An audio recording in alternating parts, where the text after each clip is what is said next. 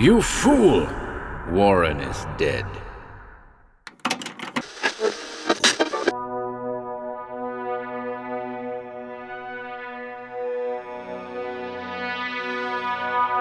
Albion's Dark Vale.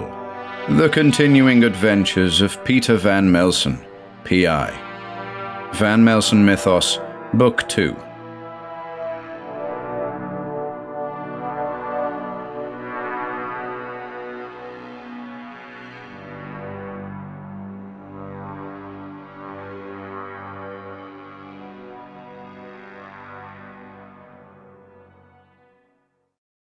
The Little Men of County BRAVADUS. Preface. "It's been a while," said Jack Gill, staring at the back of Norman Kane's head, as the two passed through the latter's bookshop on Tib Street, in the direction of the basement. "Well, as you may or may not be aware," Kane returned over his shoulder, "there are certain days of the week the private collection must remain off limits." "So I've heard," Gill acknowledged, knowing better than to press his friend on the subject. Better to wait for Kane to tender the information in his own time. The visitor watched as Kane fumbled with the familiar wooden bistro chair, the tipping of whose legs served to reveal a secret door. From the hidden pocket of his smoking jacket came the iron key, and, following a few awkward moments, involving Kane, the key, and a pair of plastic hands, the door was unlocked, and the two were descending into the gloom below. This was Gill's third visit to the private collection, and, just as on previous visits, he followed his friend down the steep steps with a belly full of fluttering butterflies. The excitement was practically in his throat. Kane's collection was like no other. Nowhere else in the vast city of Manchester could one hope to get a glimpse of books the likes of Barlow's Discretion, or objects the likes of the Patterdale Whistle. Again, Gill's wide eyes devoured the sights before him, the walls decorated with obscure publications and ephemera. Tall display cabinets host peculiar relics and one-of-a-kind souvenirs. On this occasion, Kane guided Gill to a small rosewood bureau in a dark corner of the room. "Now then, Jack," he said, studying his friend intently. "Spent much time in Bolton?" Gill nodded. "Yeah, well, a few visits over the years. Mainly walks over Winter Hill." Kane nodded. "Does the name Margaret Fletcher mean anything to you?" Gill frowned. "Can't say it does." Kane turned and approached the bureau. After dialing a 5-digit number into a combination lock, a yielding click was heard. The keeper of the private collection proceeded to open the previously locked writing flap, and there within were revealed a variety of cubbyholes and drawers. "She were a doll maker," Kane announced, pointing a plastic finger in the direction of one of the drawers. As the shopkeeper slid the drawer open, the visitor stepped forward in order to get a better look at its contents. A bundle of crumpled brown paper met his gaze. The man in the smoking jacket collected the package with his false hands and placed it on the writing flap. "A Boltonian lass," Kane continued. "Been dead best part of a century." Kane paused, nudging the brown paper package a couple of times with his stiff fingers. "Same can't be said for these little buggers," he added. Gill opened his mouth to ask what the package contained, but stopped himself, knowing that Kane wouldn't appreciate such an overt display of impatience. "Fletcher were a recluse," continued Kane in his thick Lancastrian accent. "Lost her fiancé to influenza in the late 1890s. Grief-stricken, she turned her hand to doll-making. She lost plot, withdrew from society to work on her toys in the big old family mill. Ignored all attempts folk made to contact her. Weren't seen in the flesh for nearly 5 years." Again, Kane prodded the brown bundle on the writing flap. "Thereafter, she resurfaced, began selling her dolls on the local markets. Some say she travelled as far as Preston to sell them. She were brighter, folk said, aglow with a newfound optimism. And all, she said, owing to the presence of her new friends, the little men of County BRAVADUS. Here Gil let out an involuntary exhalation. You with me now? Kane asked. Well, I've heard of, well, whatever they are. What are they, exactly? A tough question to answer. Bear with me. Gil nodded considerately, and once more his eyes were drawn to the brown paper package in front of him, the concealed contents of which were already teasing his imagination. Just know that Fletcher was heartbroken. Kane droned on. Those 5 long years in isolation must have taken the toll. I can only imagine, Gil muttered, eager for his friend to spill the beans in full, unabridged detail. As is often the case, the keeper of the private collection continued. My old friend Peter's responsible for the acquisition of this little bugger. It's quite a story, believe me. The things he uncovered. Again, Jack Gill simply nodded, allowing Norman Kane the space and freedom required to spin his yarn. Part 1. The Strange Marks.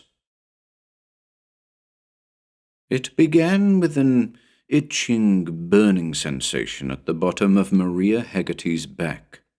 Maria lived alone with her 5-year-old son, Marcus, in the village of Edgerton, north of Bolton.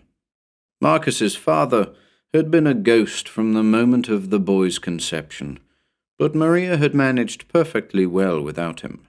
A loser the likes of Billy Atherton was better off out of her life. Out of her son's life, too.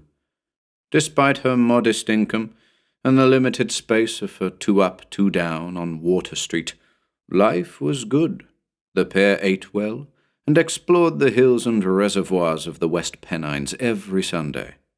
We don't need anybody else, Maria would often whisper to her little bundle of joy. We have everything we need right here.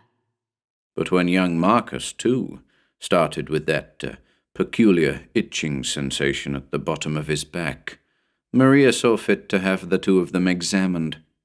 Their GP, a pleasant chap by the name of Dr. Watts, diagnosed in each case a spot of pityriasis rosea. A mild steroid cream ought to take care of it, he said, noting as he did so the curious appearance of the red, scaly patches. In the same position on the backs of both mother and son, just above the sacrum, Watts observed 2 horizontal lines resembling the equal sign. Nothing to worry about, he added, patting Marcus's mop of curly blonde hair. The inseparable pair returned to Water Street and applied their prescription creams as per the doctor's instructions. That very night, a cold January night, Maria shot up in bed a little after 1 a.m. Her back was tingling furiously. Oh, my God, she puffed, exasperated, mindlessly scratching at the affected area.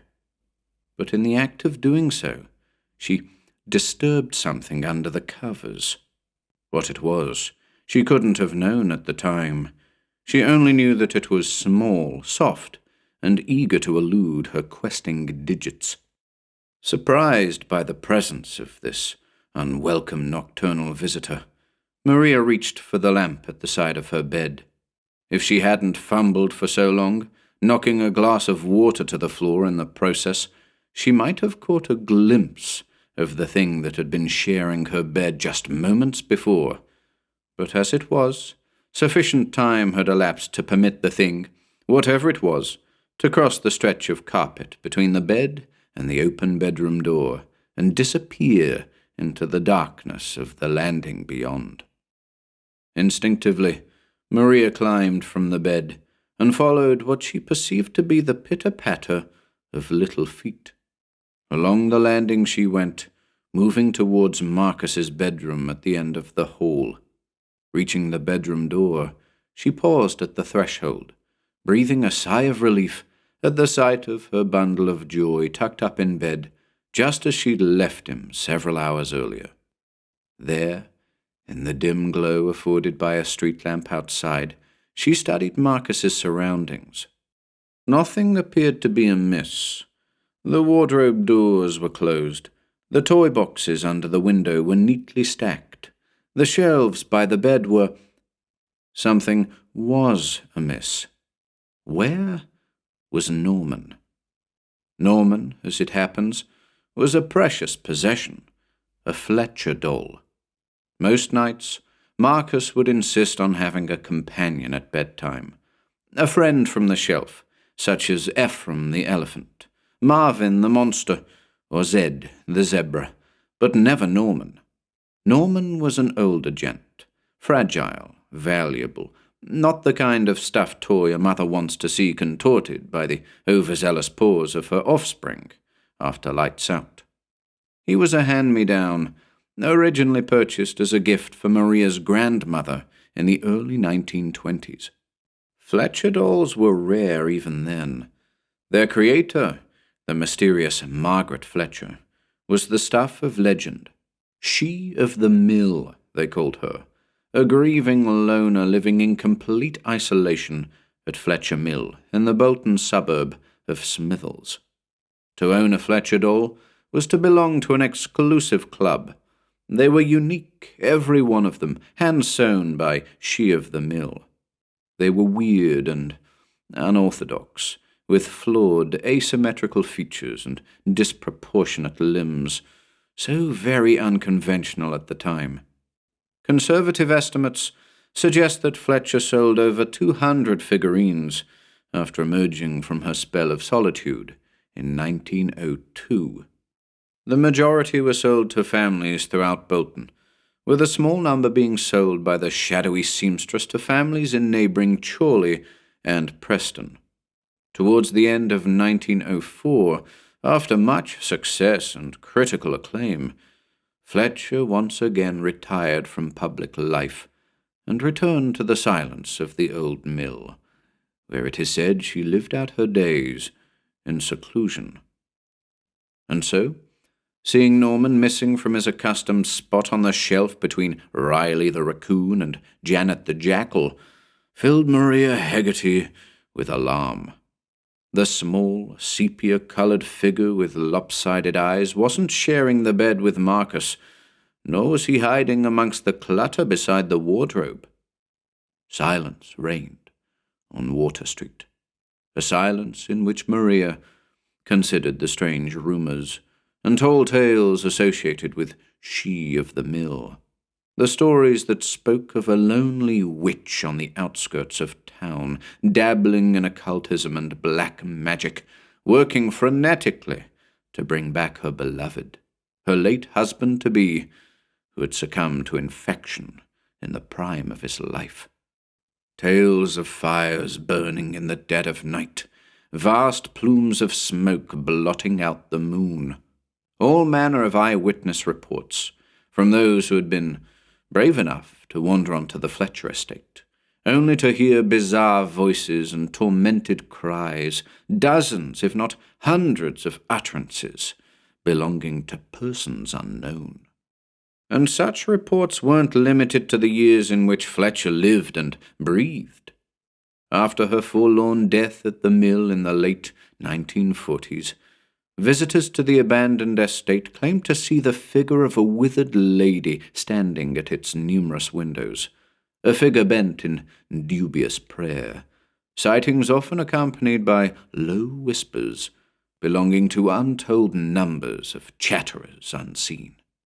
Presently, even as Maria mused on the subject, Fletcher Mill stood in isolation and ruin, tempting would-be thrill-seekers with its promise of ghosts and ghouls. Margaret Fletcher's dolls, the little men of County BRAVADUS, were all that remained of the troubled seamstress, her legacy. Maria heard footsteps again, quick, light. She spun on her heel. Her mouth fell open involuntarily. Marcus, too, must have heard the sudden movement, because he woke abruptly, looking up to see his mother standing with her back to him at the bedroom door, her eyes drawn to something at her feet. Norman? He mumbled, rubbing his eyes. What's Norman doing up? Maria wanted to speak, wanted to acknowledge her son, but she couldn't form the words, couldn't look away from the thing at her feet. It was Norman, all cute and familiar, but it wasn't Norman. Of its own volition, the figurine was standing upright, and its flat head was bent backwards so as to look up and make eye contact with her. Faintly lit though it was in the hall, Maria could just make out the glaze of its eyes, living eyes, the likes of which she'd never seen before. And its arms, those short, puffy suggestions of appendages, were held out before it as if in protest, or, Maria thought, as if it had been caught in the act, an act she hadn't quite the faculties at that moment to contemplate. Mum? Came the puzzled tones of Marcus. It's okay, Mark. Maria managed. It's just, I dropped Norman. She glanced over her shoulder reassuringly, looked away for the briefest of moments, and heard, as she did so, the softest of tumbles at her feet. Instantly, her searching gaze returned to Norman, and there he was, lying face down on the floor beneath her. She scooped him up and went for the light switch on the wall outside Marcus's room. Is he all right, Mum? Marcus pleaded, quivering. He's fine, Maria hollered, as she examined the little man under the bright landing light. I'll bring him over in a sec. Whatever she had seen in the shadows had departed. Norman's button eyes were flat and lifeless.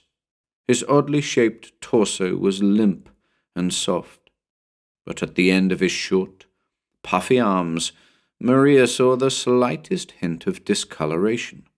It looked as though the limbs had been dipped in something dark and red, staining them at the tips. And right then returned with a vengeance that itching, burning sensation at the bottom of her back. No, she whispered dismissively, denying the onslaught of strange thoughts infesting her brain. Marcus was drifting off again when Maria approached him. See?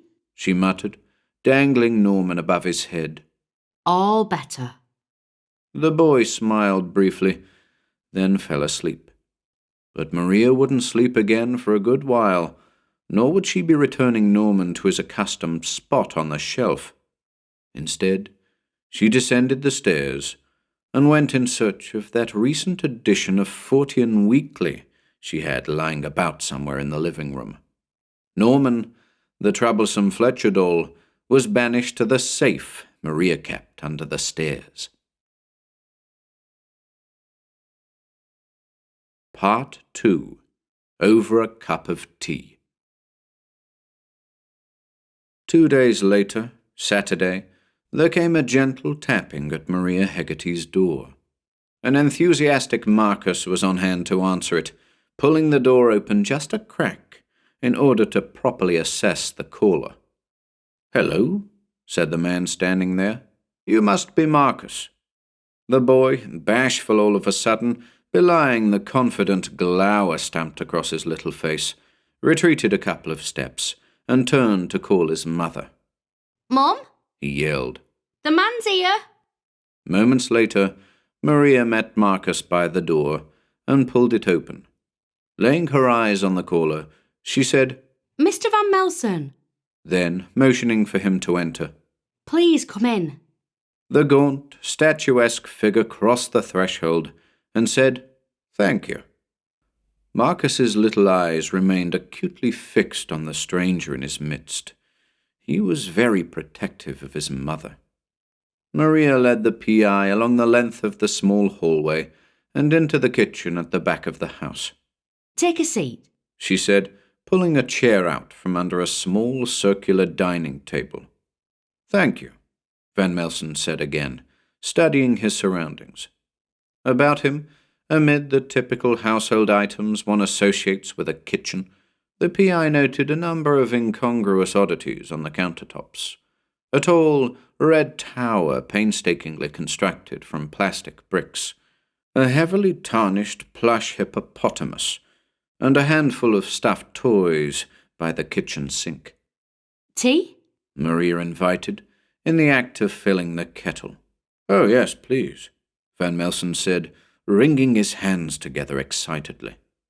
Meanwhile, the spectacled 5-year-old, Marcus, pulled a chair up of his own and sat directly opposite the stranger, still sporting that staunch glower like a mask of stone.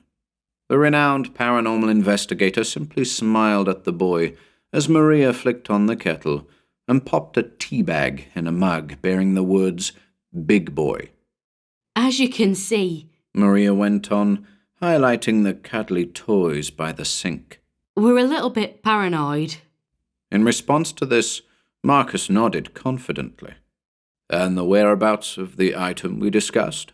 Van Melsen asked. It's still in the safe. Maria answered over the wheezing of the kettle. Haven't been near it since. Again, the bespectacled boy endorsed his mother's statement with a firm nod. "Good," the PI said. Quite abruptly, Marcus, whose gaze had never left Van Melsen, blurted, You dress funny. Marcus! Maria chastised lightly. That's not a very nice way to speak to our guest, is it? Van Melsen grinned, revealing a cavern of white stones. "Not to worry, Miss Hegarty. The boy's merely curious." Then, after leaning forward, said to Marcus, "Aren't you, son?" Marcus nodded, and, for the first time, let slip his mask of stone, beneath which he chuckled. He's more than just curious. Maria stated, shaking her head. "I dress for duty," the PI stated, ruffling the collar of his overcoat. The 5-year-old, nonplussed by the words of the stranger, simply gazed at him, mouth agape. Milk and sugar? Maria asked, pouring hot water into the mug.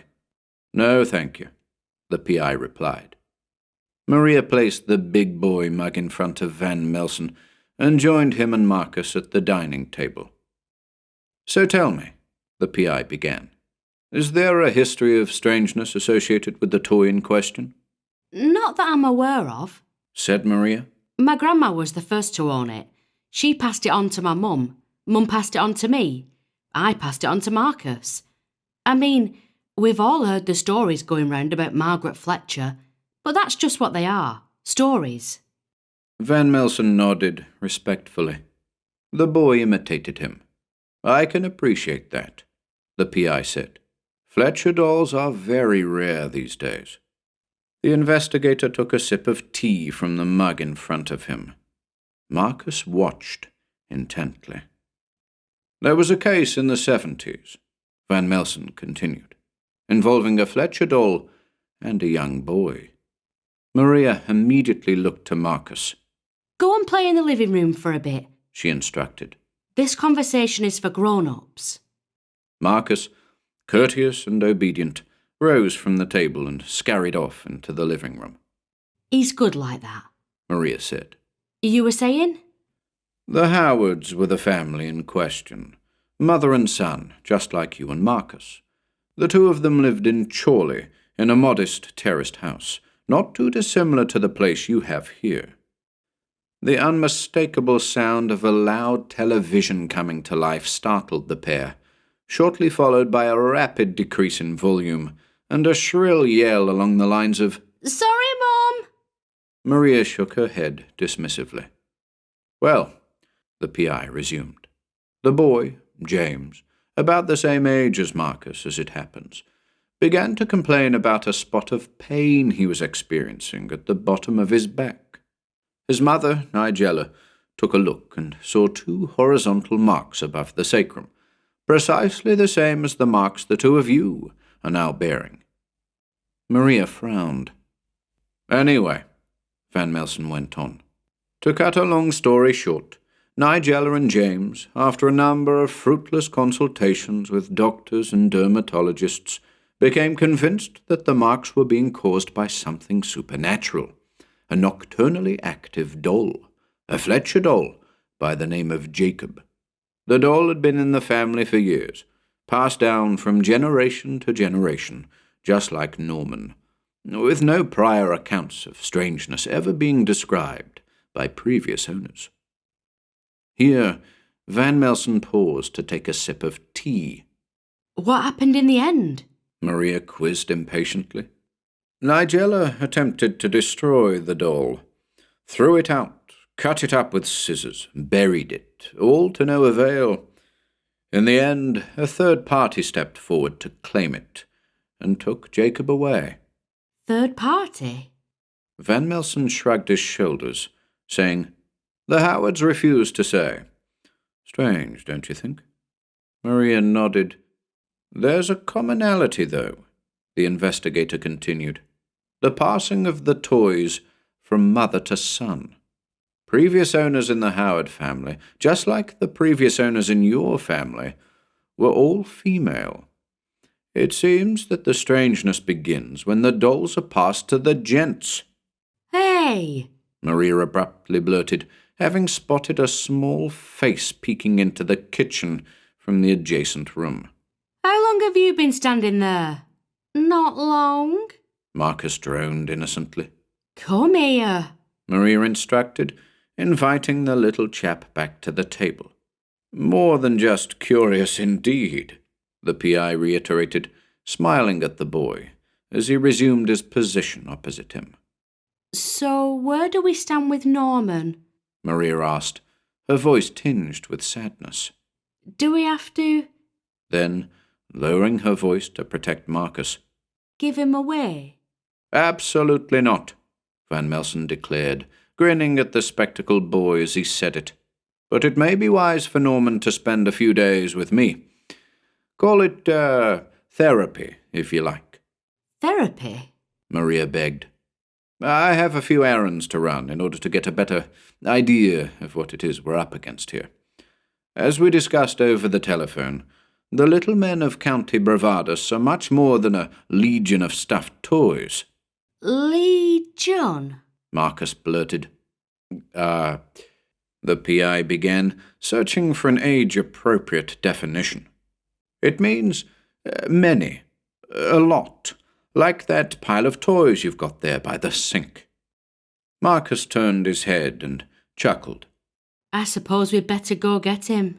Maria uttered, wincing.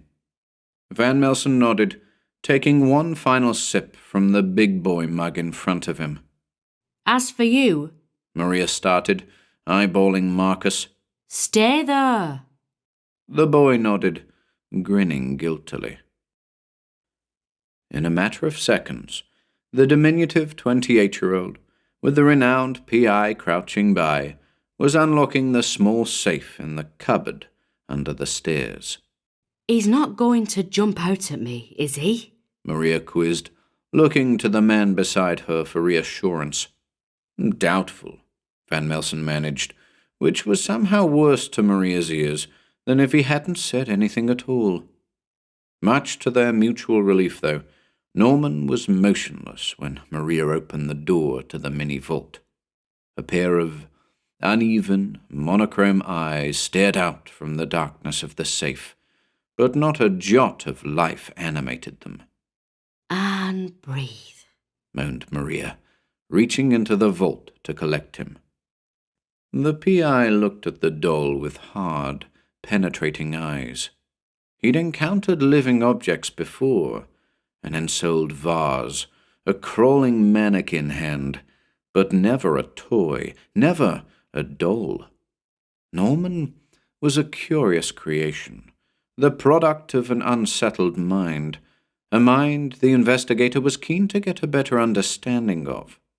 For the origin of this figurine's alleged life was assuredly associated with Margaret Fletcher, the Victorian doll-maker and recluse often discussed in occult circles, the distraught loner driven to strange compulsions in the disquieting halls of an isolated mill. Of all things outre, Fletcher ranked highly. But better not to say too much to Miss Hegarty. Better to refrain from exposing little Marcus's imagination to the notion of dimensional interlopers, creatures hell-bent on knowing the feel of human skin atop their otherworldly forms. And better, much better, than to infer that those curious marks on their backs were the net result of those creatures' attempts to acquire that which lies beneath the skin, that ever so desirable semi-solid tissue found deep in the bones. "Never fear, Miss Hegarty," Van Melsen said. "I'll have Norman back with you in no time." It felt like a hollow promise, but the investigator was determined to make good on it. If not for Maria, then for the 5-year-old boy who once again had snuck up behind them to get a better look at what was happening under the stairs. "I'm more than just curious," Marcus babbled, imitating the renowned paranormal investigator. Part 3. A bit of introspection. And so it was that Van Melsen took his leave and made his way to the bus stop on Blackburn Road. After lighting a cigarette, he stood there in the waning light of the brisk January afternoon and briefly studied the toy known to the Hegartys as Norman, in particular the dark bloodstains at the ends of its little, bulbous arms. "What have you been up to?" he whispered, his gaze locked on Norman's button eyes. The bus appeared on the horizon, so the investigator tucked the doll into his satchel and stuck his arm out. Boarding the vehicle, Van Melsen flashed his return ticket at the driver and proceeded to procure a seat for himself near the front. Though he'd paid to return to Bolton town centre, the investigator alighted at Astley Bridge, from where, on foot, he ascended a mile or so along Belmont Road in the direction of Horrocks Fold, in order to get a glimpse of Fletcher Mill. According to a book he'd perused on the train over from York, the elevated position just beyond the hamlet of Horrocks Fold provided a convenient vantage point from which to view the sizable expanse of land comprising the Fletcher estate. Twilight was upon the investigator when he reached the sought-after location. Looking southwest, he saw a broad stretch of wild pasture, sweeping towards an area of dense woodland. The forest, he knew, belonged to the Fletcher estate. Nestled within the trees, at a distance of 2 or 3 miles from his position on Belmont Road, Van Melsen was all but certain he could make out the suggestion of stone amongst the towering trees, red brick walls, and the occasional glimmer of glass. "I see you," the PI breathed. Lighting another cigarette, Van Melsen puffed careless clouds of smoke into the chill air about him. The swirls danced above him, seeking the ether, like spirits freed from bondage. The imagery wasn't lost on the investigator. It was all too prescient. Nodding to himself, he turned and headed back in the direction of Astley Bridge. He'd caught a glimpse of his ultimate destination, and now that he knew where he was heading, it was important to prepare himself for what was to follow. What was that, exactly? Deciding against waiting for another bus, the PI continued along Blackburn Road in a southerly direction until he found himself back in the market town of Bolton. He'd booked himself into a cheap hotel on Nelson Square, an unpretentious place by the name of the Old Mule. He'd been on his feet for almost 2 hours by the time he dropped into the armchair in his modest suite, but not before flicking on the kettle and popping a tea bag in a plain white mug. Accompanied by the wheezing of the kettle, Van Melsen withdrew Norman from his satchel and placed him on the small table in front of him. Again, he ogled the weird doll, willing it to come to life, to demonstrate some kind of sentience, an ability to communicate. "I imagine you have all the answers I seek," he declared. "But you're not going to provide them, are you?" Norman, propped up against an ugly decorative jug, remained entirely immobile. If the doll had been active in the night, wandering from bed to bed with an insidious agenda, there were certainly no signs of that life now. The kettle clicked off, and Van Melsen poured boiling hot water into the cup. What the PI knew of Fletcher dolls, he'd read in books, heard in conversations with other occult investigators. On a number of occasions, it had been suggested by some that the lady at the center of it all hadn't been entirely alone at the mill between the years of 1897 and 1902. Those with a particular interest in the Fletcher case often referred to a visitor, the comings and goings of a stranger during the period in question, a lone figure in grey stalking through the pasture lands at night, clutching a dark staff, an odd guest for a grieving recluse to receive. And it was the description of this figure in grey that caught Van Melsen's interest when he first heard it some years earlier. Certain rare tomes, Roger Arkwright's Cycle being one of them, detail the strange account of one Bernard Hereford of Lincoln, an individual who claimed to have inadvertently conjured such a figure following the passing of his wife in the late 1870s. The summoned, a reaper of a character if ever there was one, allegedly offered to reanimate Hereford's wife in exchange for certain objects it referred to as vessels. The account goes on to outline the deal the Lincolner made with the figure in grey. He pledged a pair of oil paintings, valuable family portraits he would later steal from a nearby manor house. This pleased the summoned. Upon receipt of the paintings, the figure in grey, dark staff in hand, fulfilled its end of the bargain, and reanimated the corpse of Angela Hereford. But like the monkey's paw, there's always a catch, isn't there? Angela was revived all right, but not as she had been before the violent attack that killed her. She came back as she had appeared after the attack, bloodied and mangled by the mob that beat and robbed her on the murky city streets. Her jaw was broken, her larynx crushed. Couldn't speak, could only sob, gurgling blood. Bernard tried to put his wife out of her misery. Suffocation, incineration, none of it worked. His actions simply exacerbated her condition, and their suffering continued. The Lincolner did his darndest to conjure the figure in grey once more, to plead with it to reverse the resurrection and rid him of his terrible burden. But his attempts to make contact with the elusive figure were unsuccessful. In the case of Margaret Fletcher, Van Melsen mused in the safety of his room at the Old Mule, could it be that she called to the figure in grey, pleaded with the necromancer to reanimate her betrothed? Perhaps they struck a deal, the life of Alfred Marsh, in exchange for certain objects, vessels. Had the grieving recluse pledged a number of dolls, the so-called little men of County BRAVADUS? The PI took a long sip of tea, then glared at Norman. "What are you?"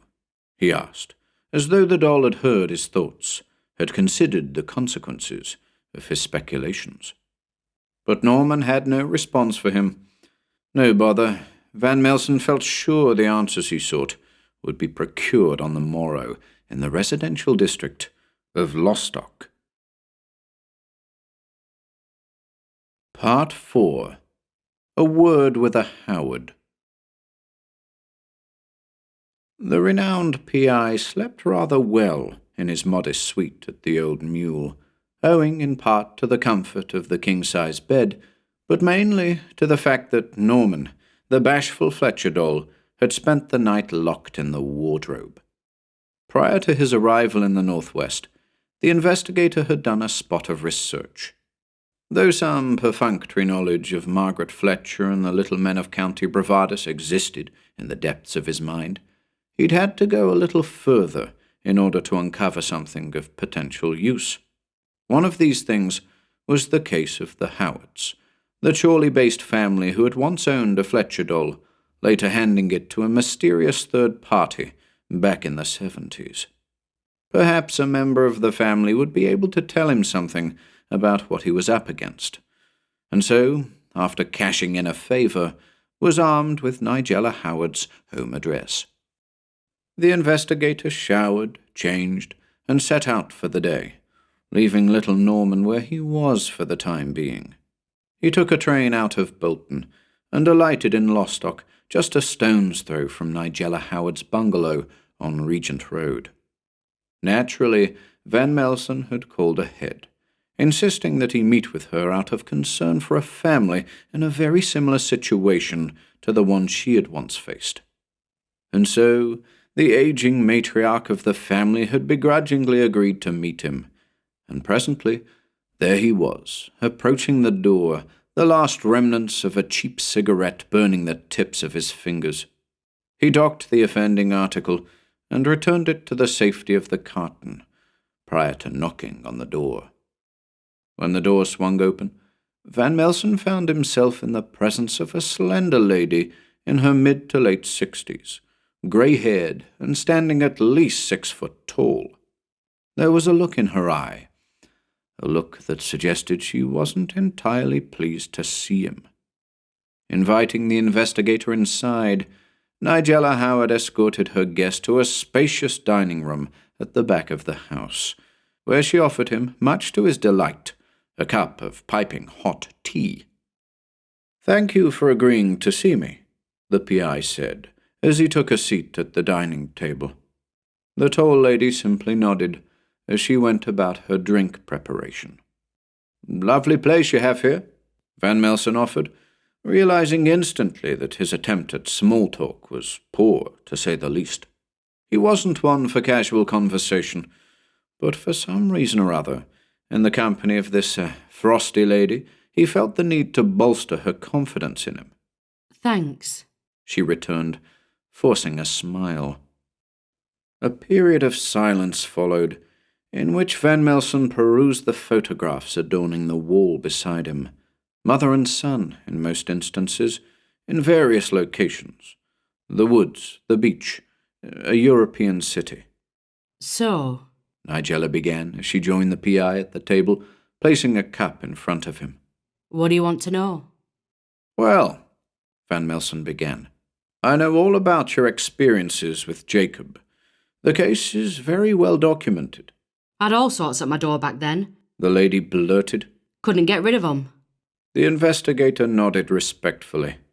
"Well, it'll be the same for the Haggertys if I'm unable to take care of this quietly." And he gave Nigella a suggestive look, a look intended to penetrate her cool exterior. "Go on," Nigella urged, rolling her eyes. "What isn't well documented," Van Melsen continued, "is the identity of the individual who took your Fletcher doll away." At this, a strange expression washed over the grey-haired lady's face. It was as though she'd been confronted with a memory that had lain dormant for many years. An unpleasant memory, the kind of memory one buries deeply. "Can you tell me about this person?" the PI asked. With a heavy sigh, Nigella said, "He never offered his name. He just turned up at the door one day. My boy James answered the door, and what he saw there scared the living daylights out of him. He looked like he'd seen a ghost, or worse." Nigella paused and took a deep breath. "In your own time," the patient PI reassured. "He said something along the lines of, 'There's someone at the door.' I was already riled up. The look on his face was frightening. I had no idea what to expect. I sent him up to his room and went to deal with the caller." Again, Nigella paused momentarily.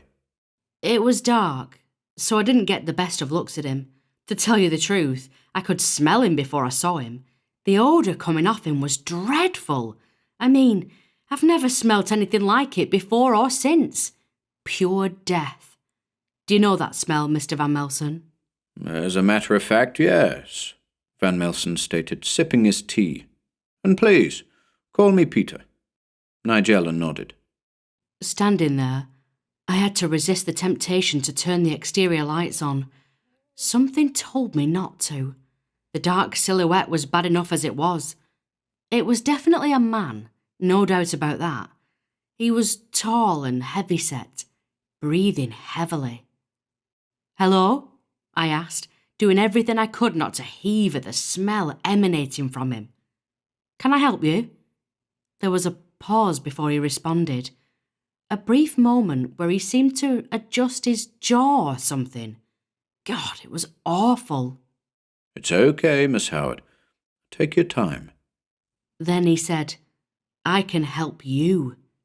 His voice was low and guttural, all raspy and full of fluid. A horrible voice by all accounts. I was really worried by this point. My fight or flight response was in full flow. I was ready to either slam the door in his face or grab something to hand like an umbrella and go after him like an angry bull. I heard James on the stairs behind me. I wanted to yell at him to go back to his room, but I couldn't take my eyes off the man at the door. Couldn't bring myself to do much of anything except stand there, anticipating God only knows what. Again, the grey-haired lady, who was rather flushed in the face by this point, took a deep breath and calmed herself before continuing. Having said nothing at all in response to the man's offer of help, he barked, "Give me the doll." I knew he was referring to Jacob. He must have heard about it in the local rag, or in one of the weird magazines that were publishing articles about it. By this point, my eyes had properly adjusted to the gloom outside, and I could just about make out his face. A face like a corpse. That's the only way I can describe it. Me and James had recently watched The Omega Man. God, did that man at the door look like one of those mutants from that film.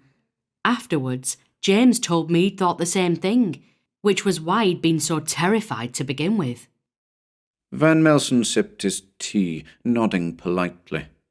The lady in his midst had got herself into a right state, reiterating her strange encounter, but the investigator found her tale very interesting indeed, and very telling. "And then?" he prompted. I knew what I had to do. She continued abruptly, all her words running together. It was obvious. You have to remember, Peter. And she reached out and took hold of the PI's hand as she said this. Me and James, we'd already been through the mill with Jacob. We'd cut him up with scissors, flushed him down the toilet, even posted him to random addresses overseas. But there was no getting rid of him. The only way we slept at night was knowing that the little monster was locked up in a steel container. And even then, we felt that it wouldn't hold him, couldn't hold him. That eventually, he'd find a way out, just like he'd managed to overcome those other challenges, dismemberment, burial, etc. It was odd. I just knew that the only thing to do was to hand Jacob over to this man at the door. This zombie-like thing that, after all we'd been through, really wasn't all that shocking to encounter. Surreal, yeah, but at the time, not particularly outrageous. I mean, after catching a doll in the act of burrowing into your son's spine, anything's possible, isn't it? So, you just handed Jacob over? Absolutely. Right there and then, I went to the container, unlocked it, fished the little monster out, and handed it to him. Seemed so obvious at the time, like the only thing I could do. Handed Jacob over, and off the man went, trudged down the road, and was gone. The smell, though. God, that lingered for days. Again, Van Melsen nodded knowingly, smiling supportively. "Can you tell me anything else about the man's appearance?" Lines appeared on Nigella's brow as she fought to visualize the person she'd seen only once and very fleetingly over 30 years ago. Like I said, he was a large man, stocky, tall and bald. His voice, although it was raspy and difficult to understand, It definitely belonged to a northerner. Certainly a local chap. Possibly a Boltoner. What was he wearing? The grey-haired lady shook her head. Now you're asking, she said dismissively. Pity James isn't around. He got a decent look at him too. And she paused, deep in thought, before adding, I only know that his clothes were threadbare, rotten, quite like the man wearing them. Might have been a suit once. I just can't remember. I understand, Van Melsen said, patting the hand that was still resting atop his on the table. If that's all you can remember, that's good enough for me. Who was he? Nigella asked, fully aware that the man in her company probably wouldn't have the vaguest idea. The PI shrugged his shoulders, saying, That's the question, isn't it? Cases such as this are like jigsaw puzzles. Pieces are strewn about haphazardly, some of which might very well be missing, and even when they're all accounted for, you're still to face the task of putting them together. I've tried not to think about it too much over the years, Nigella said. James would have a fit if he knew I was talking to somebody about it again. It's for the greater good, the PI stated. I appreciate you taking the time to talk to me. With those words, Van Melsen downed the remainder of his tea and climbed to his feet.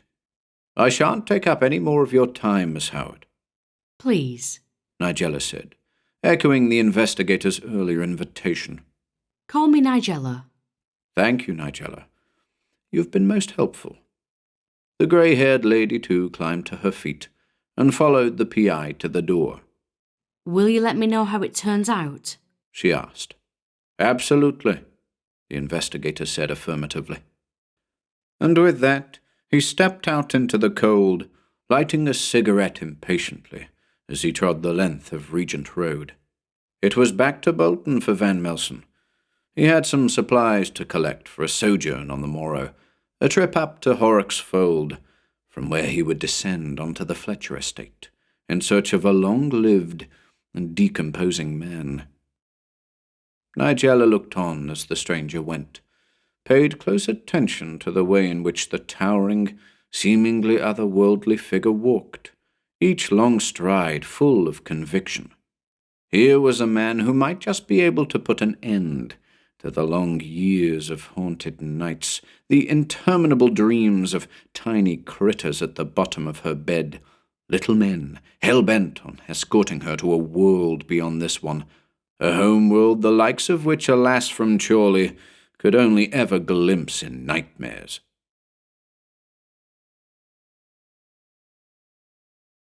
Part 5. Fletcher Mill. A blanket of snow covered Nelson Square when Van Melsen awoke the following morning. He enjoyed a cigarette by the window, puffing clouds of smoke into the frosty air.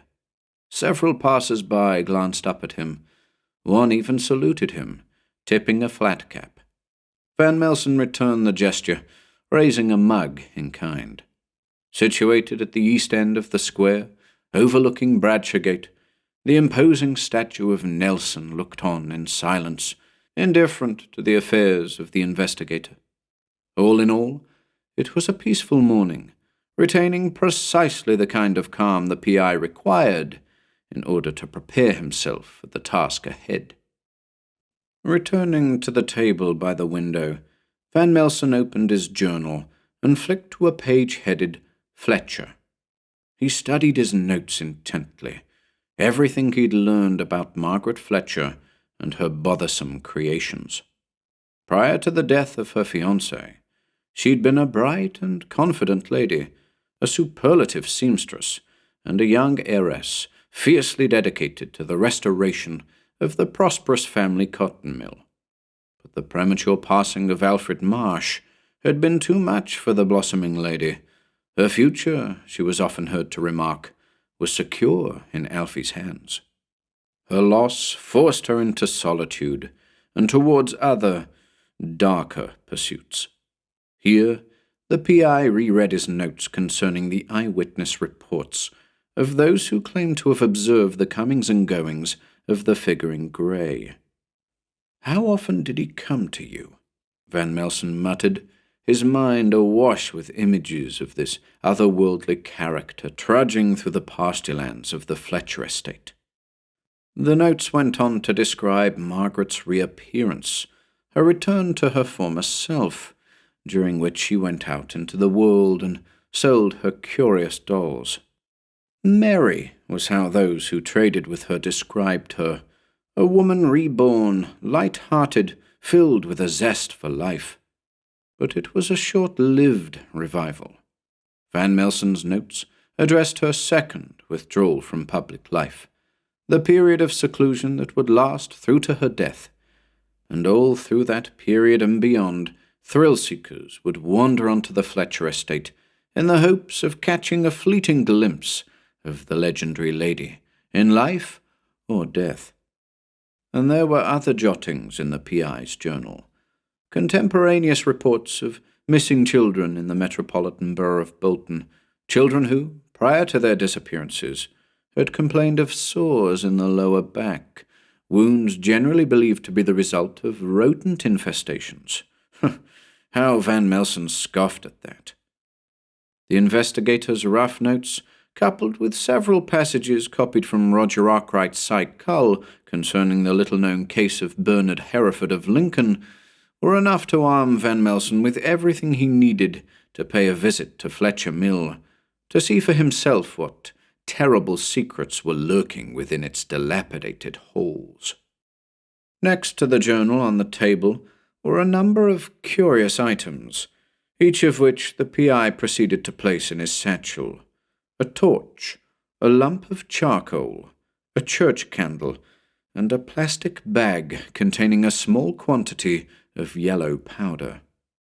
There was only one other thing to collect, and its name was Norman. Van Melsen approached the wardrobe. With great care, he turned the big old key, pulled the doors open, and gazed into its shadowy heart. The Fletcher doll was just sitting there, precisely where the PI had left him the day before. There wasn't the slightest hint of life in his stiff, inorganic body. "Out you come," Van Melsen whispered, dispelling any evil intent by addressing the doll aloud. Into the satchel Norman went, and out of the old mule the investigator strode, in quest of a bus that would take him once more to Astley Bridge. It was a brief bus ride that delivered Van Melsen to the bottom of Belmont Road, which was fortunate, given that the walk ahead would be tumultuous, to say the least. The snow had fallen heavier upon the higher ground of Astley Bridge, and, as the PI continued in the direction of Horrocks Fold, he was thankful he'd taken the decision to don his sturdiest winter boots. When, after some 30 minutes of slogging, he was in a position to view the Fletcher estate from the road, he immediately veered from the footpath and descended into the pastureland. An expansive, white carpet ushered him towards the woods that shielded the sought-after mill from the world at large. It was tough going, but Van Melsen was resolute. Besides, this wasn't the first time he traversed difficult terrain in order to attain a goal, nor would it be the last. As the old motto went, he simply had to put one foot in front of the other, and so he did, trudging through the heavy snow, focused on the brick facade that, as he neared it, continued to offer tantalizing glimpses of its hidden enormity. The snowy plain was silent as the grave as the PI traversed it. The sun was unable to greet him, dimmed as it was by a thick layer of purplish cloud that foretold of a blizzard yet to come. Eventually, the PI attained the tree line. Stepping into the shade of the woods, Van Melsen was offered respite from the snow-covered grass. And there, not more than 100 yards ahead of him, lurked Fletcher Mill, like a Siberian tiger waiting to pounce. Van Melsen recalled the stories, the numerous articles published by Fortean Weekly, and the short-lived Journal of the Unexplained, The collected accounts of dozens of visitors to the mill, reports of strange lights and unearthly sounds, and the tales of those who had visited the estate over a century ago, those who had witnessed the figure in grey, a wizard or warlock, some had said it was, marching through the woods, elaborate staff in hand. The atmosphere of the place was overwhelming, a realm imbued with strangeness. Its reputation was well deserved. And it was with thoughts of its reputation that the renowned P.I. emerged from the woods and found himself before Fletcher Mill in all its glory. The building was typical of an early 19th century cotton mill, though substantially smaller than others built throughout the area during the period. It was an imposing, oblong affair, 3 stories tall, with a flat roof. But it was the condition of the building that caught Van Melsen off guard.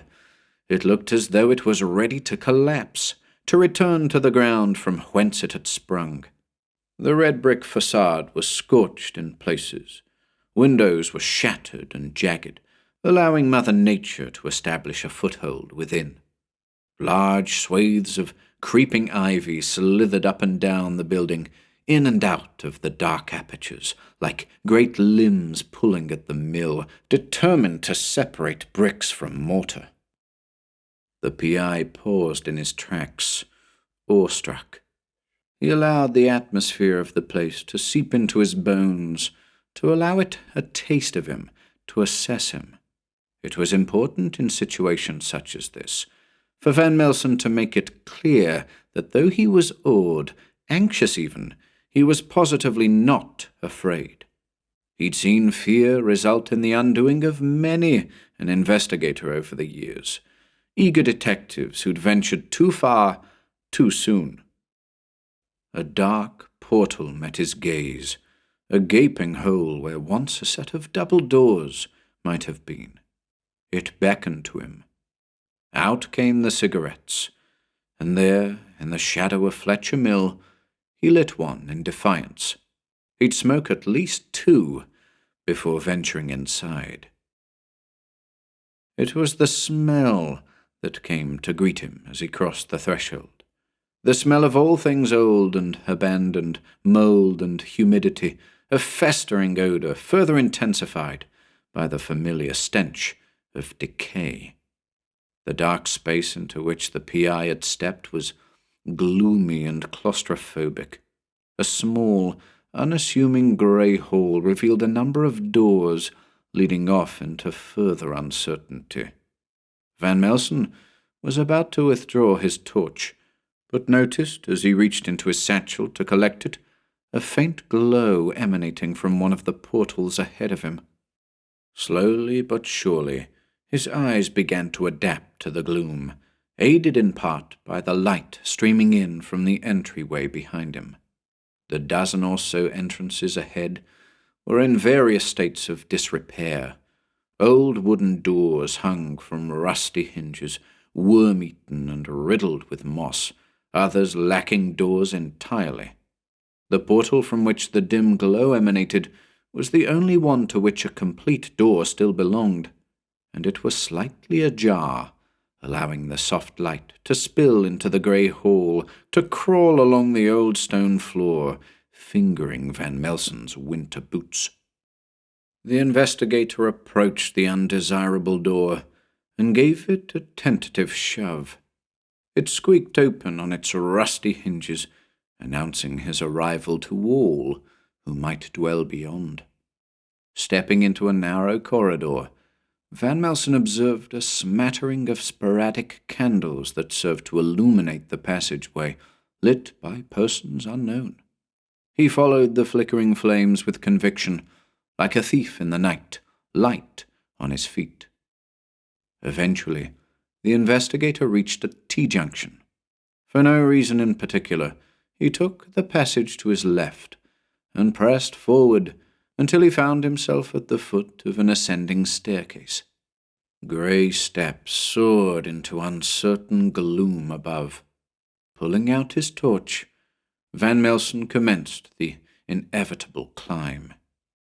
Other than the soft sound of his footfalls on the cold stone steps, the mill was eerily silent.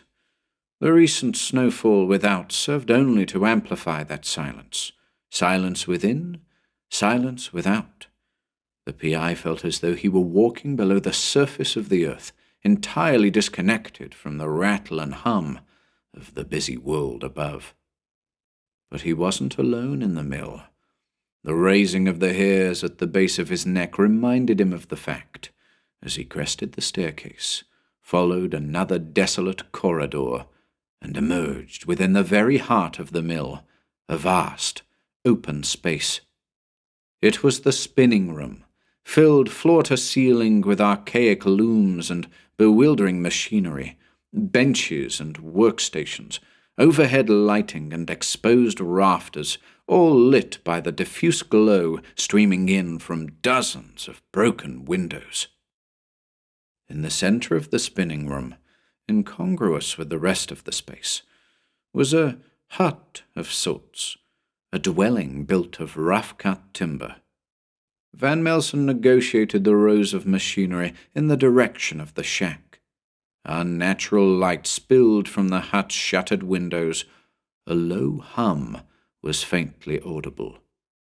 The PI was taken aback by the strange abode. It was a single-story construction, surrounded by redundant spinning machines serving as buttresses. An A-frame roof finished the structure, held in place by a number of steel poles suspended from the rafters above. This, quite possibly, was where Margaret Fletcher had once lived. How bizarre it was! How surreal! Why it was the grieving lady had chosen to go into hiding at the mill following Alfred Marsh's demise, no one could ever say, nor did any records exist pertaining to the mill's operational history prior to her solitude. Such records, it was rumored, were kept by Fletcher at the mill, hidden in one of its many rooms, secreted away in a hidden drawer, to be uncovered some day by a lucky looter, perhaps. But locals generally shunned the place. Those who did, on occasion, wander onto the estate would only do so for kicks, and even then they knew better than to actually enter the mill, to step into the figurative mouth of the monster. Whatever Fletcher's strange motivations, there in the cold dark mill she had lived, in secret, communing with God knows what, sewing dolls in that little shack in the spinning room, and all in a desperate effort to bring back the love of her life, her husband-to-be, Alfred Marsh. Van Melsen located the door to the little hut, this too made of rough-cut timber, and, with understandable consternation, pulled it open. Part 6. The Figure 8. The inside of the shack was not at all what Van Melsen was expecting to see. The interior, quite roomy, was very neatly laid out. No windows permitted light to enter, but a number of glowing lanterns illuminated the space sufficiently. Several walls were filled with bookshelves, housing a variety of hardback curiosities. The wall directly opposite the door was host to a single bed and a large workbench, on top of which sat assorted items, including moth-eaten balls of twine, needles and thread, all manner of sewing paraphernalia. It might have been an echo, a superimposed vision of sorts, but there amongst the clutter, seen as though through a roll of faded film, Van Melsen saw a figure by the workbench, just an outline. A tall lady, a pair of large scissors in one hand, trimming fabric into small, recognizable shapes, Fletcher dolls. The apparition worked with great care and infinite patience, laying the pieces of fabric flat on the workbench before her, selecting suitably shaped buttons for the eyes, and interesting offcuts of fabric to fulfill the function of mouths, arms, legs, and in some instances little ears. This figure was none other than Margaret Fletcher, her steely determination penetrating the long decades in order to be glimpsed again by the eyes of he who had come to put an end to the fruits of her tireless labour. Driven by that unerring desire to see her late betrothed again, her work was precise, flawless. What the purpose of the little vessels were, the dreadful reality of what might infest them, was assuredly a point the seamstress had locked away in the back of her mind. But wait, did the ghostly image glance in Van Melsen's direction? See him, perhaps? The glimpse was too fleeting to know for sure. The vision of Margaret Fletcher promptly faded. Presently, the investigator observed something altogether corporeal in his midst. There, in the centre of the windowless room, directly beneath a powerful kerosene lantern, sat a strange-looking man in a sepia-coloured suit. The man sat cross-legged on a finely woven rug. Van Melsen immediately observed that a symbol of some kind was engraved in the wooden slats beneath the rug, a partially obscured symbol he felt he'd need to get a better look at later. The P.I. stepped into the shack proper. The man on the rug, a young-looking gentleman with jet-black hair and a clean complexion, appeared to be asleep. But, as the investigator approached the figure, mindful of the creaking floorboards beneath his feet, he saw that the individual was lifeless. The man was completely motionless, and didn't look to be breathing. And then Van Melsen saw it. Clutched in the hands of the man on the rug was a small coin purse of sorts, a tiny sack, the contents of which appeared to be wriggling within. Approximately the size of Norman, the troublesome Fletcher doll that was at that very moment curled up in Van Melsen's satchel, the investigator quickly concluded that the object in the sack was most likely the Howard's doll, Jacob, and that the character before him was, just as he'd anticipated, the revivified fiancé, Alfred Marsh. Then Van Melsen sensed movement by his hip. The contents of his satchel, too, were wriggling. Norman, it seemed, was awake. Cautiously, the investigator opened the bag, and sure enough, there was Norman, writhing back and forth like a caged animal. The P.I. gasped, as quite suddenly the little man leapt from the confines of the satchel and took off running in the direction of the open door.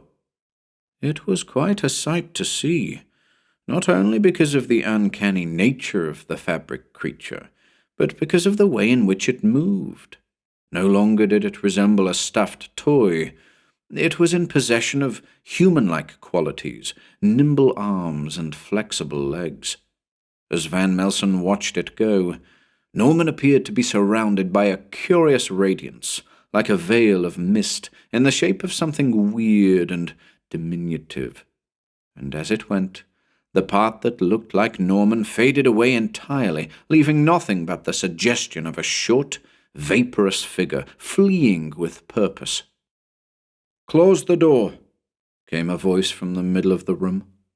Immediately, Van Melsen turned and stared into the open eyes of the motionless man on the rug. "Close the door," the man repeated.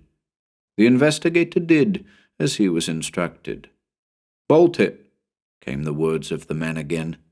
Without hesitation, Van Melsen did exactly that. "What's going on here?" he asked, returning to face the strange man.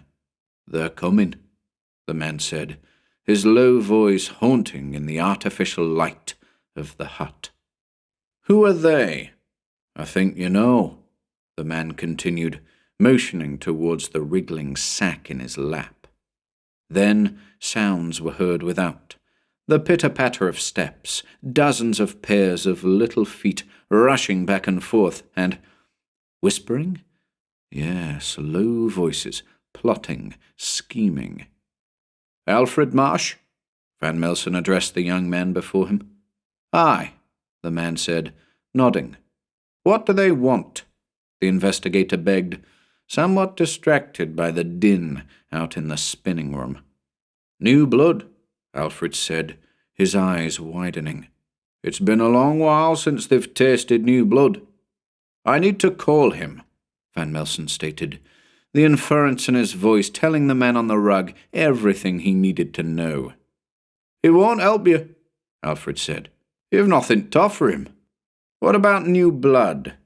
The PI barked with conviction. You'd offer yourself? Yes. Alfred Marsh shook his pale head.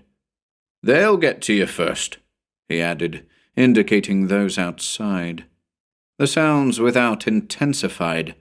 An army was forming, a veritable swarm of uncanny little men.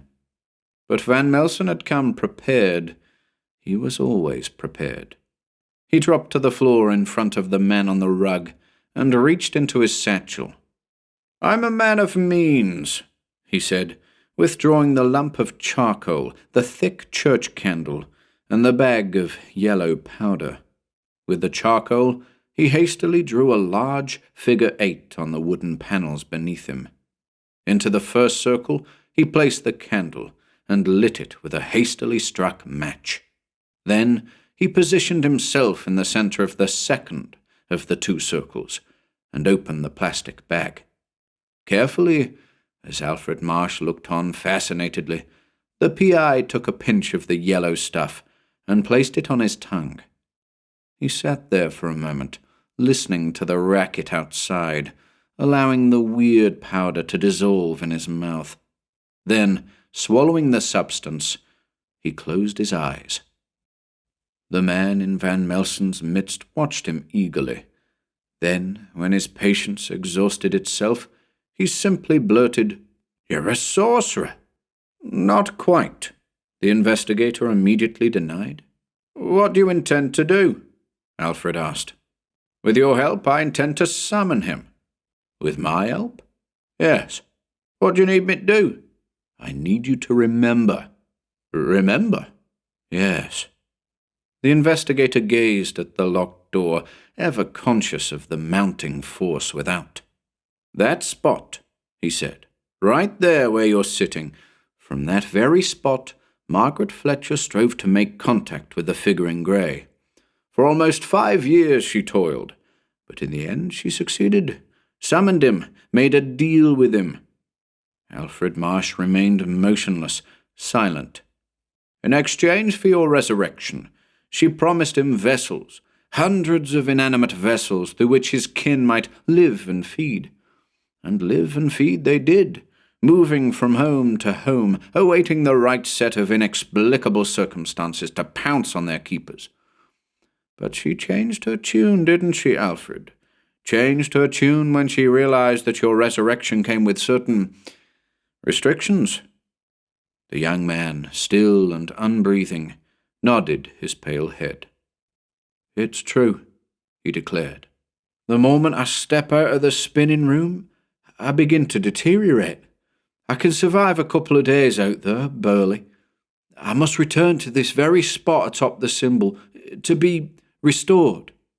Such is the curse of the deal, Van Melsen said. It's happened many times before, but we must put an end to it today. By sacrificing yourself? Alfred begged. Yes.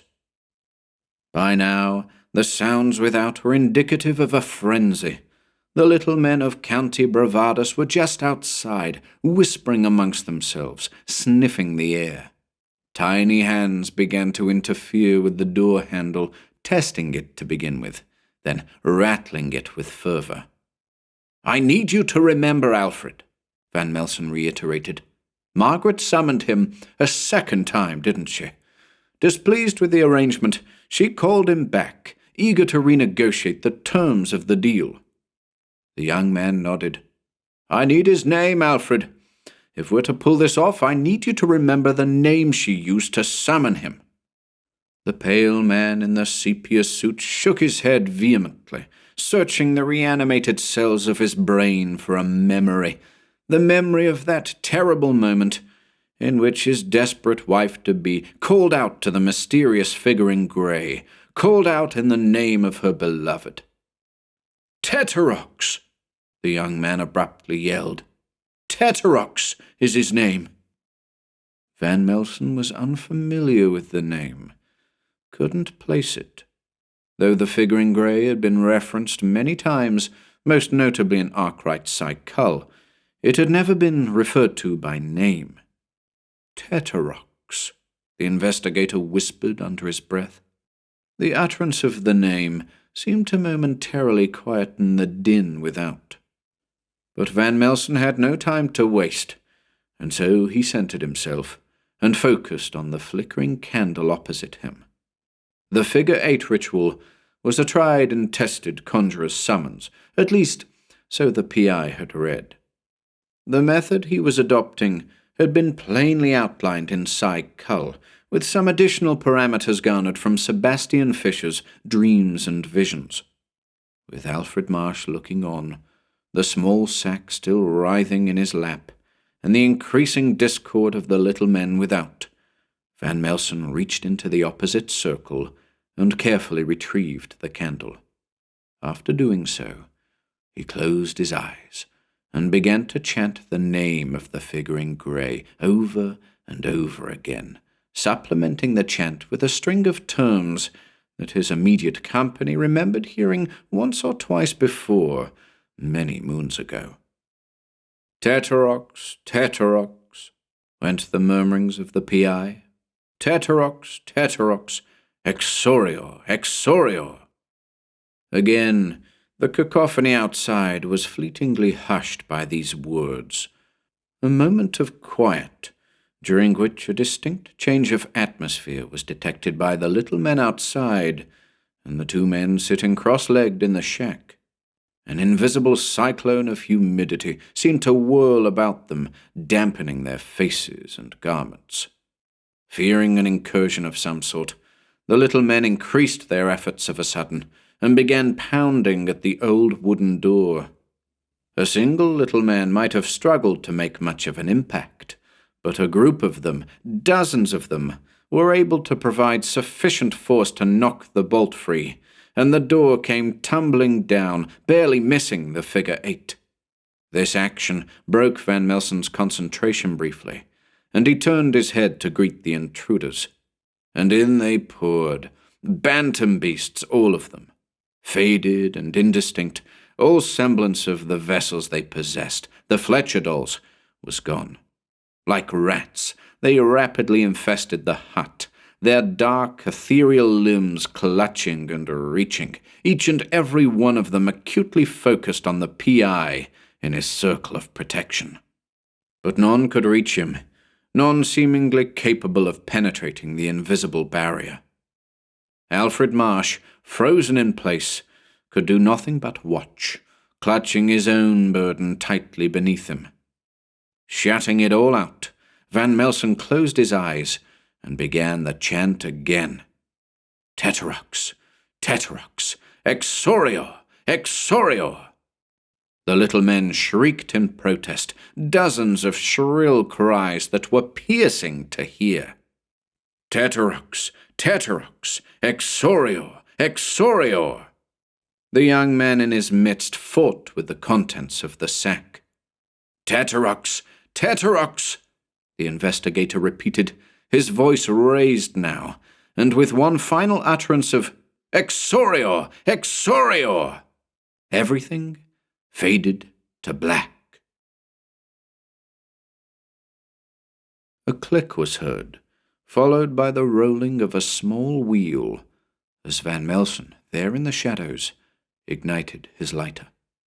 Instantly, he came face to face with the object of his summons, the figure in grey, Teterox. The PI let out an involuntary shriek, taken aback by both the sudden appearance of the figure and the mask it wore. For it wasn't the face of a monster that looked back at him, the face of a creature from another dimension. It was Van Melsen's own face, partially shrouded by a thick, grey hood. The two glared at one another for a space. "Now what?" came the strange voice of Teterox, an imitation of Van Melsen's voice. Regaining his composure, the investigator managed to find his words. I think we need to come to some sort of arrangement, he said, eyeballing his weird reflection with resilience. I presume you do not wish to remain here forever. Tetrox knew that he was trapped. Such was the purpose of the figure 8, a cell for the conjurer and a cell for the conjured. Nor, I imagine, said Tetrox, do you. Tetrox also knew that the drawback of the investigator's plan was that, in order for the conjured to remain trapped, the conjurer too must remain trapped. True, Van Melsen continued, anticipating the figure in grey's response, but I believe I have something to offer that may be of interest to you. Tetrox, wearing the investigator's face, simply stared at him, as if to say, Go on. Liberate the fabric avatars of the little men. They can have me instead. Tetrox laughed, a sickly laugh that filled Van Melsen's belly with butterflies. Why would you offer to do such a thing? Came the anticipated reply. Call it a sacrifice, a gift, I don't care. That is my offer, take it or leave it. The writhing shapes in the shadows became suddenly agitated, aware that their master was giving serious consideration to the offer on the table. What do you say? Van Melsen asked, his voice full of steel. It's either that, or we sit here till the bulldozers arrive. His reflected face studied him, searched for signs of deceit. Tetrox nodded, and as he did so, dozens of unseen figures fell to the ground, inanimate once more. The thing in the bag clutched by Alfred Marsh, it too ceased its movement. It is done, Tetrox announced. Van Melsen nodded, looking deep into his own eyes opposite him. And then he did a most curious thing. He reached into his pocket and withdrew his carton of cigarettes. All the while, the figure in grey looked on, perplexed by the peculiar actions of the gaunt man in his midst. What is this? Tetrox demanded, sensing deception. What do you mean? Van Melsen said casually. Fancy a cigarette is all. Defiantly, the investigator put a cigarette to his lips and brought it to the flickering lighter flame. He inhaled deeply, and then, with one huge exhalation, targeted the being in his presence. Tetrox, bound to the circle beneath him, coughed violently as the smoke penetrated his nose and mouth. The mask he wore, the mask of the renowned P.I., came loose, began to slip away. Again, Van Melsen puffed on the cigarette and blew smoke into the face of the monster in his midst. Gradually, Tetrox's true face was revealed as the fleshy semblance of Peter Van Melsen faded. Beneath was a face not unhuman, but empty of expression, a pale facade with deep-set eyes, a horribly disfigured nose, and a gaping, lipless hole for a mouth. The figure in grey coughed and wheezed, slowly succumbing to the strange smoke assaulting him. And it was strange indeed. Seen in broad daylight, one might have detected a subtle yellow tint, this being the result of the curious powder Van Melsen had swallowed prior to summoning Tetrox. What the powder was, and from where the investigator procured the recipe, few would be able to tell, but its devastating effect on those held within the figure 8 were clear to see. Hacking and spluttering, the robed figure faded like a wraith, felt himself pulled as though by invisible hands out of the circle and back into the heart of whatever dreadful place it was from which he came. The P.I. and Alfred Marsh watched as Tetrox cried a defiant threat of vengeance before dissolving into oblivion, leaving the circle opposite Van Melsen empty once more. Completing the ritual, The investigator extinguished the cigarette and replaced the candle in the empty circle. As he did so, the lanterns of the shack were inexplicably restored. Surrounding both him and the young man with the jet-black hair were dozens of toys, the liberated Fletcher dolls, no longer possessed by the roaming, disembodied spirits of the little men of County BRAVADUS. All were limp and lifeless, just as they should have been from the very beginning. Amongst them, just a stone's throw away, Van Melsen spotted Norman. He collected the doll swiftly, eager to return the cherished toy to its family in Egerton. You tricked him," came the stammered words of the young man, who, if truth be told, was no longer looking quite so young. With the curse of the little men lifted, in a matter of moments, Alfred Marsh appeared to have withered considerably. "Call it sleight of hand," Van Melsen answered, clutching Norman with great care. Thank you," Alfred managed, struggling now to speak. Now, Mr. Marsh," the investigator reassured, approaching the frail figure sitting cross-legged on the rug under the lantern. "I think it's time you got some rest." Very delicately, Van Melsen placed a hand at the back of Alfred's head and gently lowered him to the ground. "Rest, my friend," he said, as the long-dead Mr. Marsh closed his eyes and returned to the death that came knocking at his door over a century ago. Van Melsen pulled the small sack from the dead man's skeletal hands and peeked inside.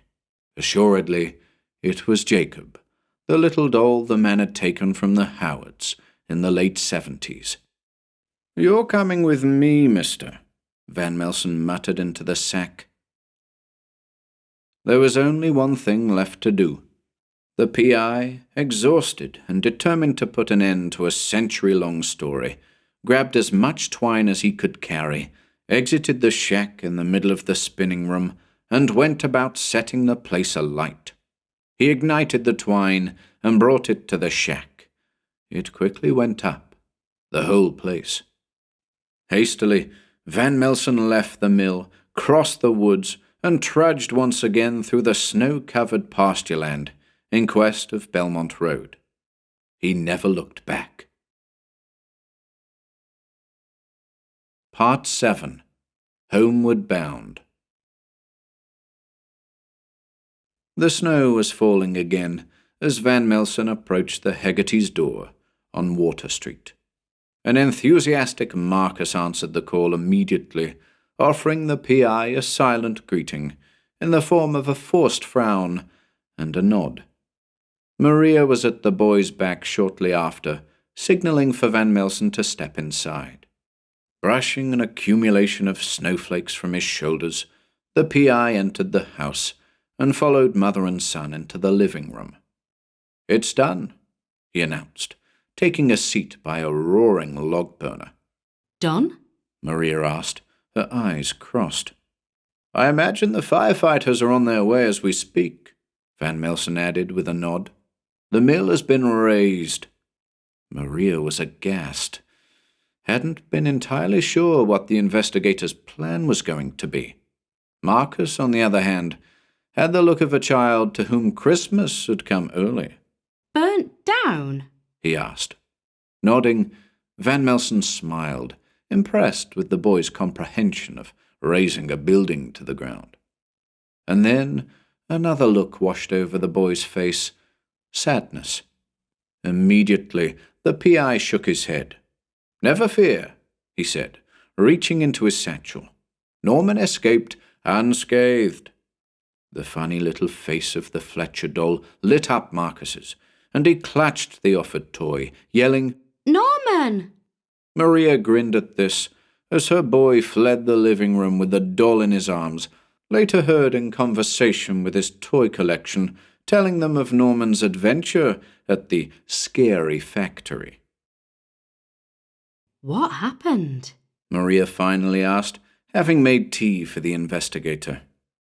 Van Melsen thought long and hard before speaking. "It's a long story," he said, thinking of the disintegration of Alfred Marsh. "Let's just say a deal was struck, the bad guys were banished, and an old soul was liberated." Then, thinking of little Jacob, the doll remaining in his satchel, he added, with just the slightest hesitation, "It's over." What were the little men after? Maria quizzed. I mean, what was it about the bottom of our backs? "Bone marrow," Van Melsen stated simply. "The little men, whatever they were, sought it for sustenance, or so certain reports on the subject suggest." Blimey. Maria mouthed, then lapsed into silence. She was at a loss how to question a paranormal investigator. Though she'd been a reader of Fortean Weekly for several years, she found the inherent weirdness of its content to be difficult to analyze. In the end, she put a question to him anyway, the only question that seemed to be relevant in light of Van Melsen's closing statement. Are you sure it's over? Again, the PI seemed to ponder the question for the longest time.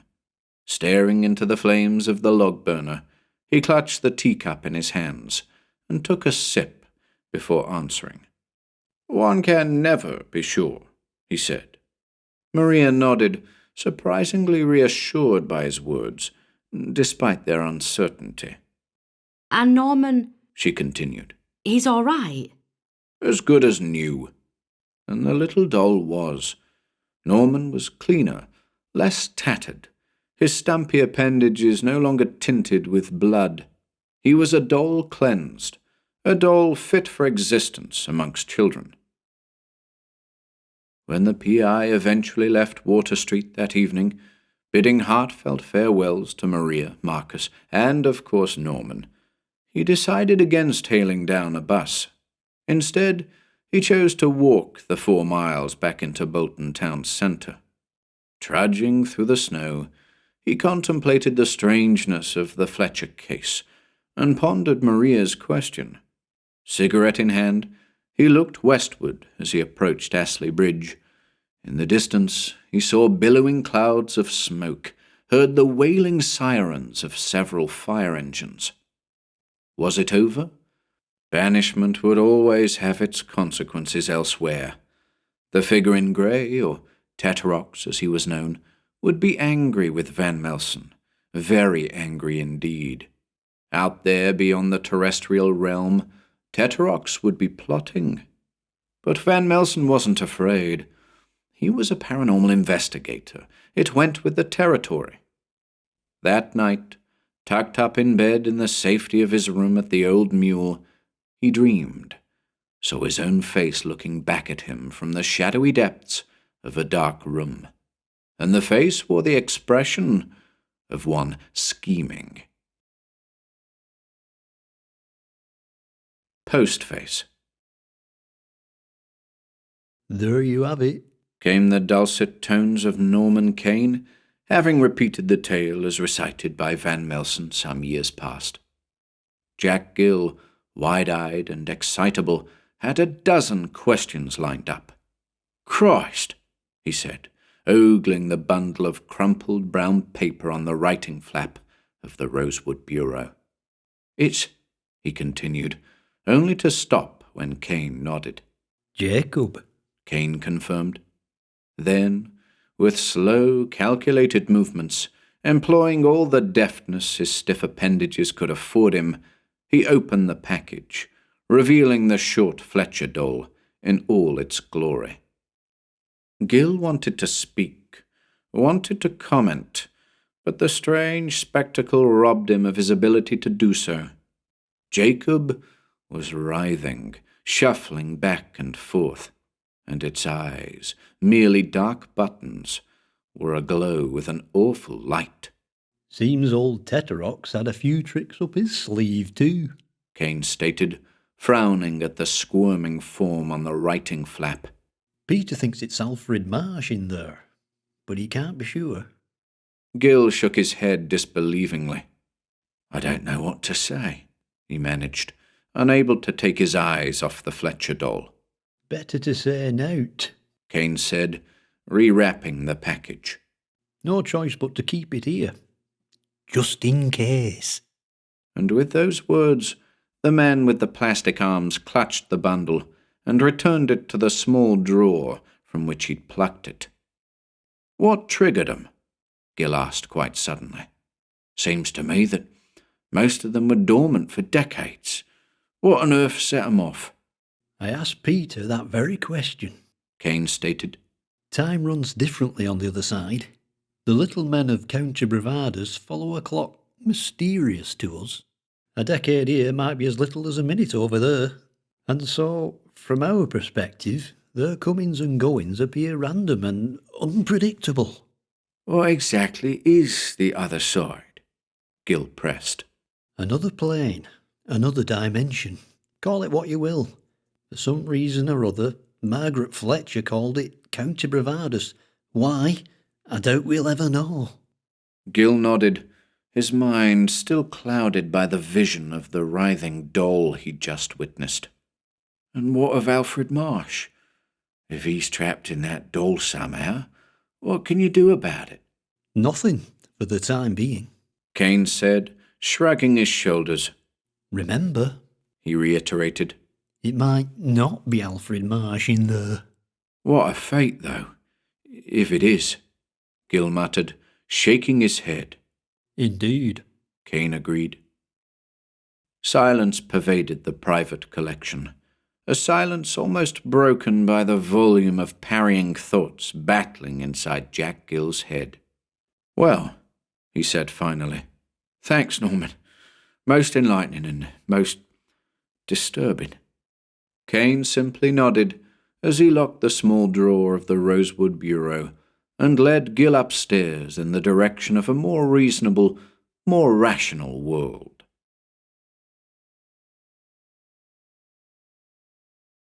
The Wolves of Wombleton. The following account was mailed to a Cumbrian cryptozoologist in November 2019.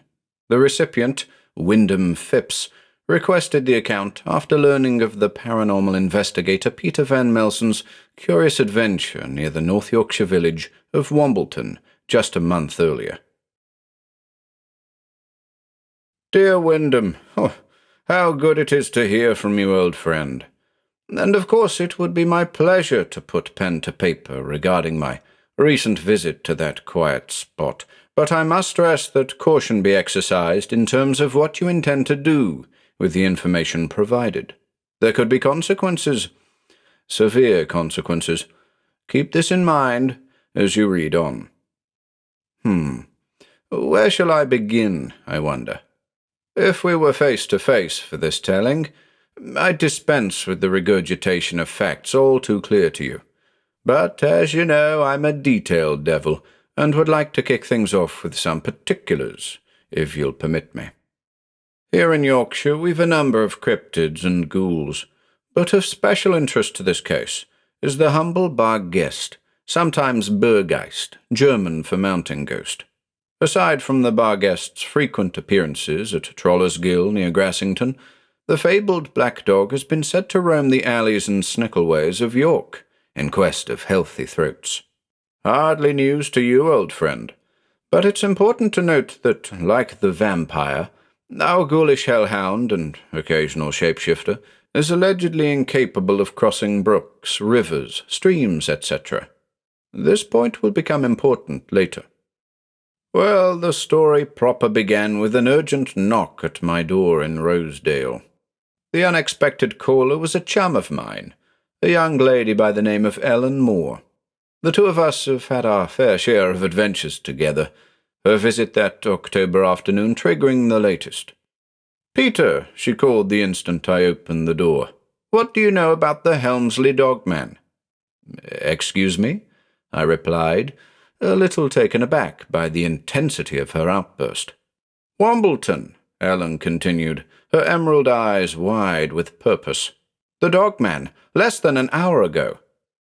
Suitably charmed, I invited her in, and, over a very hastily prepared pot of tea, listened to the events that had culminated in Ellen's eager thumping at my door.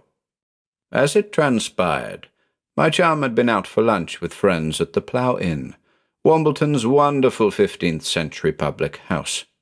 At a little after 1 p.m., a commotion outside attracted the attention of several patrons, and before long, Ellen, her friends, and several others were jogging in the direction of Flats Lane, spurred on, as it were, by the blood-curdling howls of a young man.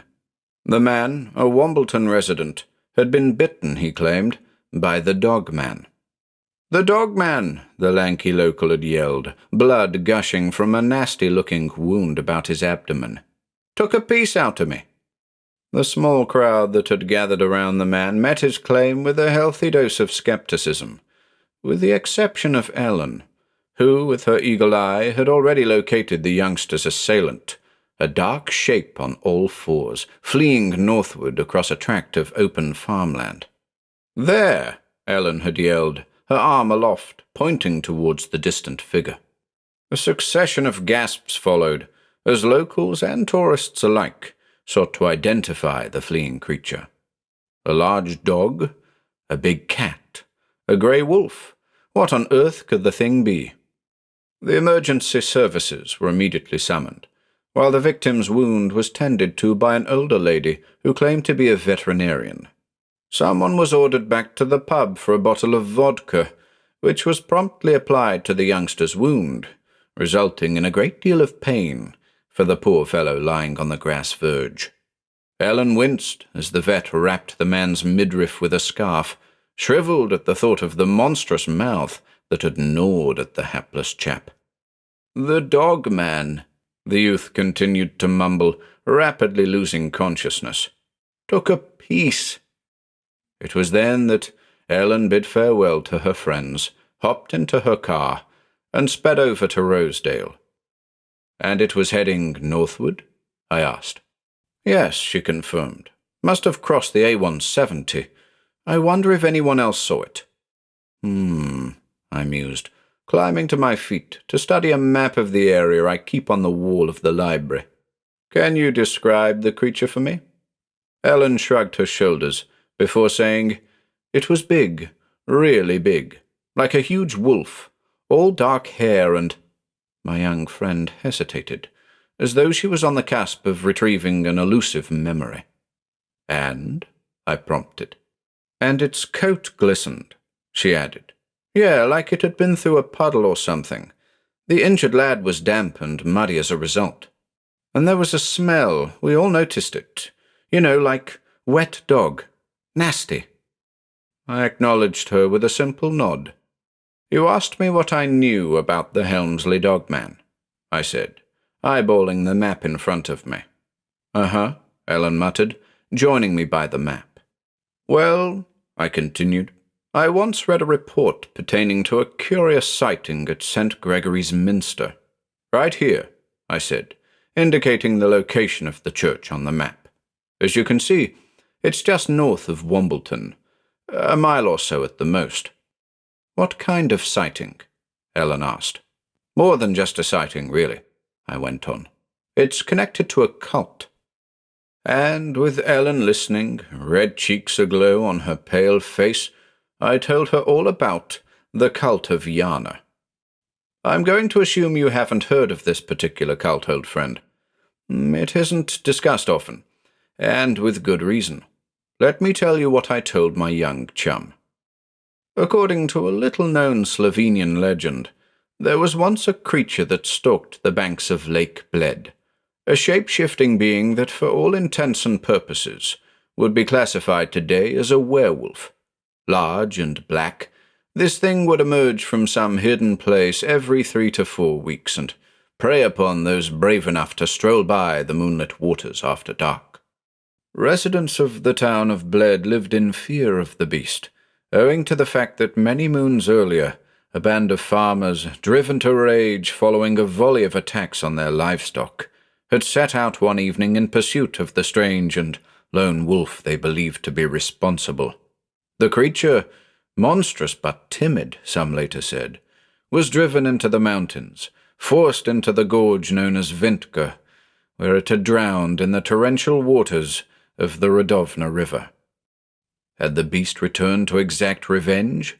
For those it preyed upon in all cases shared familial connections with the men and women who had driven the lone wolf to its doom. In time, the attack stopped, and the thing was never seen again. This potentially due to the beast having settled the score. And it was in the years that followed, continues the legend, that the cult of Yana sprang into existence, individuals dedicated to the re-emergence of a mythical being. To this day, hooded figures can be glimpsed from time to time, bent in prayer by the water's edge at Lake Bled, willing their master to rise from the depths of that cold pool. But what does a cult in Slovenia have to do with a church in Kirkdale? Ellen rightly inquired. The cult of Yana is no longer limited to Lake Bled, Ellen, I stated, lighting a cigarette. As cults grow, cults spread, and like a plague, the cult of Yana extended its tendrils into neighbouring countries, establishing itself in every nook and cranny of the continent, including the British Isles. Crossing the room, I withdrew an appropriately dusty volume from the section of my library marked Philosophy and Religion, and invited Ellen to join me at the reading table, or coffee table if you want a more accurate description. There's a symbol, I said, that's rumoured to represent the cult of Yana. Look here. And I turned to page 222 of the reference book before me.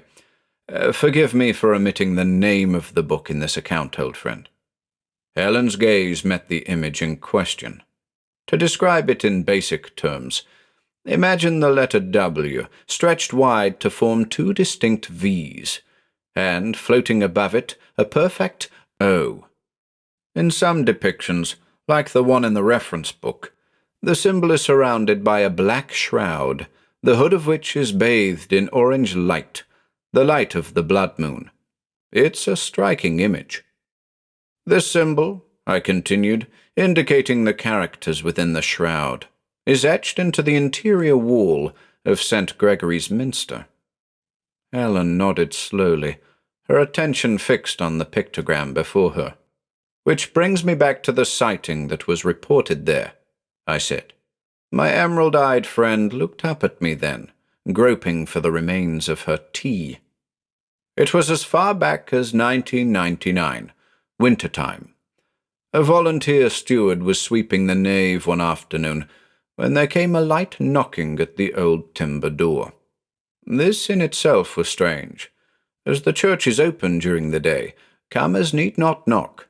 Still, the steward was compelled to answer the summons and made his way to the door. As I told the tale, I felt the old shivers travel up my spine, felt the need to clutch for the remains of my cup of tea, too.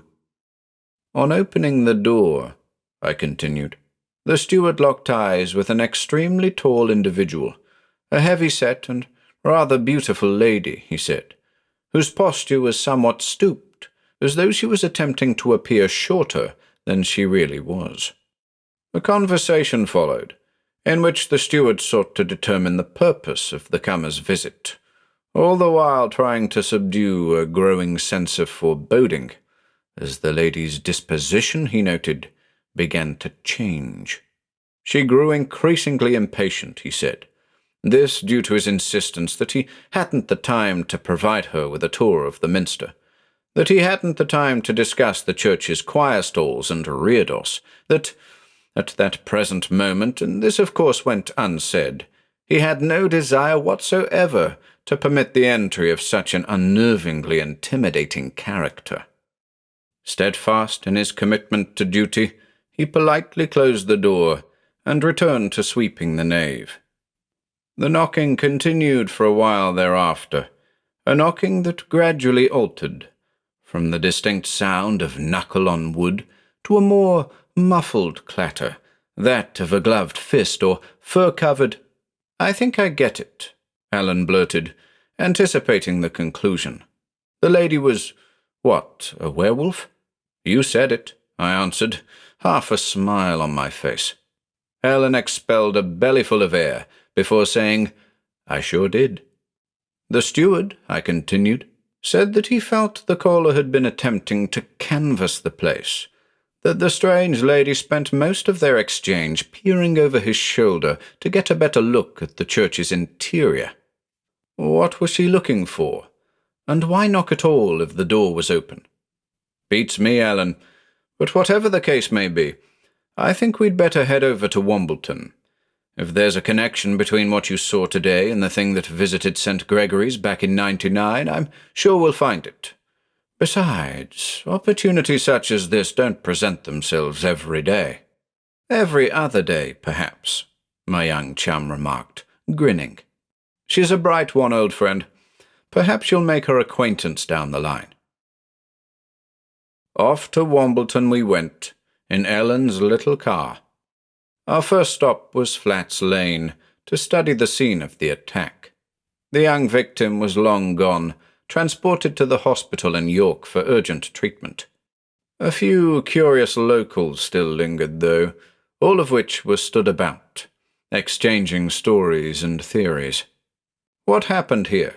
I asked, pushing Ellen's account to one side for the nonce.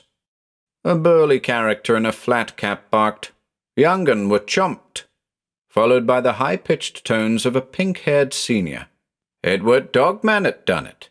"Dogman, aye," echoed the man in the flat cap. "It's been roaming the place a few days now," added a spectacled teenager. "It was seen rummaging through bins at the recycling centre." "Who are you, anyway?" barked the pink-haired lady. "Just a concerned citizen," I remarked, looking to Ellen for support. "I was here earlier," she stated. "I saw the—" and here she wavered, "thing running away." "Aye, we all saw it, love," said the burly chap, "and it'll be back tonight." "You think?" Ellen asked. "It's had a taste now, love. Mark my words." The locals were understandably agitated. The interloper had been little more than an old wives' tale prior to its attack on young Michael Dean. There was talk of going after the thing, guns blazing, plans to lure the creature into a trap. Several voiced the idea of spending time with family in other parts of the country. Whatever the outcome of their discussions, I felt it pertinent to acquire a head start. From the way the residents were talking, it seemed unlikely to me that any of them were aware of the volunteer steward's report of a giant wolf-like lady at St. Gregory's Minster in '99, but one should always err on the side of caution. "Let's get out of here," I whispered to Ellen. "Where next?" she inquired. "The church?" Nodding in the affirmative, we returned to Ellen's car and made our way to Kirkdale. I wasn't aware of it at the time, but one of those hysterical Wombleton residents paid close attention to our departure. Now, I have to say that it wasn't my first visit to St. Gregory's. Antiquarians like myself are drawn to such places. How could I resist the lure of an 11th century church nestled in a tree-lined valley, a true escape from the hustle and bustle of cities, towns, and villages alike? One feels completely removed from civilization when in the presence of the minster, which, as I've said many times before, is why I'm always at peace when visiting yourself on the outskirts of Penrith, old friend. But back to the tale. We parked outside the entrance to the cemetery, where Ellen and I noticed only one other car in the car park. Twilight was upon us, and an eerie purple light danced atop the tree line as we strolled between the old stones. Something was amiss. I sensed it. Ellen sensed it. And as we neared the church, our forebodings were intensified when we saw that the old timber door was wide open and a low, barely audible moaning was coming from within. A terrible smell was in the air, the pungent whiff of wet dog. We entered the church, crossing the shattered threshold. The door had collapsed under some sort of pressure, the cause of which we were about to discover. Lying on the cold stone floor was the mangled form of a volunteer steward. With the expulsion of his final breath, The ailing victim, a frail figure of a man, managed a single word. Yana. I later learned that the victim was a man from neighbouring Bedlam called John McConnell. His 60-something years lay in a heap on the ground, legs askew, one arm bent beneath him, the other clutched at his throat. A pound of flesh had been gnawed from the poor fellow's neck, some of the jaw comprising the monstrous mouthful. Bloodshot eyes stuck out on stalks, the wispy and noticeably slick grey hair atop his head standing on end, a testament to the abruptness of the horrendous assault on his slender body. His gore-covered clothes were wet with mud, fresh stuff that reeked of damp dog. "Do you think?" Ellen began tentatively, her chin a-quiver. "Yes," I answered quickly. "Seems he was attacked on the porch and driven through the door. What do we do now?" Lighting a cigarette with trembling fingers, I said, "Let's have a look around." We studied the fallen form of John McConnell. I'm sure we both felt a little trepidation, but there was nothing we could do for the man at that moment in time, and to call the authorities prematurely would undoubtedly hinder our search of the church. "Is that the symbol?" Ellen blurted, pointing to what I knew to be the Cult of Yana symbol above the shattered door on the interior wall. "It is," I confirmed, and the penny dropped. "Of course," I uttered. "The symbol is a ward." "A ward?" "A protective barrier, if you will. The symbol doesn't represent the Cult of Yana at all. It's a ward intended to keep the likes of Yana at bay," Ellen ventured, "which explains why the tall lady in the steward's account was forced to knock at the door." "Precisely." Our search continued. What I was looking for, I hadn't a clue. I was groping in the dark, old friend. Why had the beast fled to the church, a place it couldn't possibly enter? Was it looking for something there? Was it the same creature that had called in the form of a tall lady all those years ago? Ellen was by the pipe organ when she summoned me. "Peter, come and look at this." Within the cabinet that housed the keyboards, my emerald-eyed friend had discovered a pocket-book, hidden inside a much larger, dusty book-safe. A curious pocket-book, with a plain beige cover. Of interest to both Ellen and I was the book's back cover, upon which was printed that familiar pictogram, the ward symbol, enclosed by a black shroud, bathed in the orange light of the blood moon. "The plot thickens," I muttered. "And it's been undisturbed a long time, if the dust atop the book-safe is anything to go by." "Do you think this could be what the tall lady was looking for?" Ellen asked. "Undoubtedly." The little book was filled with handwritten notes and roughly sketched maps. Several notable locations caught my eye. A stretch of the Wye Valley, Herefordshire, a portion of the Vistula River near Krakow, Poland, and the aforementioned Vintga Gorge near Bled, Slovenia. Most interestingly, though, was the inclusion of a local stream, Hodge Beck, a tributary of the River Dove, flowing down from the moors. "Something's marked at the top of the stream there," Ellen said, noting a crude sketch representing a structure of some sort, a mile or so north of St. Gregory's. A question mark hovered above it. "Hamilton Watermill," she read. "If there is a mill up there, it's abandoned," I stated. "I've never heard of such a place." "Why would it be marked in this book?" "Haven't a clue," I admitted. "Judging by the inclusion of that question mark, someone else wasn't sure about it either." We took the decision to contact the authorities then. We were questioned with regards to our presence at the Minster that afternoon, but were rapidly acquitted of any wrongdoing due to the condition of the victim. Naturally, the attack on Michael Dean in Wombleton and the death of John McConnell were attributed to the same assailant, the assumption being, thanks to the frantic ramblings of the residents of Wombleton, that a large dog was most likely responsible in both instances. How simple and satisfying such a reality would have been. It's important to note at this juncture that alongside the authorities were a number of spectators. Nothing surprising there, other than the fact that I recognized one of them from the crowd in Wombleton, the pink-haired senior with the shrill voice. Only this time she wasn't quite so hysterical. In fact, she displayed no emotion whatsoever as she watched Ellen and I depart. There was something about her, old friend, and it wasn't the last time we'd see her that day. But I'll get to that. Later, in Rosedale, Ellen and I sat in the quiet solitude of my library, enjoying a pot of Darjeeling. And I should mention it, I cooked us up a pot of pay wallop. How long has it been, old friend? My young chum wolfed it down, I can tell you. Perfect with a slice or two of buttered sourdough. After dinner, we spent a bit of time trolling through books. We were on the lookout for references to Hamilton Watermill, or a mill of any kind located due north of St. Gregory's Minster.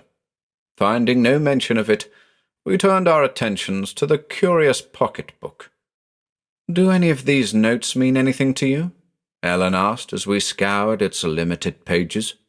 "I'm afraid not," I said, shaking my head in puzzlement. "Our only option is to attempt to gain access to this purported mill," I added, flipping once more to the page on which the rough map of Hodge Beck was sketched. "I was hoping you'd say that," came Ellen's expected response.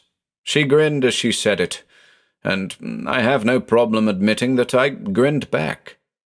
The illustration of Hodge Beck indicated a spot off Starfit's Lane that seemed to suggest a potential parking area, which, with a bit of luck, would bring us within a mile of the sought-after mill.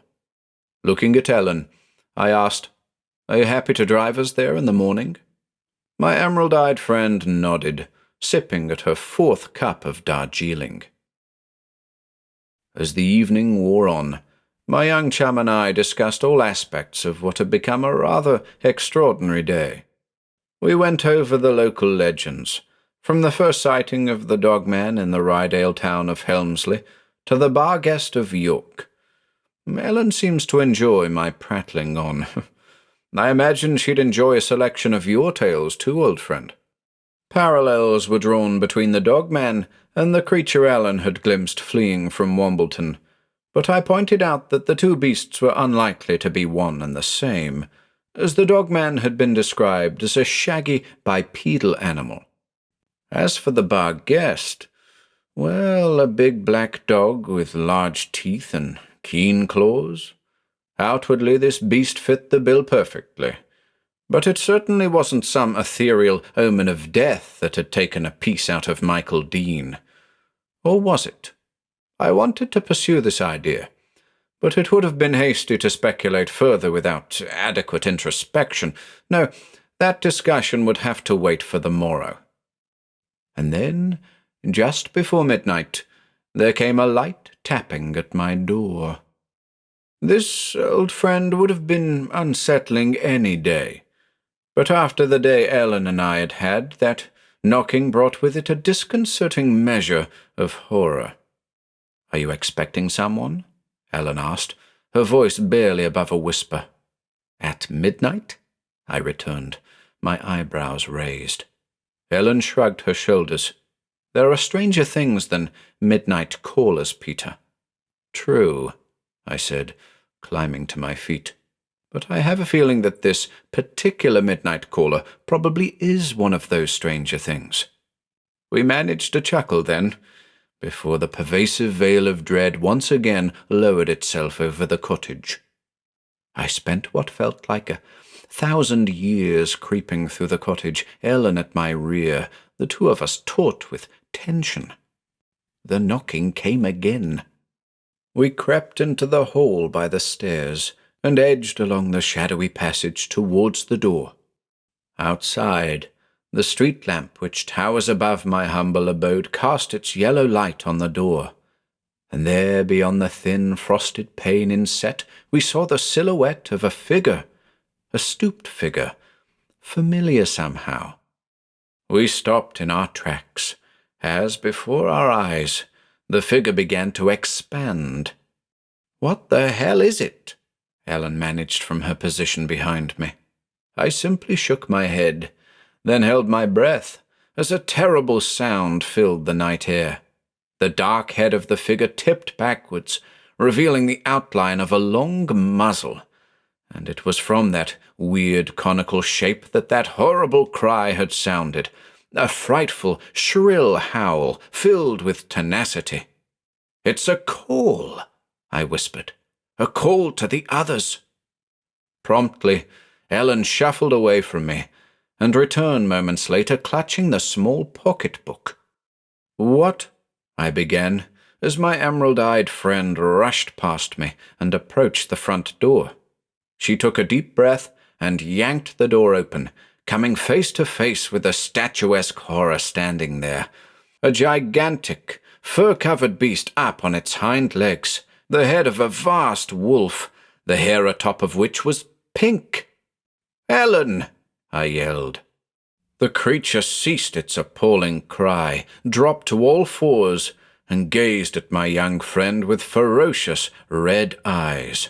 Saliva spilled from sagging jowls as uncanny vocalization sought to deprive us of our sanity.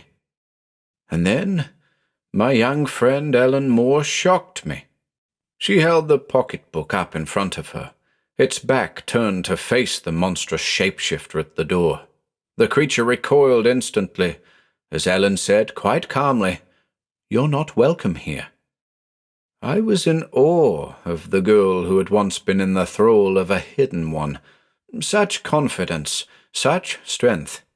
The pink-haired wolf growled horribly, as rather abruptly it withered before us, becoming something much less than a monster.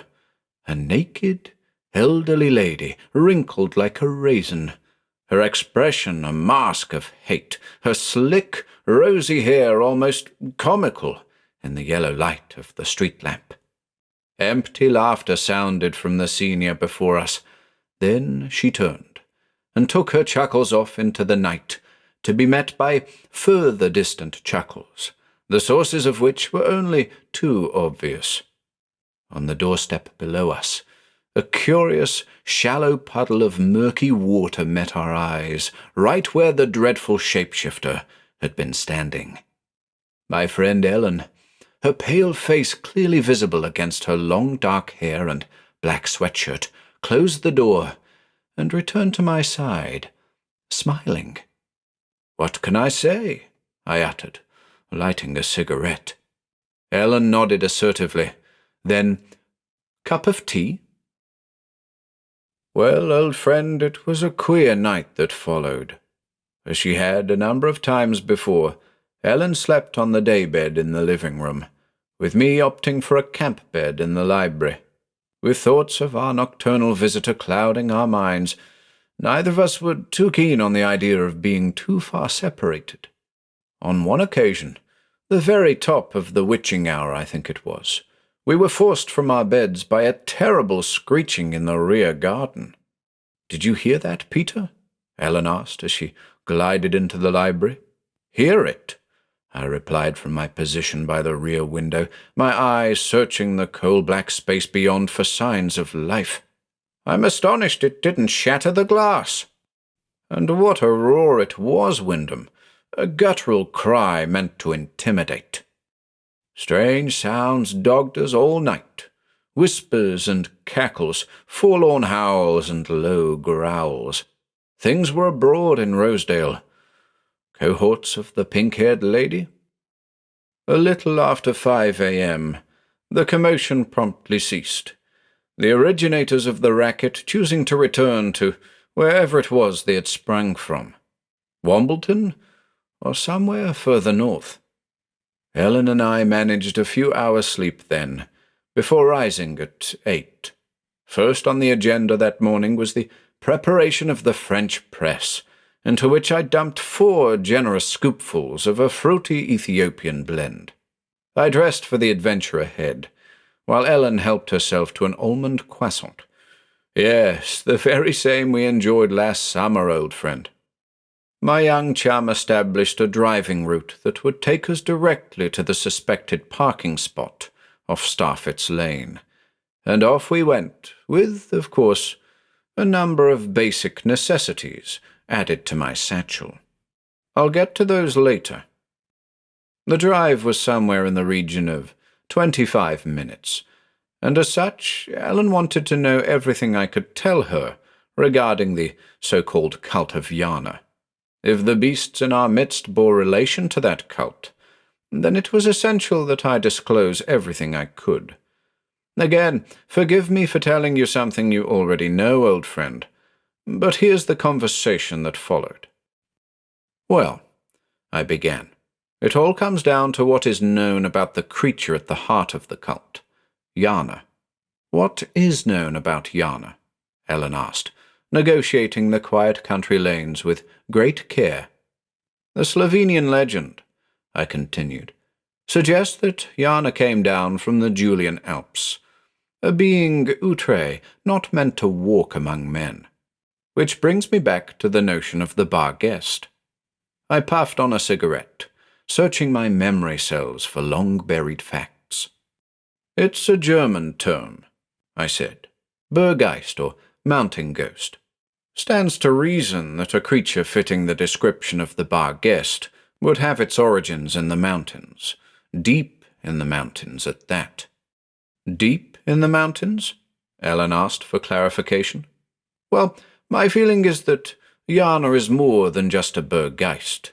It's a rover of subterranean passages, an occupant of the inner earth, loosed somehow from a world of shadows and firelight. Ellen shuddered at this description. Like the wolf, it prowled the underground, it and its kin, scavengers of the deep, and like the shapeshifter, it and its kin proved to be intolerable to the higher intelligences of the deeps, and, I suspect, was hunted to near extinction. Yana's the last of its kind? My young friend hazarded. I'm postulating, I went on. A boots-on-the-ground expedition would be required to verify such a theory, but I think it's possible that Yana's alleged drowning in Vintga Gorge was anything but.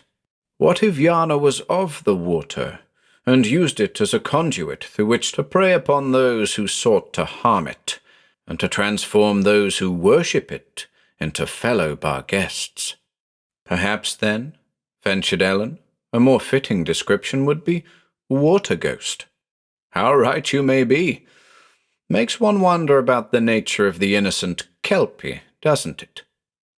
A fascinating conversation we had in my emerald-eyed friend's mauve car. It seemed highly plausible to me that this particular breed of shape-shifting werewolf had learned to use the humble watercourse as its primary means of travel, and, as I mentioned earlier, hardly incapable of crossing brooks, rivers, and streams. No, if this was the bar guest of legend, there were important questions to ask about its true nature. What do you make of this idea, old friend? Further research is required, of course, and I say this even after the events that transpired shortly after Ellen and I parked the car off Starfit's Lane. We had a devil of a time locating that parking spot, for it wasn't really a parking spot at all. It was more of an overgrown passing point, hardly fit for purpose. We left the car behind, dipping into an opening in the wild shrubbery bordering the lane. Visibility was poor beyond that border, owing mainly to an area of dense undergrowth, through which we were forced to forge our way with our bare hands. Red raw they were when we finally located Hodge Beck. Along a narrow trail we headed north, avoiding the thorns and brambles wherever possible. It was tough going. Aren't these sorts of excursions always tough going, old friend? But we finally emerged alongside a sheer brick wall, partially obscured by a group of angry-looking willows hell-bent on reclaiming their territory. "Hamilton Watermill, I'm guessing," voiced Ellen. I nodded in agreement, searching for a means of ingress. "Let's follow the perimeter," I suggested, as we made our way fumblingly around the building, sandwiched, as it were, between brick and foliage. The silence of the place was profound. Not a sound could be heard above the perpetual rustling resulting from our efforts in the undergrowth. It was clear to me from the noiselessness alone that there was something to discover at the mill, something potentially hostile. Tell me, Wyndham, what other than hostility can be responsible for the absence of wildlife in a wild place? It wasn't long before we happened upon the sought-after ingress, a rectangular aperture that might have once housed a window. We paused before it, took a moment to collect ourselves. I withdrew a cigarette, lit it, and puffed keenly. "Any idea what we'll find in there?" my young friend asked, watching the clouds of smoke dissipate above my head. I have to admit that I wasn't certain. The elements of the case were disparate. A wolf-like creature stalking Wombleton, a shapeshifter amongst the Wombleton residents, one man bitten, another man killed, and the pervasive notion of a mysterious Slovenian cult. Connected? How? "I'm not certain, Ellen," I began hesitantly, "but I have a strong feeling that water is at the bottom of the mystery. The young man, Michael Dean, soaked following his attack. The body of John McConnell at St. Gregory's, covered in mud. The puddle of water on the doorstep last night. And the curious pocketbook found at the church, filled with maps pertaining to watercourses, which, ultimately, led us to our present location, a watermill." "But why here?" Ellen quizzed. "A thing that supposedly originated in the Julian Alps. Remember what I said yesterday? As cults grow, cults spread. The cult of Yana has spread into the British Isles, and judging by the presence of that ward at St. Gregory's, it has been here a long time." A moment of silence passed on the threshold. I extinguished my cigarette and nodded. We climbed through the window. Our immediate surroundings were unremarkable. A large open space devoid of furnishings, with plain brick walls. Light streamed in from other, higher apertures, like spotlights on a stage, each opening permitting the advance of limbs and leaves belonging to overhanging trees, the extended arms of willows, clutching, or dare I say shielding, the time-worn structure from the world at large. It was a secret place, for sure, but certainly not a forgotten place, for, several paces ahead of us, we observed an archway leading into an even larger space, at the center of which, just beyond the glare of the numerous spotlights, could be seen an opening in the stone floor. "What is that?" Ellen uttered, squinting to get a better look at the cavity. "There's only one way to find out," I said stupidly. We crossed the empty space, ducked under the arch, and approached what we now saw to be a broad pool of dark, murky water. "It's a bath," I observed. "Potentially a fortification. This," I added, owing to clumps of coarse black fur on the surface of the strange pool. "Fortification?" my emerald-eyed friend asked. I nodded, dropping to my knees in order to dip a hand into the stagnant water. "Why do we put ourselves through these things, old friend?" "What are you doing?" Ellen quizzed over my shoulder. "It's warm," I noted, sending ripples across the grimy, fur-covered surface. "Meaning?" Ellen begged. "Meaning?" I began to say, only to stop myself. I stood upright and retreated. I reached into my satchel and produced a couple of items, a piece of charcoal, and a fist-sized piece of raw amber from my gemstone collection. "Come here, Ellen," I instructed, and proceeded to mark her forehead with the charcoal. "What are you doing?" Ellen quizzed for the second time in as many minutes. "The Cult of Yana symbol. The ward. I'm marking you with it." Ellen nodded, adding, "And the amber?" "I'll explain shortly," I said, then, having completed my sketch, insisted Ellen mark my forehead in the same manner. "Whatever you say, Peter." Job done, Ellen returned the charcoal to me, and I directed us to the far corner of the space, a dark recess hidden from view. "Now, this amber thing," I began. "If this bath or pool is what I think it is, then it may be that we can neutralize it with fossilized tree resin." "And you know this how, exactly?" Ellen asked, a look of befuddlement creasing her pale face. "Call it intuition. Listen." And I proceeded to tell her what I knew of dissolution pools. I'm not sure if you've come across them in your time, old friend. So, on the off chance you haven't, allow me to tell you what I told Ellen. I first read of dissolution pools in Jericho's Sorcerella, and more recently in Thomas Blackwood's Red Book. The Sorcerella describes a dissolution pool as an alchemical body of water, into which a living organism may be submerged in order to be preserved indefinitely. Blackwood's Red Book describes it in much the same way, whilst adding that the components of a dissolution pool might very well allow living organisms to remain conscious while submerged, permitting them to move freely through waterways, streams, canals, etc. "So," I said to Ellen, in the shadows of the mill, "my working theory is this. Yana, loosed from the inner earth, sought to survive on the banks of Lake Bled. Its plunge into the cold waters of Vintger Gorge didn't result in drowning. Not at all. This was a deep one, born of the subterranean waters of mounting caverns, gifted with the inherent ability to dissolve itself in water, to transport itself from one end of the earth to the other through its manifold waterways, to establish new dissolution pools for its transmogrified worshippers, so that they might be protected from the threat of mankind." "Threat of mankind?" Ellen repeated, her eyes wide.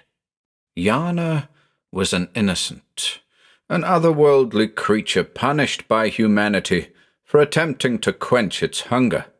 And now, here in North Yorkshire, history is, yet again, repeating itself." And then, old friend, just as I finished speaking, the pool of water little more than a few meters away from us began to effervesce.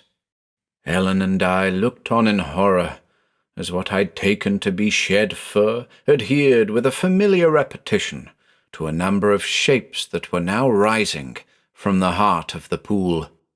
1, 2, 3, 4, and then a fifth canine head breached the surface of the water, sniffing the air with intent. Dark eyes, glowing a deep red, scanned the empty room, seeking us, the interlopers. Our shaded corner offered no protection. The creatures located us almost instantly, and as they did so, the remainder of their giant forms emerged from the pool, huge, monstrous wolves, towering high above us, moving towards us, the smell of wet dog permeating the space. "Don't move, Ellen," I whispered, and attempted to reassure her by waving a finger over my forehead. "We're protected." "Oh, Wyndham, I've been in many a terrifying situation in my time. But this particular situation brought with it the genuine belief that I'd ran out of luck, that the end of me was imminent, and that I'd brought poor Ellen Moore along to share my fate.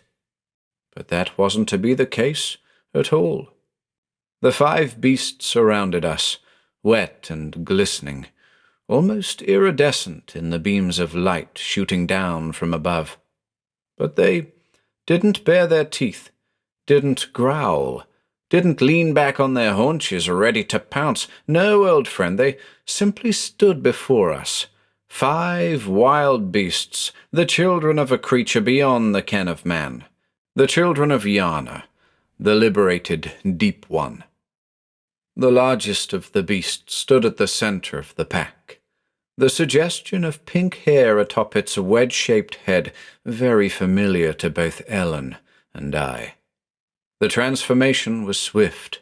She and she alone shapeshifted before our wide, staring eyes. To watch the metamorphosis in the diffuse light of that humid chamber was to witness a miracle. To watch the thick hair contract into pale, wrinkled skin. To see the bones and joints twist and contort, the snapping and popping a thrill to hear. To observe the head wither and distort, like the twilight years of a man's life glimpsed in a few fleeting moments. I tell you, old friend, there was nothing supernatural about that transformation. This was Mother Nature at her most creative. What could we say? What could we do? Nothing but stand and stare. Ellen and I were frozen in place. The piece of amber clutched in my hand tore into my flesh, drew blood. So now you know, came the high-pitched tones of the elderly lady before us. And I did. Somehow, I did. The wolves of Wombleton were you and I, our friends, our neighbors, transformed not by the vicious fangs of the werewolf, but by something else entirely. Something that slithered through waters the world over, something that sought to survive in the brave new world into which it had found itself eons earlier.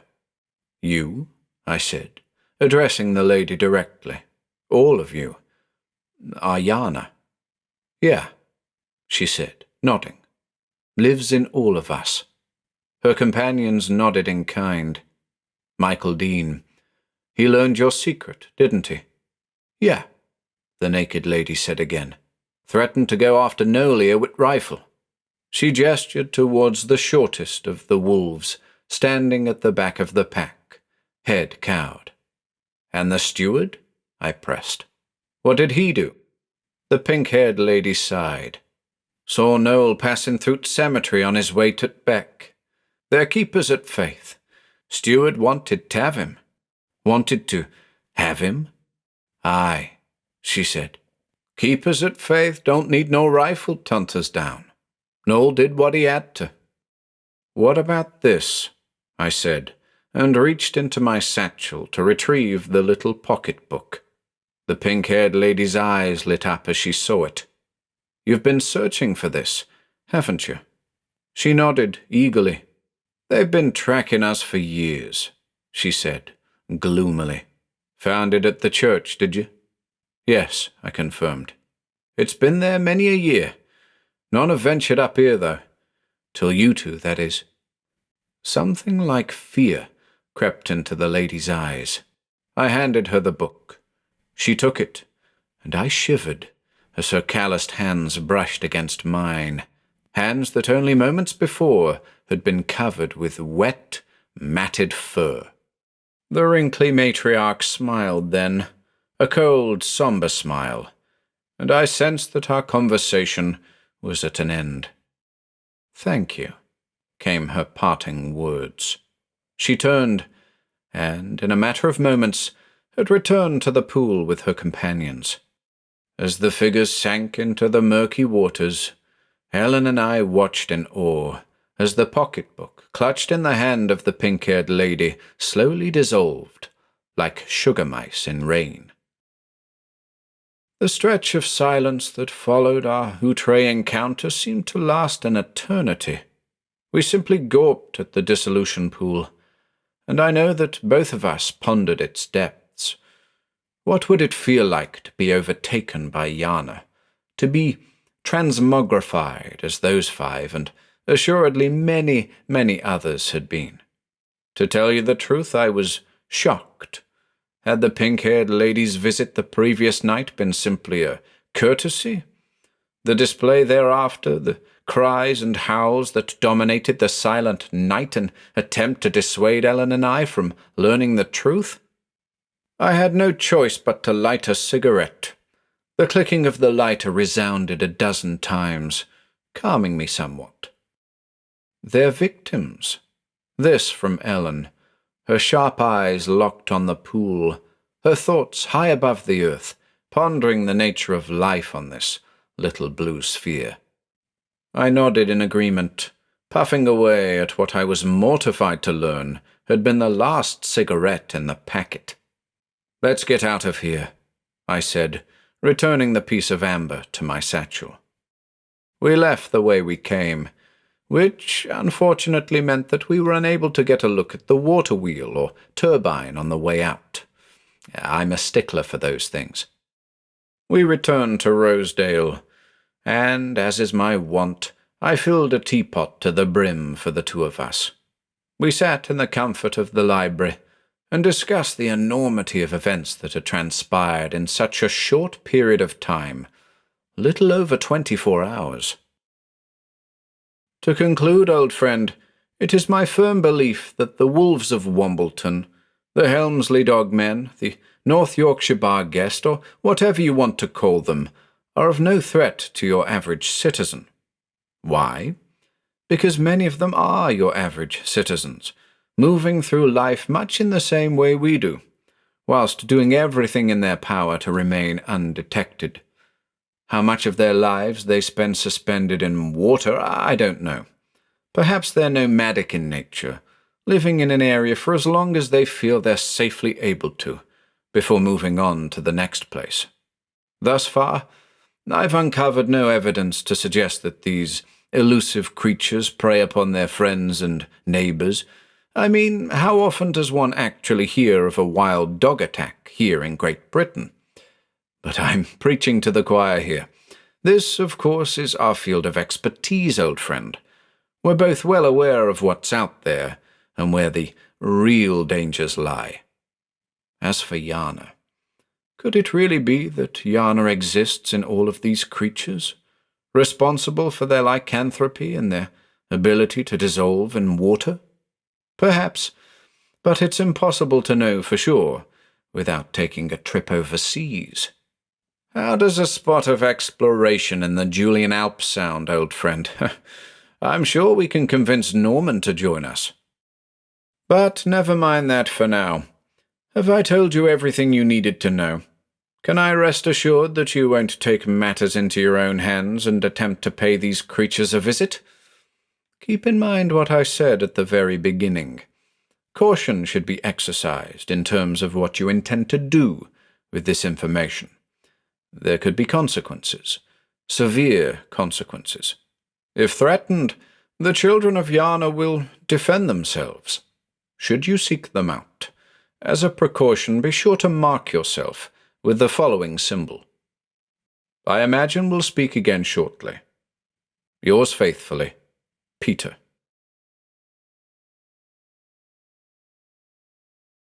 The Owlman of Greenhill Coppice. Preface. Two figures sat in silence in the relative quiet of Kane's rare books. One was the shop's proprietor, Norman Kane, the false-armed Lancastrian antiquarian. The other was Key Phillips, a.k.a. Wax, a student of art and design, and Kane's assistant. The silence was a little awkward for Kane, as he wasn't sure how to break it. Wax, an outspoken young lady at the best of times, had surprised her employer by blurting, quite innocently, a question that had made the hairs on the back of his neck stand on end. It was a question that very few had asked before, a question that Kane had refused to answer, for the response was difficult to provide, due to both the dormant emotions it stirred in the man and the convoluted details relating to the cause. Have I overstepped? Came the considered words of Wax. This query roused her employer from his reveries. No, He uttered. not at all. It's just that, well, it's a long and strange story. Wax smiled, her big brown eyes wide with expectation. Kane glanced at the mantel clock perched atop a bookshelf labelled Juvenilia. It was a little after 5 p.m. The shop had just closed, and Wax's shift had just ended. You'll be heading off in a minute, won't you? Kane asked. What do you think? Said the young student, adjusting her red-rimmed glasses. Kane sighed and raised a plastic limb, inviting her to join him by the piano, a favoured spot for a yarn. Silence was resumed, as the two made themselves comfortable by the vintage upright. 2 glasses were plucked from a hidden drawer, into which Kane poured a splash of clear liquid from a hip flask. Wax frowned. If you want to hear this story, Her employer droned. then you'll join me in a drink. It's a deal. Wax agreed, sniffing at the contents of the tumbler cautiously. Kane took a sip from his own glass, then sat back in the creaky chair, gazing off into space. It happened in 86. He began, his mind's eye now fixed on the memory of a fateful visit to Bodmin, in the rugged county of Cornwall. 1. Friday, October 3rd, 1986. Norman Kane, a young man of 24 years, considered himself something of an explorer. His passion for rare books had been instilled in him at a young age, thanks to the copious collection of tomes his father had acquired over a span of 40 years. Richard Kane had been something of an explorer himself, travelling the length and breadth of Britain in quest of unusual and hard-to-find volumes. These adventures, in which a fledgling Norman was often hurled into the back of a maroon Morris Marina, served to fire the boy's imagination, whether the two were tiptoeing between aisles at Aberdeen's Central Library or scouring the mismatched shelves of backstreet book dealers in Canterbury. But though his father's collection was impressive, comprising in the main early editions of such classic works as Dracula and The Tale of Peter Rabbit, teenage Norman felt himself drawn towards lesser-known rarities, this being the result of a chance encounter with such a book in the seaside town of Mablethorpe, Lincolnshire. Richard had spotted the inconspicuous-looking volume on a dusty shelf belonging to a short-lived charity shop called Rummage. What is it? Norman had inquired of his father. "Never you mind," had been Richard's immediate reply as he collected the blank-covered paperback and proceeded to purchase it for a nominal fee. Norman eventually learned that his father's discovery was a book called Cloaked, a collection of supernatural accounts compiled by the occult researcher Dick Sellers, a volume Norman would later rely upon when pitted against the deadly entity Swaitor in the ancient city of York. And so it was with memories of days out with his father that Kane found himself traipsing up and down the autumnal streets of Bodmin in search of hidden gems. He'd exhausted the coastal towns of Mevagissey and St. Austell, choosing instead to try his luck further inland. Along Fore Street, by the bottom of Beacon Hill, the young man came across the plainly titled store Bodmin Books. In he went, instantly taken by the fine display of local literature in the window. Inside, Kane was greeted by the shop's owner, a middle-aged redhead who offered the intrepid hunter an ear-to-ear grin and a tour of the shop should he need it. Waving a dismissive thanks, he took it upon himself to explore alone, and disappeared into the labyrinthine heart of the store. It was deceptively vast. Descending a spiral staircase, for he always preferred the bottom-up approach, Kane found himself in what appeared to be a reading room, a chaotic one at that. Stacks of books lay higgledy-piggledy about the place, overlooked by tall shelves filled with tomes piled both horizontally and vertically, a detail that made the young bibliophile shudder. A large desk consumed the centre of the space, it too covered with myriad volumes, and it soon became apparent that somebody was at work down there, this evidenced by a half-empty cup of tea and the lingering smell of cigarette smoke. Moments later, A figure emerged from one of the room's numerous nook-like aisles. "Hello," said the stranger, spotting Kane at the foot of the stairs. Hello. He echoed, trying to mask the frown the state of the place had encouraged. The stranger returned to the desk, sat himself down, and took a sip from the cup. The man was tall, thin, and adorned in what Kane could only perceive as some sort of costume. A long black overcoat thrown over a garish velvet blazer.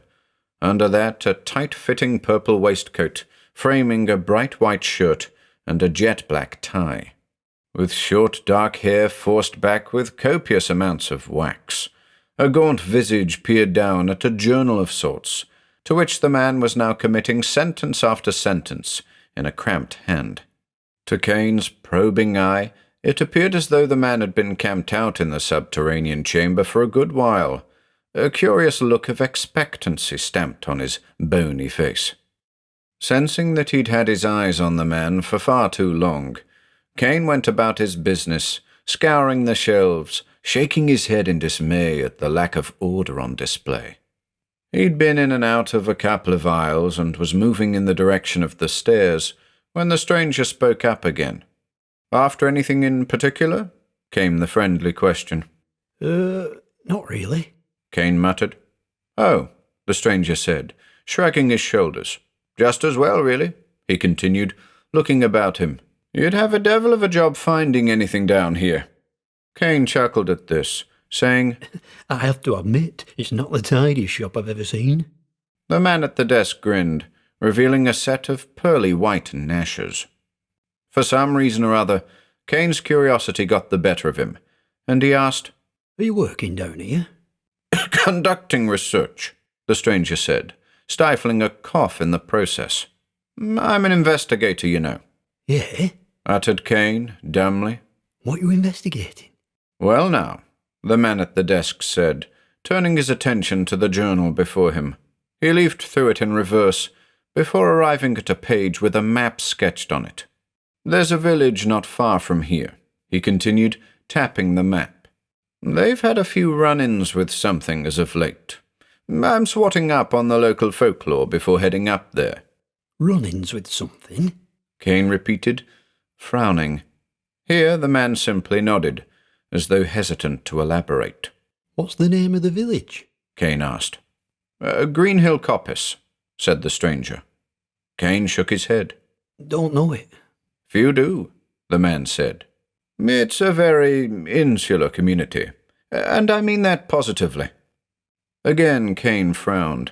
There was something odd about his present company, and not just in the things the stranger was saying. There was an oddness in the way he was saying them. His statements were guarded, as though testing the waters. Colour me intrigued, Kane said. It's an intriguing case, continued the stranger. One of the oddest I've been summoned to investigate. And just what kind of investigator are you? Kane managed. The paranormal kind, the stranger volunteered at last. Ah, Kane breathed, nodding. You've an interest in the subject? The man went on. Kane thought for a moment before answering. Had he an interest in the paranormal? Well, of course he had.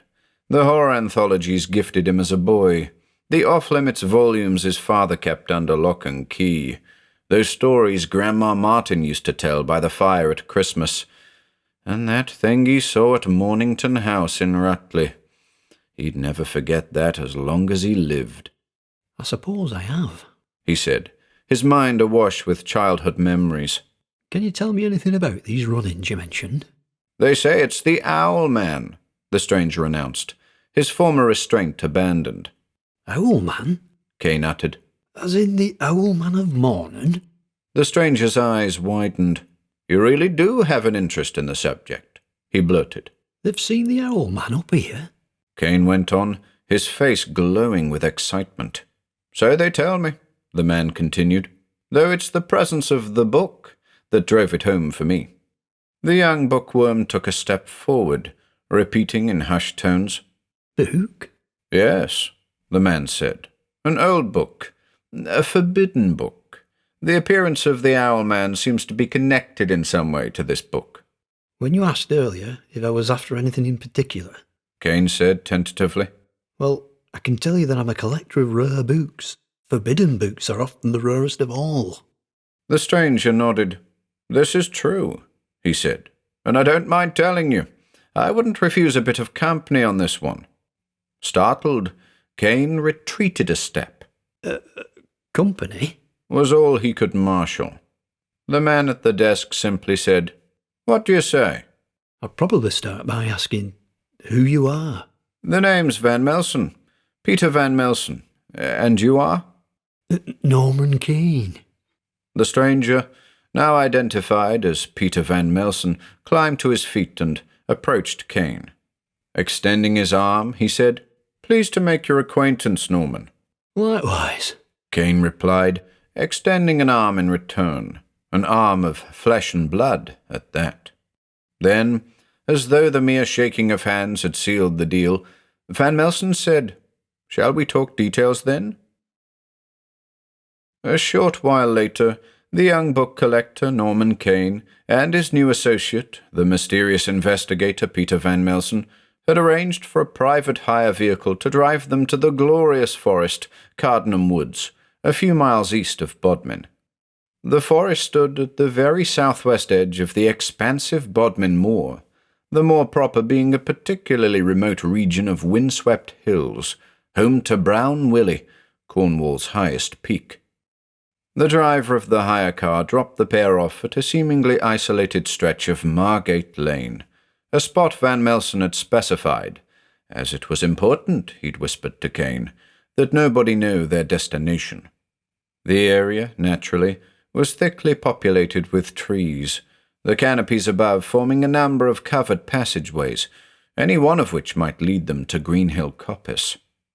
This way, Van Melsen announced, striding off in an easterly direction, his heavy boots crushing the amber leaves that covered the ground. The investigator had been prepared for the adventure, the young explorer not so much. Kane had booked 2 nights at a quiet guest-house in the centre of Bodmin, and it had been necessary to call at his room to change into the most appropriate outfit he could find. Fortunately, his hiking shoes were a staple when on the hunt, and, given the time of year, though applicable at any time of year in Britain, his fleece and raincoat had accompanied him too. Van Melsen had assured him that lodgings would be available in the village, and given the fact that it was late in the afternoon, with a bit of a walk ahead of them, such lodgings would be most welcome, as the idea of backtracking alone through a tract of forest after dark didn't really do it for Kane. How far's the village from here? Kane asked. The gaunt figure withdrew a cigarette at that moment and lit it with a sleek metal lighter. Well, he said, inhaling deeply, no more than a mile or so. As I said, we want to arrive in Greenhill with as little fanfare as possible. What else can you tell me? Kane pressed, his eyes dancing back and forth between the investigator and the massive birch trees towering above them. I've a contact at the Breadwinner's Grotto, Mr. Winkler, the landlord. He'd read an article of mine in a minor publication. Called me directly. It seems the villagers at Greenhill have been suffering at the hands of this thing for some weeks now. No attacks as of yet, though. Kane frowned. In what way have they been suffering? Other than the fact they're seeing a giant feathered man with a pair of wings and the head of an owl? I can't imagine. Here the investigator chuckled, puffing on his cigarette. Kane managed to laugh too, though it didn't quite disguise his horror at hearing a description of the Owlman.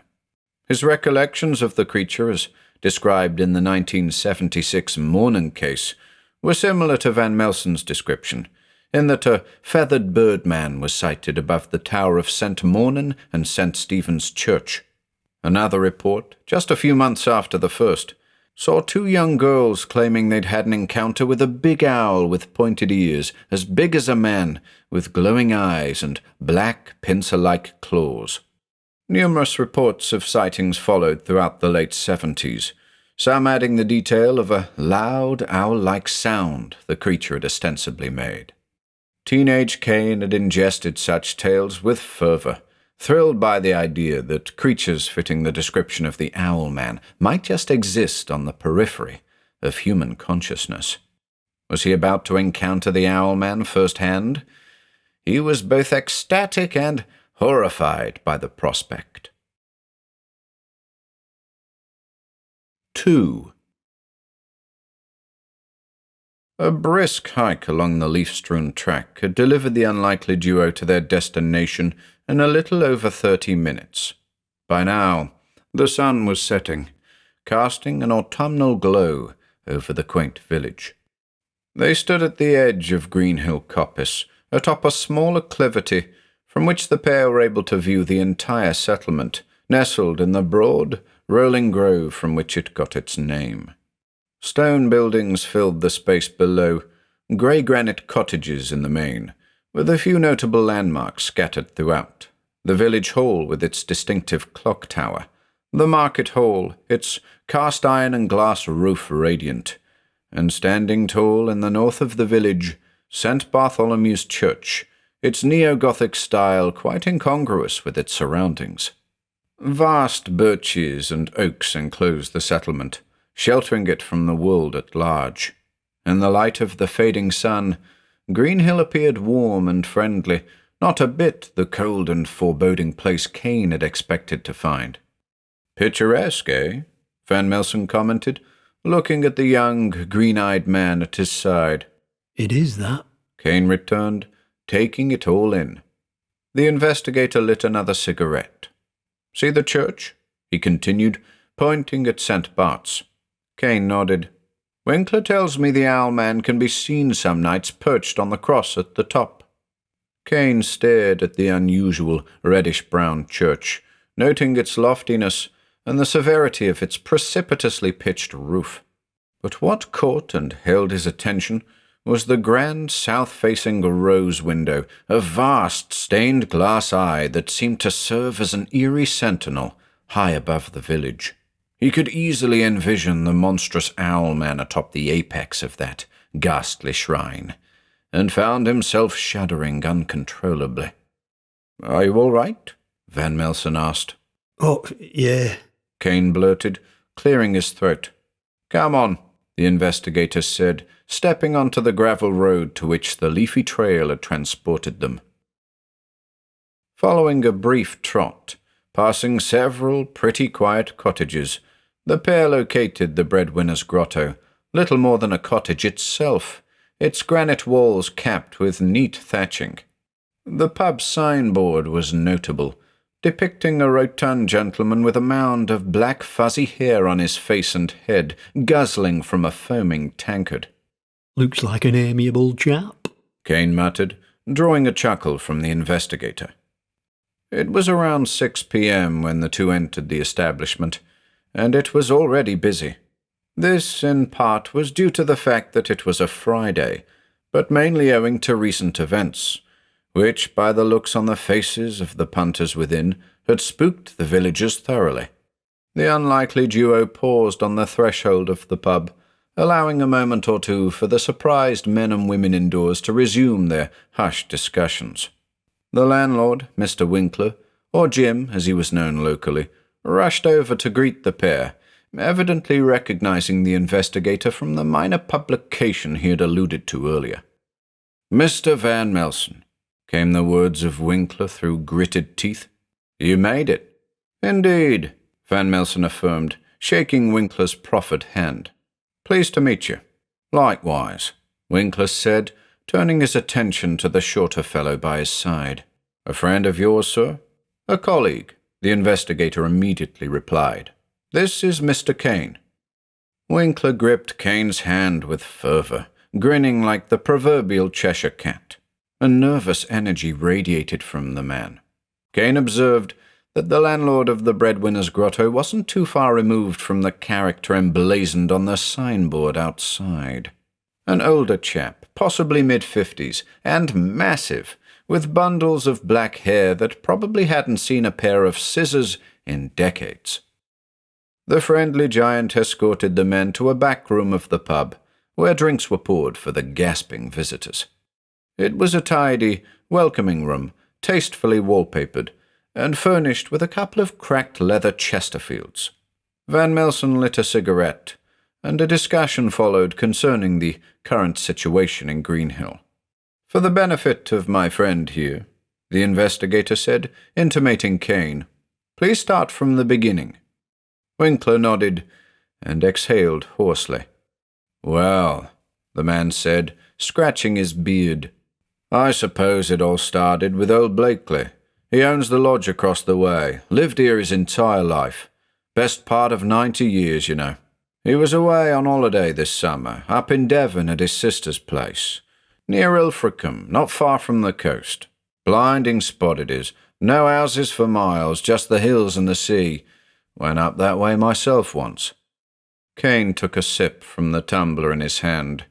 It was apparent to both him and Van Melsen that Winkler's narrative would be full of such asides. Patience would be an important commodity as the evening wore on. "Anyways," Big Jim went on, "he's up there, near Ilfracombe, perusing the recently acquired wares of a middle-of-nowhere store called the Hole in the Wall. They sell junk, you know, stuff they pick up during house clearances and whatnot. Well, old Blakely's sifting through this pile of books, he says, when he spots something unusual, a trifling little thing that looks right out of place next to the likes of your Oxford Learner's Dictionary and whatnot." Winkler took a sip from his own tumbler, wincing as he did so. "Old Blakely picks it up, pays a $5 for it. It's an occult manual, he says, a reproduction, he adds, but so rare as to fetch a small fortune if he can put it in the hands of the right buyer." Kane, listening with great interest now, leaned forward, the leather beneath him crackling. "Did he tell you the name of the book?" he asked. "Oh, yeah," Big Jim replied. "Millith." A moment of silence followed. Van Melsen's eyes narrowed as he puffed on the cigarette. Kane was unfamiliar with the book in question, which, as was often the case when he was on the hunt for rare treasures, set his heart racing. "Just out of interest," said the investigator, "does old Blakely have any idea where the dealers at the Hole in the Wall acquired this book?" "I wouldn't know," said Winkler. "You'd have to ask him yourself." Nodding, Van Melsen gestured for Big Jim to continue. The sound of clinking tumblers resounded throughout the room. "Well," the big man continued, "he brought the book back here with the intention of sitting on it for a while. Said he needed to do a bit of reading on the subject of rare book dealers. What a golden oldie like Blakely would want with a pile of cash at his age, I haven't the foggiest. But there he was, confined to his little office, making calls here and there, but for the most part getting nowhere." Here Winkler paused, a pensive expression taking over his face. "Guests at the lodge came and went, with a good few of them, and I know this having overheard them here at the pub, saying Greenhill Lodge was a weird place to stay, that the old man could be heard at night babbling to himself in his study, that the corridors up and down the place were plastered with strange pictures and newspaper clippings. And this is the weirdest part of all, that at the end of their stay, the lodge seemed bigger than it had been when they'd checked in." "Bigger?" This from Kane. "Longer corridors, doors where before there'd been only walls. Strange, eh?" Kane nodded, a befuddled look filling his features. It was as he reached for his tumbler that he caught Van Melsen gawping at him. The investigator's eyes were wide, as if to say, "See what I mean?" Big Jim went on. "Come the middle of September, the tourists had all but stopped passing through, and old Blakely closed his doors. Shortly afterwards, September 16th it was, Nigel, our fishmonger, stormed in here around 7 p.m, kicking up a fuss about something he'd seen on top of St. Bart's." "The Owlman?" This, again, from Kane. Winkler nodded, saying, "There's something on top of the church," Nige was wailing. "God help me if it isn't a giant owl." Of course, we all rushed out, a bunch of us, not really expecting to see anything. But I swear by God Almighty there it was, the Owlman, just as I'd heard it described in the Morning case back in 76. Enormous it was. To be clear, the cross on top of St. Bart's is almost 10 feet tall, and this thing was taller still.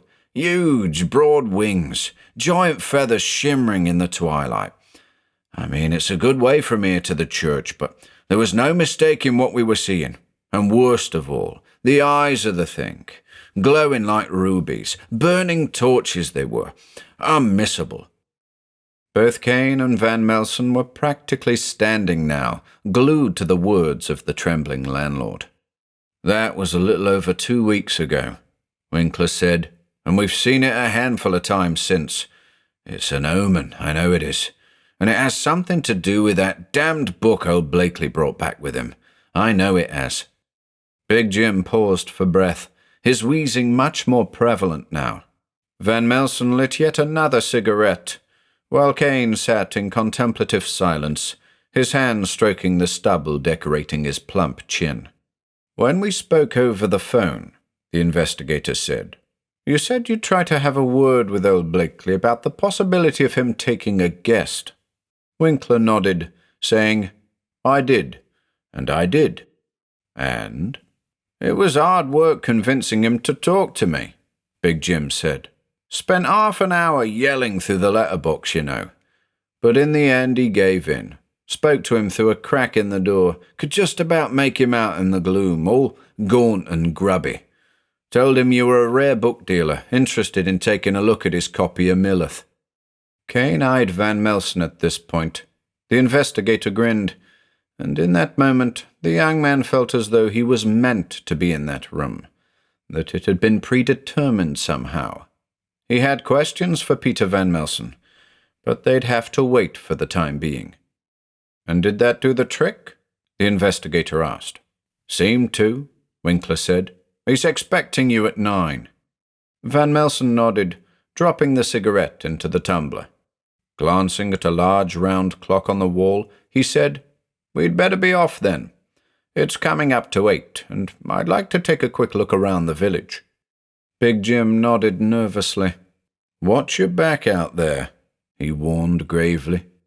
Climbing to his feet, the investigator waved a dismissive hand. Don't worry about us, Mr. Winkler. We'll deal with old Blakely and get our hands on that book of his before anything else happens. Kane, following Van Melsen's lead, climbed to his feet and stood by the investigator. His thoughts were all over the shop. What the heck was going on? He felt as though his life before today was merely a costume he'd worn, and this new life into which he'd innocently strolled the naked truth beneath. What was this mysterious book that everybody was going on about? Corridors mysteriously extending? Doors appearing out of nowhere? As for the Owlman, Kane didn't even know where to begin as far as that was concerned.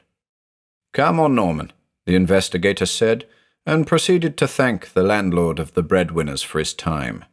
We'll speak again soon, he called over his shoulder, as he and Kane went in search of the exit.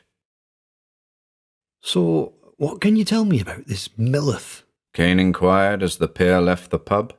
The chilly thoroughfare onto which they'd stepped was dark now, frequented by the occasional pedestrian, each of which strode in haste, as if afraid to be outdoors. It surfaced in the middle of the 19th century, the investigator began, attributed to a magician of sorts known as Montaigne. Some say he moved in the same circles as another infamous magician by the name of Jericho. Sorcerella Jericho? Kane ventured. The very same, Van Melsen confirmed. I see you're not a stranger to this subject. The young bookworm shrugged his shoulders. In terms of rare books, he said, the Sorcerella seems to be more widely known than others. Van Melsen nodded as the two strolled east along Bodmin Road. Let's have a look down here, he said, keen to explore a shadowy ginnel between the Breadwinners and a row of cottages. Montaigne kept a low profile, he went on.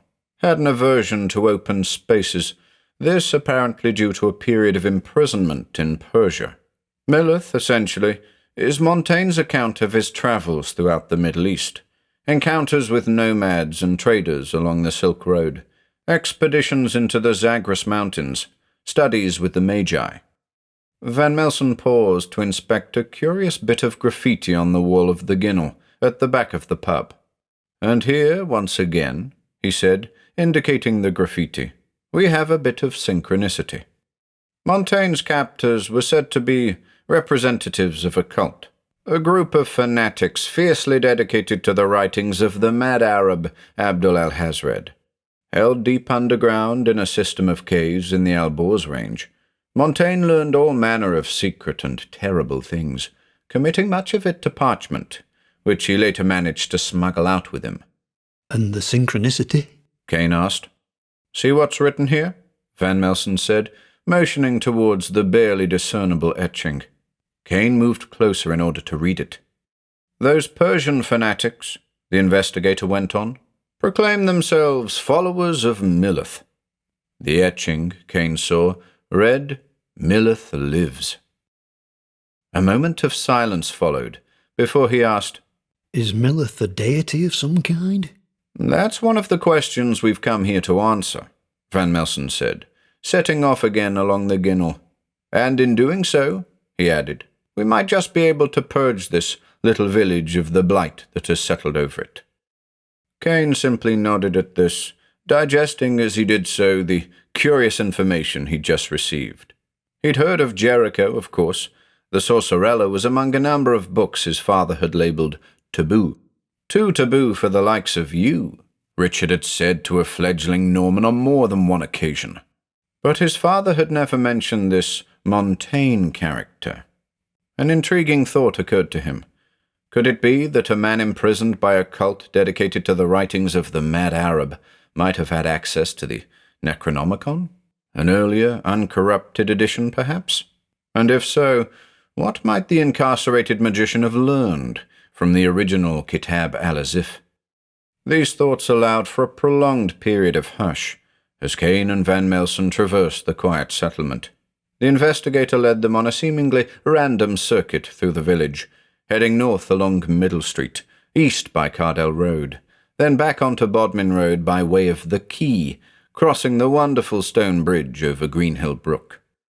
Just shy of 9 p.m., the pair had reached Greenhill Lodge off Bodmin Road, just southeast of the Breadwinners, when a young woman wrapped in a grey shawl emerged from a passage between the guest house and a disused cottage.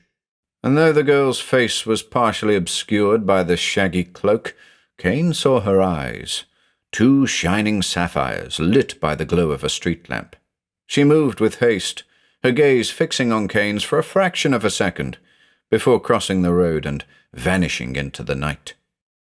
Well then, Van Melsen said, snapping Kane out of the trance-like state the hustling lady had unwittingly caused. Let's see what old Blakely has in store for us. Greenhill Lodge looked ancient, with its dated, half-timbered, black-and-white facade reminiscent of a Tudor house. Van Melsen stepped under the shelter of the jetty and proceeded to knock at the frail-looking door. Moments later, an equally frail-looking figure answered the summons and invited the men inside. And though Jim at the Breadwinners had told old Blakely to expect one guest, the proprietor didn't look at all surprised to see the young man at Van Melsen's side. "This way," Blakely all but whispered, the words thick with phlegm. The pair were escorted to what passed for a reception area, a highly polished sideboard at the bottom of a crooked staircase. Under the glare of an unforgiving bulb, the would-be guests got their first look at their would-be host. To refer to the man as old Blakely was an understatement. The character before them, now reaching for a very short pencil, stood hunched to the point of toppling forwards, his back curved like a bow. He was all skin and bone, dressed as he was in just a white vest and navy trousers, a pair of braces shouldering the burden of keeping the latter up. Arms like twigs, hands like claws, this ghost of a man could have passed for 1,000 years old. His face had the likeness of a wrinkly mask, hanging loose from the musculature beneath, and his eyes, just like those of a bloodhound. Ancient Blakely, pencil in claw, proceeded to check the men into the lodge. There was no small talk, just the matter-of-fact approach of one who had conducted the process ad infinitum.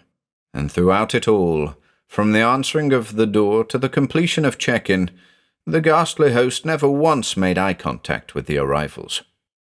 "Can we talk about—" Van Melsen began, only to be interrupted. "In the morning," Blakely sputtered. "Plenty of time for that in the morning." The investigator simply nodded, throwing Kane a wide-eyed glance in the process. Kane shrugged his shoulders as the old man, lowering his upper body like an antique crane, rummaged for a couple of room keys in a drawer of the sideboard. "I'll show you to your rooms," he said, spinning very carefully on his heel. Van Melsen rolled his eyes as Blakely started for the crooked stairs. Kane just about managed to suppress a chuckle. 3. Saturday, October 4th. Van Melsen was sleeping. Having written off the evening, owing to the evasiveness of Michael Blakely, he and Kane had retired to rooms 5 and 7, respectively, deciding to take advantage of an opportunity to rest. It was just after midnight that the investigator had last glanced at the clock by the bed. He'd had a devil of a time getting off. The lodge, apparently, was a hive of activity. Beams moaning above his head, floorboards screeching beneath the bed, distant doors rocking to and fro on their hinges, loose panes of glass tap-tap-tapping for hours on end. And just what old Blakely himself had been up to till midnight, despite telling the pair he was dead on his feet, traipsing up and down the corridors with a pace that seemed inconsistent with the frail shadow of a man they'd met earlier, Van Melsen had shuddered to surmise. And now he was dreaming. A strange dream, the likes of which he'd never experienced before. He was at the top of a mountain. No, he was by the edge of a cliff, and the cliff was underground.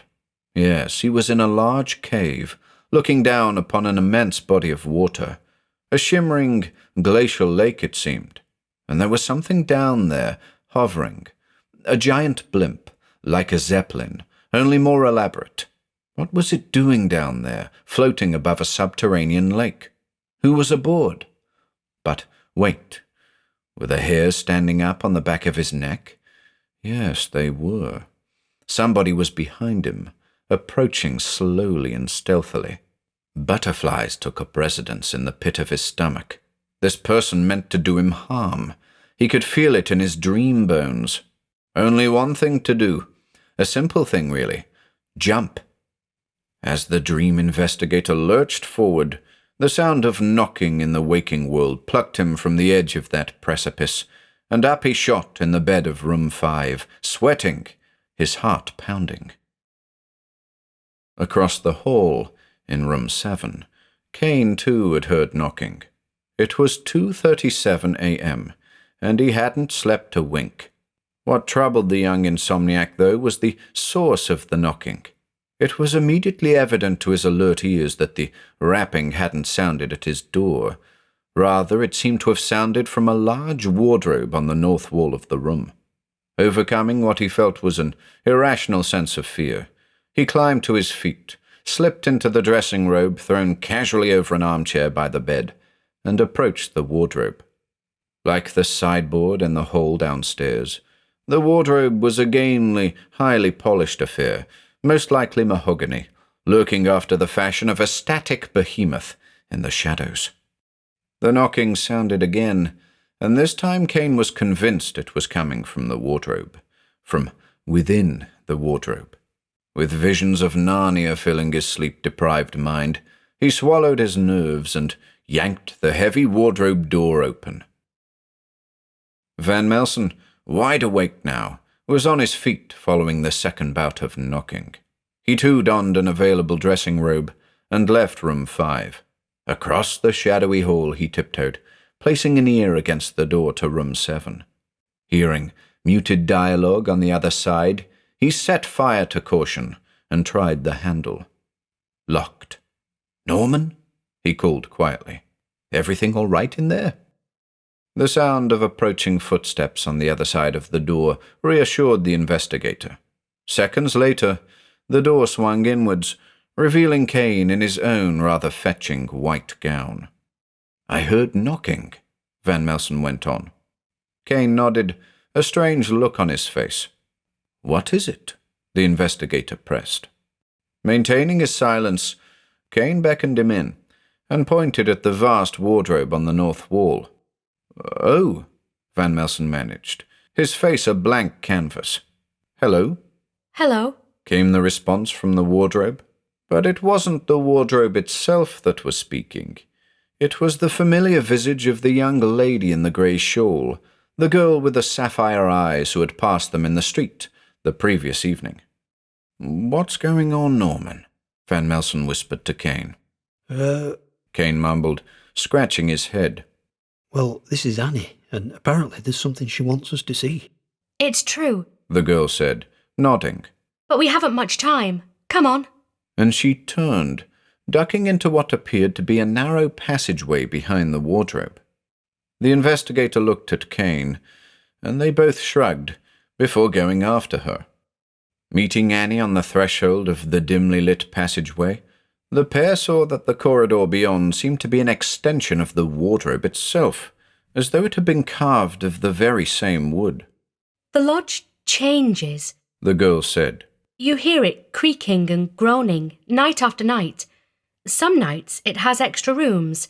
Other nights it has corridors like this. How's that possible? Kane blurted, aghast.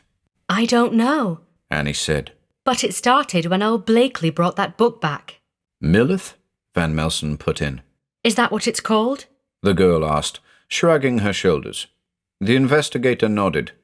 It's a real piece of work, he said, nodding intensely. It shouldn't be here. Certainly not in the hands of one who doesn't know a thing about it. Where's this corridor go? Kane continued. His imagination caught up in the strangeness of it all. My bedroom, Annie returned matter-of-factly. Your bedroom? Kane stammered. You live here? The girl shook her head vehemently. No, she said. I live a few streets down from here. Then how...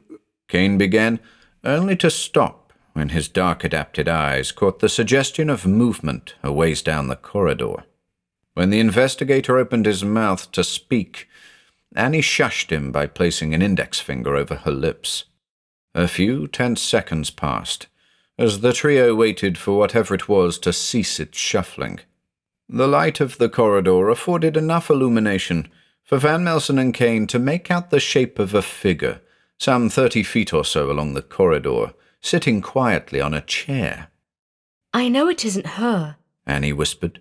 But that lady looks exactly like my grandmother. Kane swallowed audibly. Van Melsen leaned forward to get a better look at the silhouette in the darkness. Is that what you wanted to show us? No, Annie said immediately. It's what she has on her lap. It was Van Melsen's turn to gulp. And what's that, exactly? He managed. Annie, her eyes still bright in the shadows, said, The book. Ah, the investigator sighed. Old Blakely hasn't seen it for days. Annie continued. It drove him mad, turned the lodge inside out, then disappeared. Turns out Granny's been holding on to it. Kane tapped Annie on the shoulder. So, what now? I hope you're not expecting one of us to go after it. She looks like my grandmother, Annie said, still whispering. I don't want to go anywhere near her. Van Melsen, knowing what was expected of him, puffed out his chest, tightened the dressing robe around his waist, and stepped into the passageway proper. Be careful, Annie quietly called after him. The investigator paid no heed to her words, simply edged forwards, one bare foot at a time, along the curious wooden corridor. Everything about the passage was wrong. The homogeneous wood comprising floor, walls, and ceiling, the inexplicable glow that seemed to emanate from the very air about him, air that was appallingly close and humid, and the dreadful silence of the place, as though he'd stepped into a sort of limbo space between two worlds. He could feel his heart still thumping in his chest, memories of the strange dream still lingering on the edge of his perception. Granny was a little clearer now, a diminutive figure, sitting in complete stillness on the chair. A Queen Anne it was, its arms supporting the lifeless limbs of its occupant. As Van Melsen neared the inert form, he imagined himself as a child, playing the quiet game. In order to win the quiet game, absolute silence must be maintained. No sudden movements, no heavy footsteps, no sneezes or involuntary coughs. And then it occurred to him, what exactly was this strange being ahead of him? Why had it chosen to take the form of the young lady's grandmother? Was it an attempt to lure her? Would it, he now pondered, choose to take the form of someone from his life? His grandmother? Just stop, he thought to himself. It doesn't matter. Not right now, anyway. Within a couple of feet of the frozen figure, the investigator spotted the prize on the old lady's lap. Just focus on the book, his thoughts went on. Don't look at the face. Anything but the face. But the very thought persuaded him to do just that. And what followed transpired in less than 10 seconds. Van Melsen's eyes moved in the direction of Granny's head, and found not a face, but a mask of petrified wood, with gaping black recesses where the eyes should have been, and an upturned slit in place of a mouth. Wiry stems protruded from the wooden head, curved and snake-like, a poor imitation of human hair. Seeing this, the investigator let out a frenzied gasp, the intensity of which had the unfortunate effect of bringing the petrified lady back to life. The head pivoted round to face him, creaking as it did so, sounding just like the moans and screeches that had resounded throughout the house after bedtime. Leaping forward, he grabbed the book from Granny's lap and took off running the way he came, narrowly avoiding the questing, gnarled hand that sought to grab him. "Hurry!" cried Annie, waving her hands in the air, Cain by her side, eyes wide and disbelieving. Van Melsen galloped, the white robe flailing behind him, a target for the groaning, wooden monstrosity that was after him. The thing grasped and lunged, brushing but not quite touching that which it so desperately sought. The two on the threshold quickly retreated, encouraging the investigator as they did so. "You can make it!" Annie yelled, as with one tremendous act of will, Van Melsen hurled himself forwards, like one competing in the long jump, landing on his backside in the middle of room 7. Cain, coming to his senses at last, pushed Annie aside and reached for the wardrobe door. The wooden mass, for that was what it now resembled, a veritable storm of lumber hurtling towards room 7, came within a few inches of the door as the young man slammed it closed. One final groan echoed on the other side, the cry of something defeated, and then there was silence. And all that in less than 10 seconds. In the middle of the room, his chest rising and falling, like the ebb and flow of a turbulent tide, Van Melsen clutched the copy of Millith in his bony hands, a small, leather-bound book with faded, gilt edges, an anonymous-looking tome by all accounts. "What now?" asked Cain, wearing the look of one just roused from a particularly vivid nightmare. "We've a bit of reading to do," babbled the investigator, holding the book in one hand, and with the other searching the empty pockets of the dressing gown for a cigarette. With understandable trepidation, the three that had escaped the clutches of the wooden lady established themselves in room 5, eager to remain there till dawn. Here, Van Melsen found a cigarette, and lit it hastily. Cain, still bewildered, looked to the girl with the sapphire eyes questioningly. "I was at home sleeping," she began. "It was a gust of air that woke me, blew right across my face. I shot up and found myself looking into that wooden tunnel. It's weird. I'd overheard talk of guests experiencing strange things at the lodge, so I kind of just accepted what I was seeing." Van Melsen, inhaling deeply, listened to Annie's account intently, as he sat himself cross-legged by the room's only window. Light from a street lamp fell on him, highlighting the sharp lines of his gaunt face. I dressed, Annie continued. and decided to check it out. There was a voice in the back of my head telling me to enter the tunnel, to follow it to the opposite end, where I'd find you. This she said while looking at Kane. What voice? Kane asked. I can't explain it. If anything, it sounded like my own voice. Go on. Kane urged. I did as the voice commanded. Annie went on. I made my way along the tunnel. The old woman in the chair was at the midpoint between my room and yours. I knew what she was holding the second I saw it. I've eavesdropping to thank for that too. But I wasn't expecting to see Granny in there. What the hell was that thing? If it's what I think it is, Van Melsen volunteered, you might call it a cow. I'm guessing here, but it's possible the thing took on the form of your grandmother to deter you from going after the book. Annie frowned, exhaling deeply. Cow? Kane asked for clarification. K-O-W, cow. Occupants of a limbo-like plane, referred to, in some circles at least, as the fringe. They're impersonators, using their shape-shifting abilities to steal objects of perceived value from those foolish enough to enter their realm. With their ill-gotten gains, they seek to curry favor with higher powers by offering gifts. In this case, a worthless copy of Millith.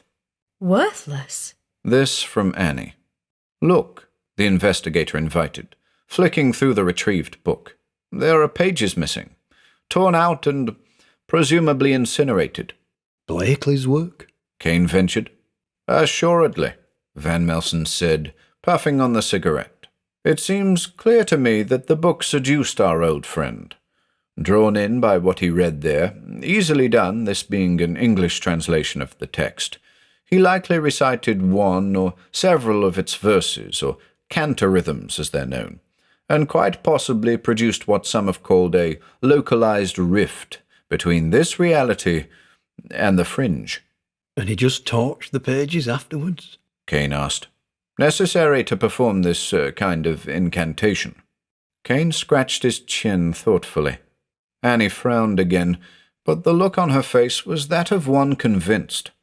And this is the cause of everything happening in Greenhill? She asked. The investigator shrugged his shoulders. Either way, the really troubling part, he went on, is that the presence of a cow usually indicates the presence of those higher powers they seek to cajole.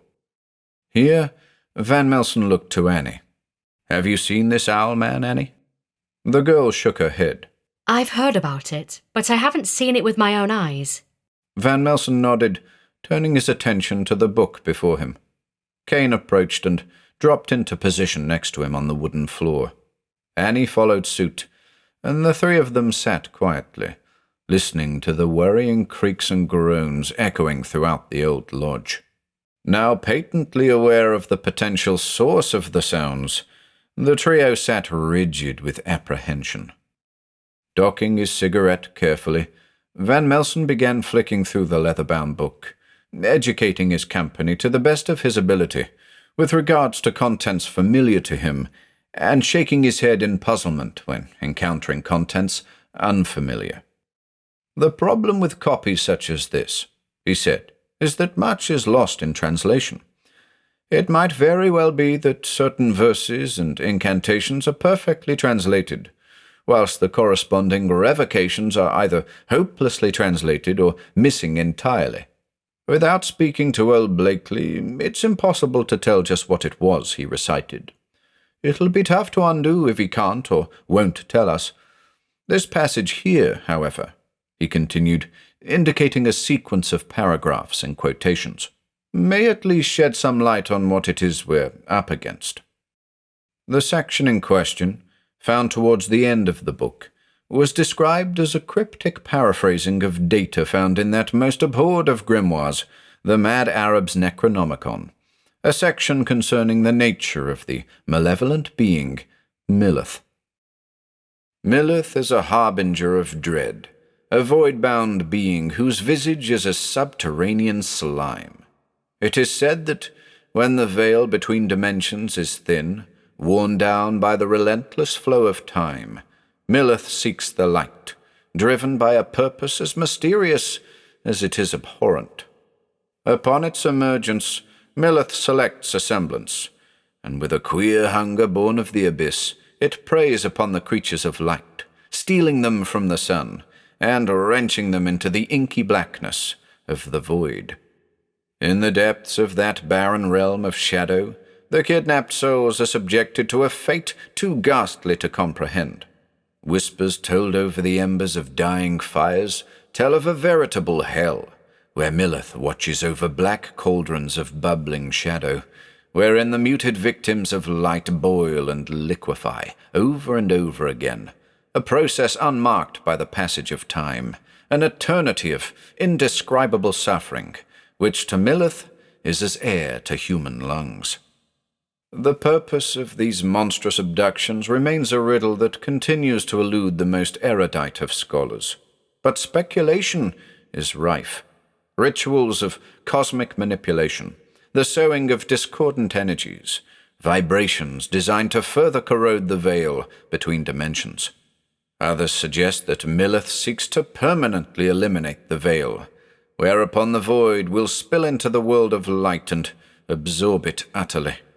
Legends speak of brave souls who have embarked on perilous journeys to retrieve those ensnared by Millith's grasp, venturing into the abyss by way of astral travel.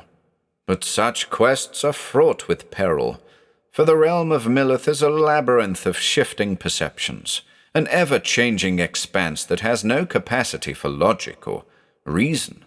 None who venture there return with their minds intact, their rambling tales fragmented and irrational. Beware the whispers that herald Millith's arrival, for its presence represents a rupture in the natural order, a tear in the very tapestry of reality. When the veil between dimensions is thin, it is the duty of those who wield the forbidden knowledge to guard against Millith, to seal the boundaries that shelter the world of light from the clutches of the void-bound fiend. The secrets of Millith remain a riddle that humankind may never fully decipher, a shadowy enigma that serves as a grim reminder of the terrors that lurk beyond the threshold of our understanding. "In the morning," muttered Van Melsen, shuddering, "we'll meet again with Mr. Blakely, and see if we can't formulate a plan of action. For now, I think we should try to get some rest.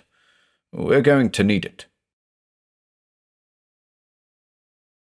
4. The remainder of those early Saturday hours were spent in and out of light sleep. The unlikely trio sprawled across the floor atop duvets, throws, and a dozen pillows. Dreams were brief but vivid, in which, collectively, the three near strangers saw the wooden face of Granny, pursuing them across interminable gulfs of darkness, and always in the shadow of a giant owl, a spectral demon in the shape of a bird.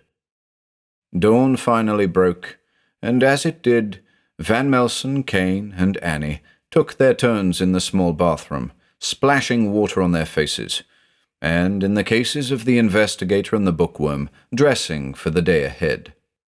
It was around 7:45 a.m. when the trio took their leave of room 5. Van Melsen, taking the lead, suggested a quick glimpse inside Kane's wardrobe, to which the young man protested vehemently, insisting that the three of them had done well enough to escape the cow in the first place. Wardrobe aside, a thorough search of the lodge was conducted, which, according to Annie, appeared as it should, with no new rooms or supplementary corridors. As for old Blakely, the proprietor of the guest house was nowhere to be found. "Could he have stepped out for a breath of fresh air?" Kane ventured. Annie immediately shook her head. I doubt it. She said. He hasn't left the house in weeks. "Are you sure about that?" Van Melsen put in. Annie went to speak, but hesitated. The investigator's comment was prompted by a desk in what evidently served as Blakely's office. Atop the desk were scattered numerous sheets of paper, some the nonsensical scribblings of a befuddled mind, others displaying maps of the village, one of which had specific locations marked. A row of houses on the south side of the village, St. Bart's to the north, and a seemingly random location in the forest to the east. What could our unwitting warlock have found notable about these particular locations? Van Melsen mused. Look at this, he went on, indicating a handwritten note above the spot marked in the forest. Cuthbert, Baxter, said Annie. our greengrocer. He lives in the forest? Kane ventured. No, She replied, shaking her head. he lives on Barker's Row, the row of houses marked on the map there. Interesting, Van Melsen murmured. Perhaps this fellow can tell us the whereabouts of old Blakely. Bundling a selection of papers into his satchel, the investigator ushered them out of the lodge. A 5-minute trundle across the village was all it took to reach Barker's Row, a small street consisting of 7 cottages overlooking a stagnant pond to the east. Like the rest of Greenhill Coppice that Saturday morning, the scene was extremely hushed, as though the residents had decided to pack up and disappear, leaving a ghost town in their wake. Which house is Cuthbert's? The investigator asked. The last cottage on the right. Annie answered. Number 6. As Van Melsen carried out his methodical business, studying the brickwork of the greystone dwellings, looking up at the neatly thatched roofs, sniffing the air for goodness knows what, Kane became gradually conscious of a voice in the back of his mind. Nor did it emanate from the trees that surrounded the village. Akin to the voice Annie had described that spoke to her in the night, this voice was very much his own voice, but disconnected from him in a way that he had never before experienced, as though a piece of him was floating in the air above his head. And it was only the tone that was familiar, because he couldn't make out a single word the voice was saying. There was a monotony to it, like a repeated mantra, which stirred in him visions of a dark passageway, a claustrophobic tunnel from which poured a noxious arrangement of cacophonous bellows. There was an urgency to the mantra, but it was much too vague, and ultimately too fleeting to impart anything tangible. Finally, the hollowed words of the man in the long black overcoat broke the spell. "Quickly!" Van Melsen called, with a touch of excitement. Annie, with Kane at her heels, approached the investigator, who was standing by the door of number 6, his eyes wide. The door, they saw, was ajar, and from within, like steam escaping from a Manhattan manhole cover, there leaked a low moaning, the source of which was a rasping voice all 3 present recognized. Van Melsen pushed the door open, and as Hansel and Gretel followed the trail of breadcrumbs, traced the groan, which led them to the kitchen at the back of the cottage. The sight that awaited them was both ghastly and strange. What? Started Annie, only to throw a hand over her mouth in alarm and repulsion. The 2 men just stood there on the threshold of the cramped space, their gazes fixed on the shape, standing upright at the center of the room. Blakely, Kane managed, his brow creased. And it was the old man, or it had been the old man. For now, all that remained of Michael Blakely was a translucent skin in the shape of a crooked human being, a skin shed after the fashion of a snake, or, more fittingly, a tarantula. The groan the trio had followed faded now, as the last of it escaped from the figure's dried-up lips, and in his shriveled hands, capped beneath his withered chin, was a plain silver key. What happened to him? Annie managed at last. "I wouldn't dare conjecture," Van Melsen said, moving forward a couple of paces. "But I will say that old Blakely has been on borrowed time for a while now. Whatever he was hoping to achieve this morning, you can be sure it has something to do with that key he's clutching." A search of the small cottage ensued, resulting in little but frustration. Cuthbert Baxter, greengrocer, kept nothing of value at his humble abode, certainly not a safe necessitating a silver key, nor a hidden door in the cellar that the investigator seemed positive he would discover. Baxter's possessions were bland and uninteresting. From the faded photographs of his appearances at multiple food festivals adorning the walls of the living room, to the collection of British bird miniatures on the dresser in his bedroom. Returning to the kitchen, the trio were horrified to discover that the shed skin of Blakely had deflated like a balloon, resembling little more than an untidy pile of leather on the cold tiles. What should we do about him? Kane asked, staring in disbelief at the remains of the old man. I suggest we reconvene with Mr. Wilkins, Van Melsen said. We'll need to alert the authorities. Kane was about to speak when the investigator continued. However, he went on, I'd like to pay a visit to the marked spot in the woods prior to doing so. How far is it from here, Annie? The young lady shrugged, saying, 10 minutes? What do you say? Van Melsen inquired, addressing both Kane and Annie.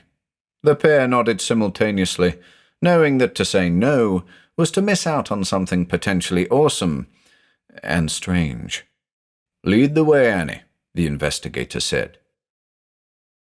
By 9 a.m., the three of them were trudging through Cardinham Woods in search of the second location marked on old Blakely's map. Annie was at the head of the group, making her way with familiarity. This pleased Kane, for two reasons. One, it was always good to have a member of the local community on board as a guide. And two, he found himself drawn to the sapphire-eyed girl. She was headstrong and daring, from a family of butchers he'd learned on the hike, a young lady skilled in the art of butchery, with a great respect for the animals from which her family made their living. We're almost there, Annie said, smiling, in spite of the recent strangeness.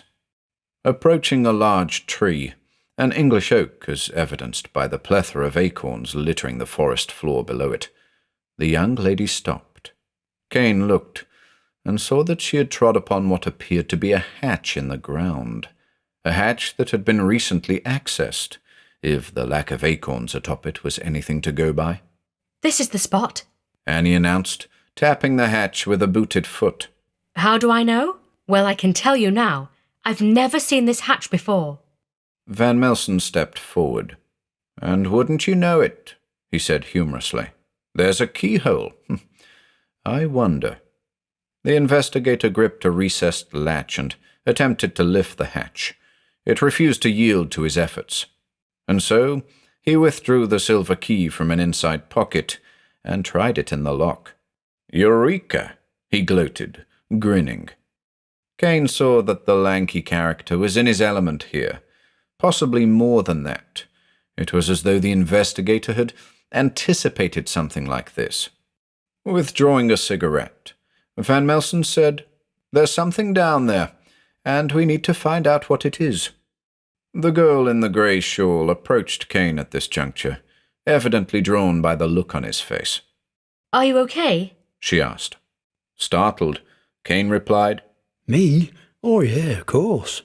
But Annie, and the man by the hatch with the cigarette in his mouth, saw right through Kane's poor attempt at bravado. All right. Kane yielded.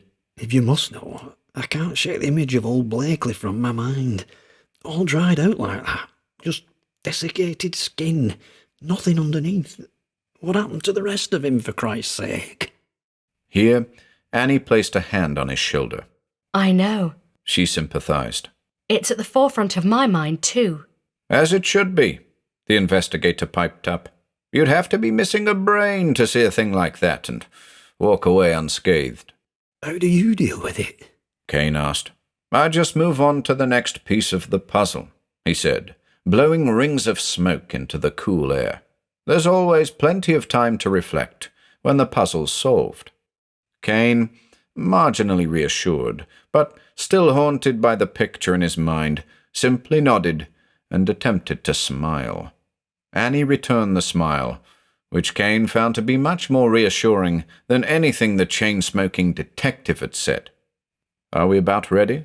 Van Melsen asked, docking the cigarette. Yes, Annie said, eyeing Kane with those blue sapphires. The young man sighed and started towards the hatch. Let's do it, he said. It was Annie who opened the hatch. It came up with little effort, revealing a dimly lit staircase. This surprised the young lady. I'm not sure what I was expecting to find, she said. But it definitely wasn't a flight of stairs. The steps were of stone, and when the trio crouched to get a better view below, they could just about make out a small chamber at the bottom of the flight. Kane surprised his companions by taking the first step. A rush of adrenaline had swept through his veins, and he wanted to make the most of it. Down he went, step by step, Annie directly behind him, and Van Melsen taking up the rear. Reaching the bottom, they found themselves in a cramped space, stone walls enclosing a plain wooden desk, behind which sat a motionless figure, a figure whose very lack of movement had each of them thinking of the cow they'd encountered back at the lodge. Is that? Kane began, only to have Annie complete his question. Mr. Baxter, yes, she affirmed. She took a step towards the desk. Mr. Baxter? She called quietly. Cuthbert, are you all right? But Baxter remained fixed and motionless. Is it him? Kane said in an aside to Van Melsen. Or does it just look like him? It's difficult to say, he answered conservatively. Kane studied the figure minutely. The man was a scrawny individual, with an oddly wide head and pronounced cheekbones. A pair of round glasses reflected the light of a candle that sat on the desk in front of him, making the eyes behind them impossible to see. Baxter's arms, long and wiry, were crossed over his chest in an attitude of outright defiance. But the most unusual thing about him was the man's skin. It appeared grey and glossy, brittle even, just like the stone of the walls that made up the chamber. Mr. Baxter, Van Melsen ventured, joining Annie. What are you doing down here? But still, the scrawny man remained stationary. Kane, cautious but not afraid, met his companions, as the investigator withdrew the copy of Millith from the satchel at his side. Turning towards the back of the small volume, Van Melsen studied what was written there. Cuthbert? Annie called again, looking at the table before the man. Aside from the candle, an ordinary church candle, the table was bare. Suddenly, the investigator yelled, "Cow-whack, downack!" What? Kane began, but soon abandoned his speech when he saw the effect of Van Melsen's strange utterance. The former statue, Cuthbert Baxter, was now alert. Uncrossing his stiff arms, he placed them on the table in front of him. "One," the man immediately said, his voice little more than the sawtooth drone of a synthesizer. "With moonstone in hand, summon the barn owls." Van Melsen, ready for this outpouring of information it would seem, had armed himself with a pencil, and was noting down Mr. Baxter's words in the back of Millith. "Two," Cuthbert continued, his stony face alive with motion now. "Grind a powder of mugwort, lavender, and yarrow. A portion must be sown if you're to see new tomorrows." Kane frowned. Annie stared. The investigator scribbled maniacally.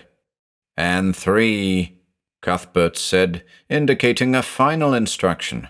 "With fire in your belly, you must seek out his lair. From there and only there can he return to elsewhere." Van Melsen, with great haste, committed these last words to the back page of Millith, and it was soon glaringly obvious as to why he had worked so rapidly. Mr. Baxter, once an unassuming greengrocer from the quiet village of Greenhill Coppice, was now a cow, an occupant of the fringe, a servitor of Millith. The investigator had manipulated the man of stone into divulging a sacred secret, a terrible theft, an unforgivable crime, for which the interloper would pay the ultimate price. "Move!" Van Melsen bellowed, grabbing both Kane and Annie by the scruffs of their necks. as the clumsy effigy lunged forwards, its cold limbs reaching, clutching, and a moan, a guttural, synthetic whimper accompanied that lunge, a desperate cry, the wail of the damned. The three of them darted for the stone steps, leaping up them three at a time. Once again, Van Melsen found himself within whisper distance of a questing cow, its limbs now little more than flailing tentacles, scrabbling at his back, his elbows, the hair atop his head. Like the waters of a geyser, Kane, followed by Annie, and lastly Van Melsen, spewed out of the hatch, leaping clear of the seeking extremities of the cow, finding comfort atop the acorn-strewn earth of Cardinum Woods. Before the fortunate fleers had even realized they'd made it, the cow was gone, as was the hatch, and any sign that it had ever been there. Panting, his heart threatening to burst out of his chest, Van Melsen withdrew a cigarette and lit it promptly. "I must apologize," he said, wheezing. "I should have descended alone. An unnecessary risk for the two of you. Please, accept my apologies." Kane looked at the gaunt figure next to him on the leafy ground. This was the first time since their meeting the day before that the investigator had let his mask slip, the facade of the self-assured detective. It's okay, Annie said, a little red in the face. I wouldn't have missed it for the world.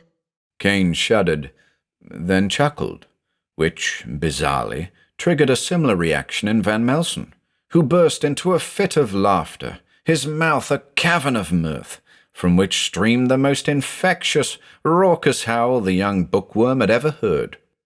Later, Kane would look back on this moment as one of the last, truly joyous events of his life. Three strangers who became overnight friends, thanks to a threat from another world. "Jocularity aside," Van Melsen said, still tittering, "we need to be very careful from now on. These instructions here," he went on, holding up the copy of Millith, "need to be carried out to the letter, which, unfortunately, will require some thought on my part. We should head to the breadwinners. I suggest we hole up there for a while." And so, the unlikely trio, startled but still alive, climbed to their feet and marched their way back through the damp forest to the breadwinner's grotto. 5. Mr. Winkler, whose doors were not yet open at 11 that Saturday morning, greeted Van Melsen and company with a great deal of enthusiasm. He ushered them into the empty bar area, where the three of them were invited to take a seat. Instructions were hollowed over a large shoulder towards what was clearly the kitchen, from which direction shortly followed the unmistakable sounds of food preparation, the sizzling of pans, and the opening of tins. "You look famished, the three of you," he said, as he added tea bags to 3 mugs plucked from behind the bar.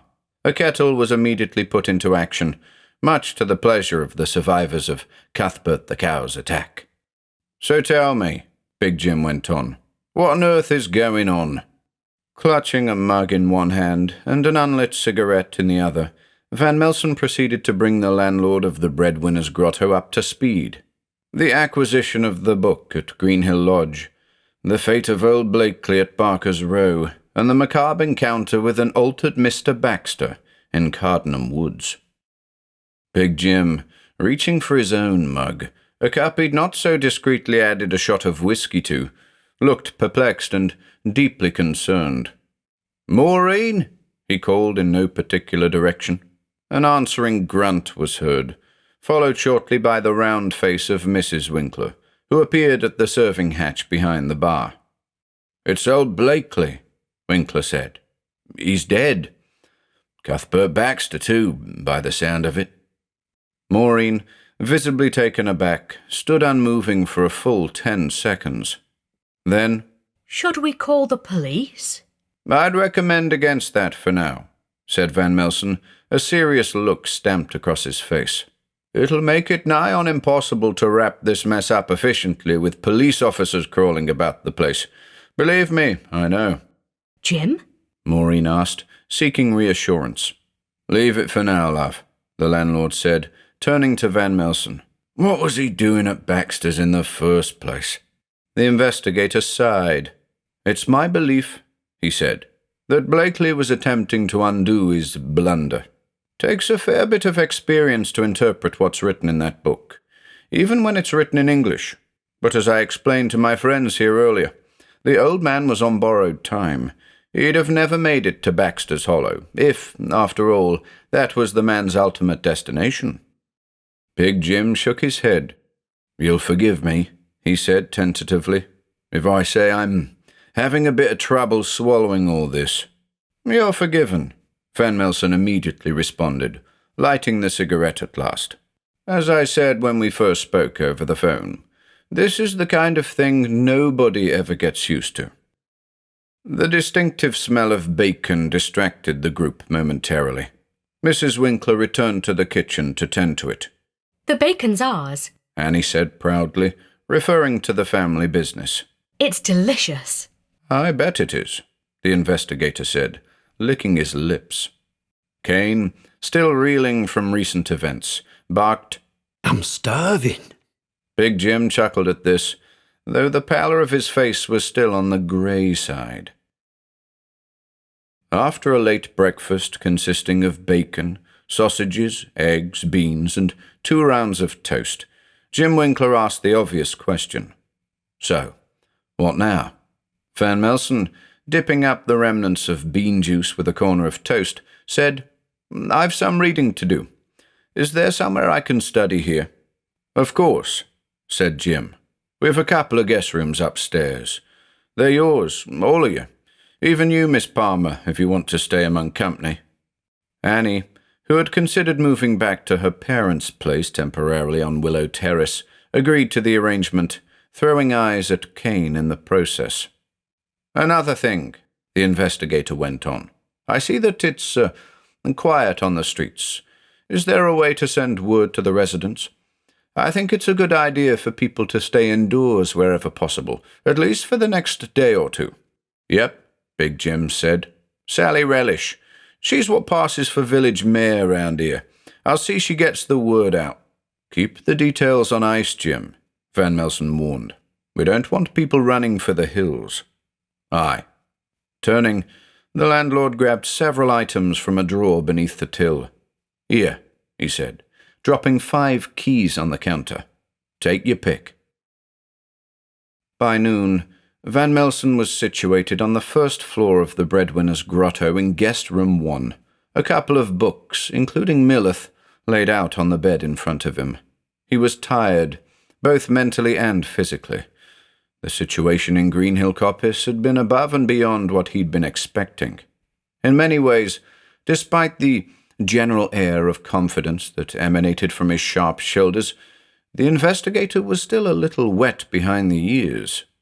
He'd been a bookish character in the early days, consuming everything he could on the broad subjects of esoterica and the occult, from the writings of Trismegistus to Swedenborg and Cephariel. He'd sought to understand the sources of all things outre, securing access to private libraries, attending the clandestine assemblies of would-be necromancers, all-night vigils in supposed haunted houses. It was this latter activity that inspired a young Peter Van Melsen to call upon his years of research and to offer his services to those in need of a confident man of occult knowledge to help identify and, wherever possible, eradicate supernatural activity. Prior to October 3rd, 1986, his experiences had been relatively mundane, debunking hoaxes left, right, and center, juvenile crooks and aging attention-seekers. But in Greenhill Coppice, in little more than 24 hours, he'd crossed the hidden veil between 2 realities twice, fled from and, on the second encounter, coerced a cow, those servile shapeshifters first whispered of in a much younger China. And he'd acquired a forbidden book, facsimile though it might be, with the power to subvert an extra-dimensional being. Yes, he was wet behind the ears. He felt it, too. His heart still raced in his chest, and he wondered if he'd ever feel calm again, despite his carefully conserved outward appearance. But now wasn't the time to dwell on mental and physical ailments. He was knee-deep in the Green Hill horror, and was determined to see it through to its ghastly climax. Van Melsen looked at the notes he'd taken in Baxter's Hollow, the words he'd extracted from the cow. 1. With Moonstone, summon the barn owls. 2. Grind mugwort, lavender and yarrow. A portion must be sown. 3. With fire in belly, seek out lair. There can he return. Blimey, he breathed, his hands blindly seeking a cigarette. Lighting it, he opened his journal, a small brown leather notebook. In it were the notes he'd made back in the basement of Bodmin Books, notes pertaining to the very instructions he'd drawn from the cow. Inferences were made regarding the effect of the instructions. In the presence of Millith, Van Melsen read aloud, one must make him uncomfortable, alter the environment, force him out, and steps must be taken to ensure he can't come back, for he continuously desires to. The investigator puffed on the cigarette, wafting the smoke from his eyes. He'd have to draw on his entire knowledge to work this one out. Outside, a light fog had settled over the village. Cain and Annie, superfluous for the time being, had stepped out for a breath of fresh air. Van Melsen had warned against them straying too far from the pub, and as such they found themselves on the steps of the market hall. Despite the mist, visibility was still good enough to make out the pub on the other side of the road, and the market hall itself sat at the centre of an open square. Unless Owlman swept down from directly above, and the thought had crossed their minds, they would see the threat approaching long before it could do them any harm. The two had sat in a comfortable silence for a while, before it was broken with a question. How long have you lived here? Cain asked Annie, sitting very close to her on the cold steps. My whole life, said the girl in the grey shawl, offering him a modest smile. It's a nice place, monsters notwithstanding. Annie smirked at that. and all because of a book. She said, shaking her head. Hard to believe, isn't it? Well, books are powerful things. I spend most of my time looking for them. You might say it's an obsession of mine. Yes, but I doubt you'd knowingly go after a book like Millith. I think I would. He said without hesitation. But only to remove it from general circulation. To lock it away somewhere. Really? Annie asked, her eyes wide. You wouldn't be tempted to read a book like that? Tempted? Yeah. He said. But I like to think I'd be strong enough to resist that temptation. Annie grinned, and her whole face lit up. The ruby of her lips, the blush of her cheeks, the dark, curly hair that crowned her head seemed glossier, and her eyes, well, there are 1,000 words to describe those boundless pools. Sounds like a lot of hard work. She said.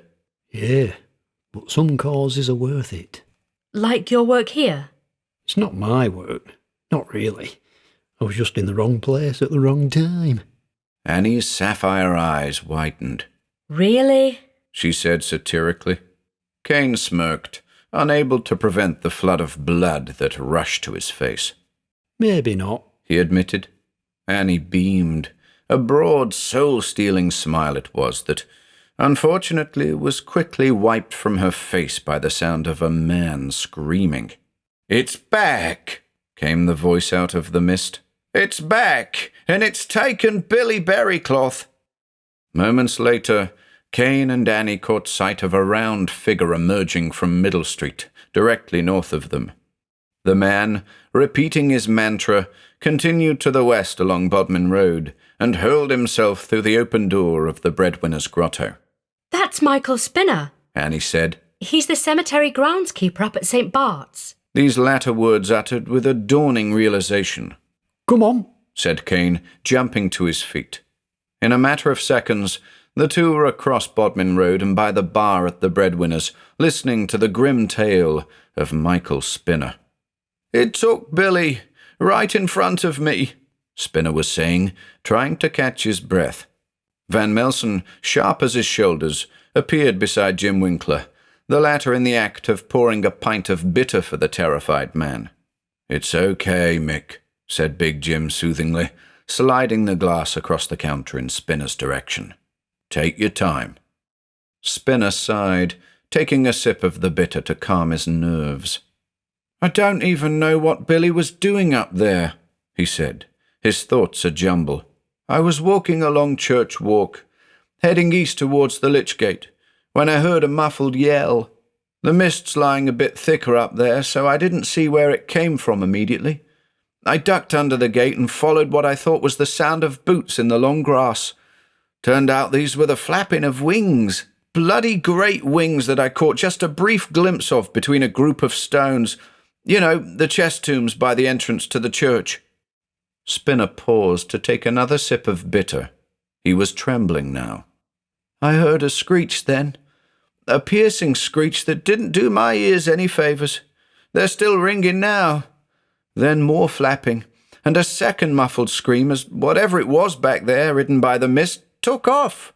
And I knew it had Billy in its clutches because he let out a third scream, and I recognised his voice. 'Help me,' he yelled, before that great flapping thing carried him away, screeching the whole time." And that was it. Spinner fell into an apathetic stupor, no longer interested in speaking, nor sipping from the pint mug in front of him. "Is that all, Mick?" the landlord inquired, but Spinner just shrugged, mumbling something under his breath, something to the effect of, "It's back." "Jesus Christ," Big Jim blurted, curling his fists. Where do you suppose it's taken him? This from Mrs. Winkler, whose head was once more poking through the serving hatch. "God only knows," Jim went on. "Mr. Van Melsen?" The investigator looked Big Jim squarely in the eye, nodded, then turned to Spinner. "Mick," he began, using the name Winkler had used. His even tone seemed to rouse the disturbed groundskeeper from his reflections. "Yes," he said with effort. "Did you get any impression whatsoever of where the thing was headed?" I don't know." "Think now. Did it fly towards the church or away from it?" Wait. Yes, I think it flew towards it." "You're certain?" "Not certain, but I think so." Van Melsen nodded, turning to Kane. "I'm developing a plan of action, but a few things will be required in order to proceed." Kane nodded, recalling vaguely some of the words spouted by the cow in the woods. "Jim," the investigator continued, "I need to get my hands on a few items." "Such as?" the landlord inquired. Some choice materials. Is there an apothecary in town?" Big Jim shook his head. Here, Maureen spoke up again. "But Beryl Orton runs an apothecary in Bodmin. She's bound to keep some bits and pieces at home." "Worth a shot," the landlord said. "Annie," Van Melsen continued, "do you know where this Beryl lives?" "I do," she said. "Do you and Norman fancy running an errand?" As it transpired, 4 individuals went out on errands. Kane and Annie went north to Cardell Road, and Jim and Maureen Winkler went south to Lower Millpool Road to seek out Barbara Wilkes, whose twice-weekly stall at the Market Hall was dedicated to the sale of precious gemstones. If anybody had moonstones among their possessions, it would be her. Meanwhile, Van Melsen would return to his studies, requiring, he said, complete and total isolation for at least a couple of hours. This was promised him, with Jim and Maureen's eldest son, Stephen, keeping an eye on Michael Spinner in the bar area.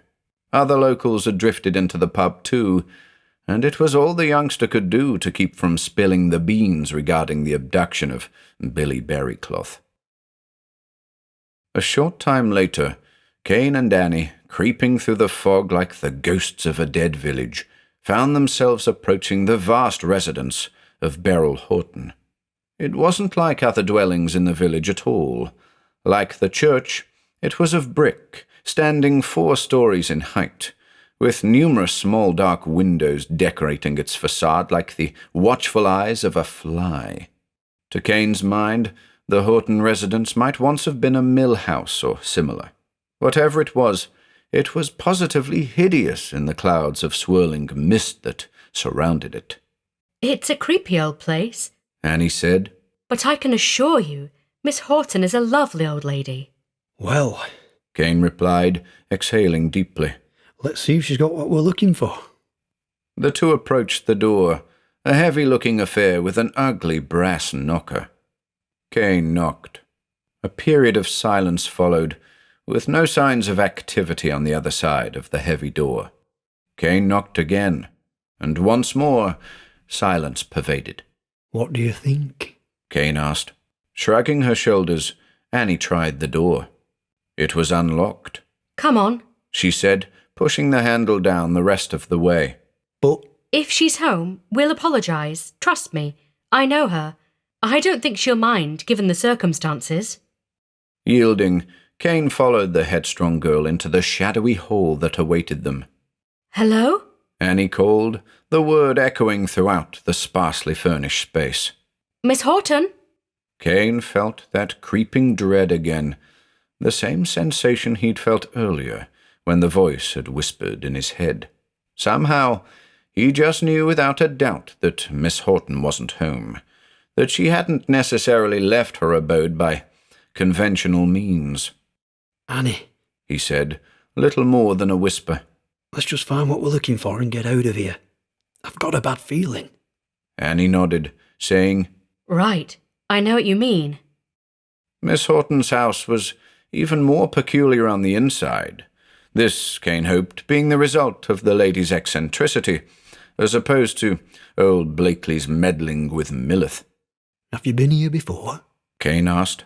I've been to the door, but never inside. This wasn't the answer the young man was hoping for. He was looking for reassurance, not more uncertainty. And into the heart of the house they went.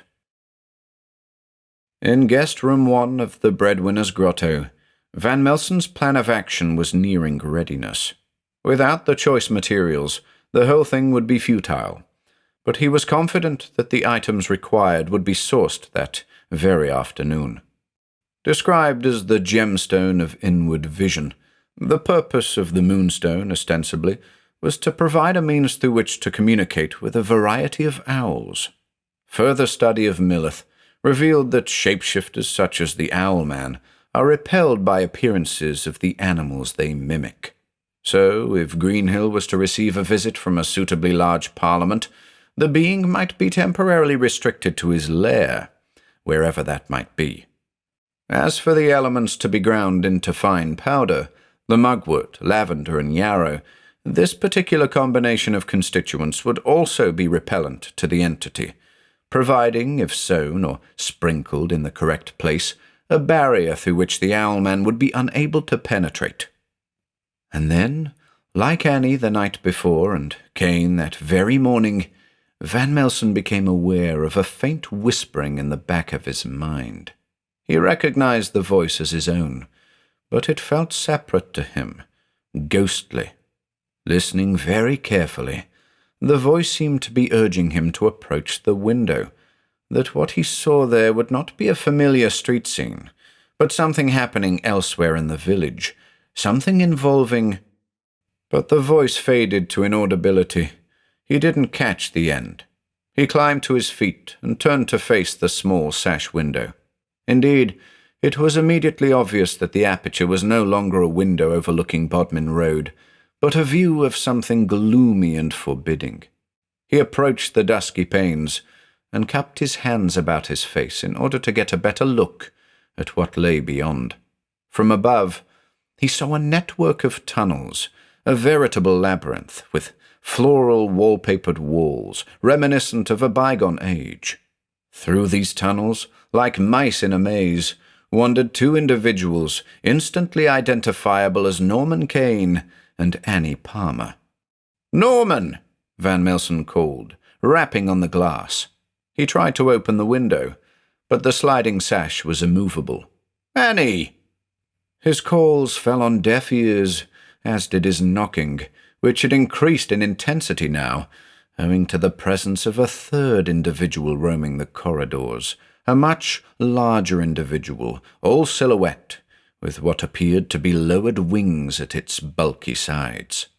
It was a furtive beast, gliding along like a puppet on a conveyor belt, closing in on the investigator's companions, a tower of intent. "Norman!" he called again, positively pounding on the glass now. "Annie!" But it was no use. The glass was an impenetrable veil, whose sole purpose was to provide a viewing portal, and nothing more. Van Melsen knew better than to yell their names a third time, and instead spun on his heel and took off at a run. "Where's the Horton house?" he demanded as he reached the bar area, startling the young Winkler boy. It's..." the boy stammered. "Never mind that. Just take me there, now." Cain and Annie were well and truly lost. They'd found what they were looking for almost immediately. In a cramped room connected to the main hallway, a cabinet of drawers labelled A through Z had provided everything they sought, neatly packaged in small round tins.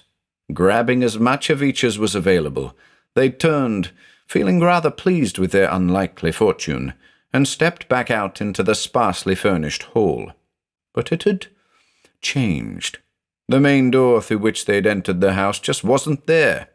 Instead, they were standing in what appeared to be an endless tunnel, with numerous passageways leading off into further vagueness along its length. What? Cain began, only to give up. Annie seemed to realize what had happened instantly.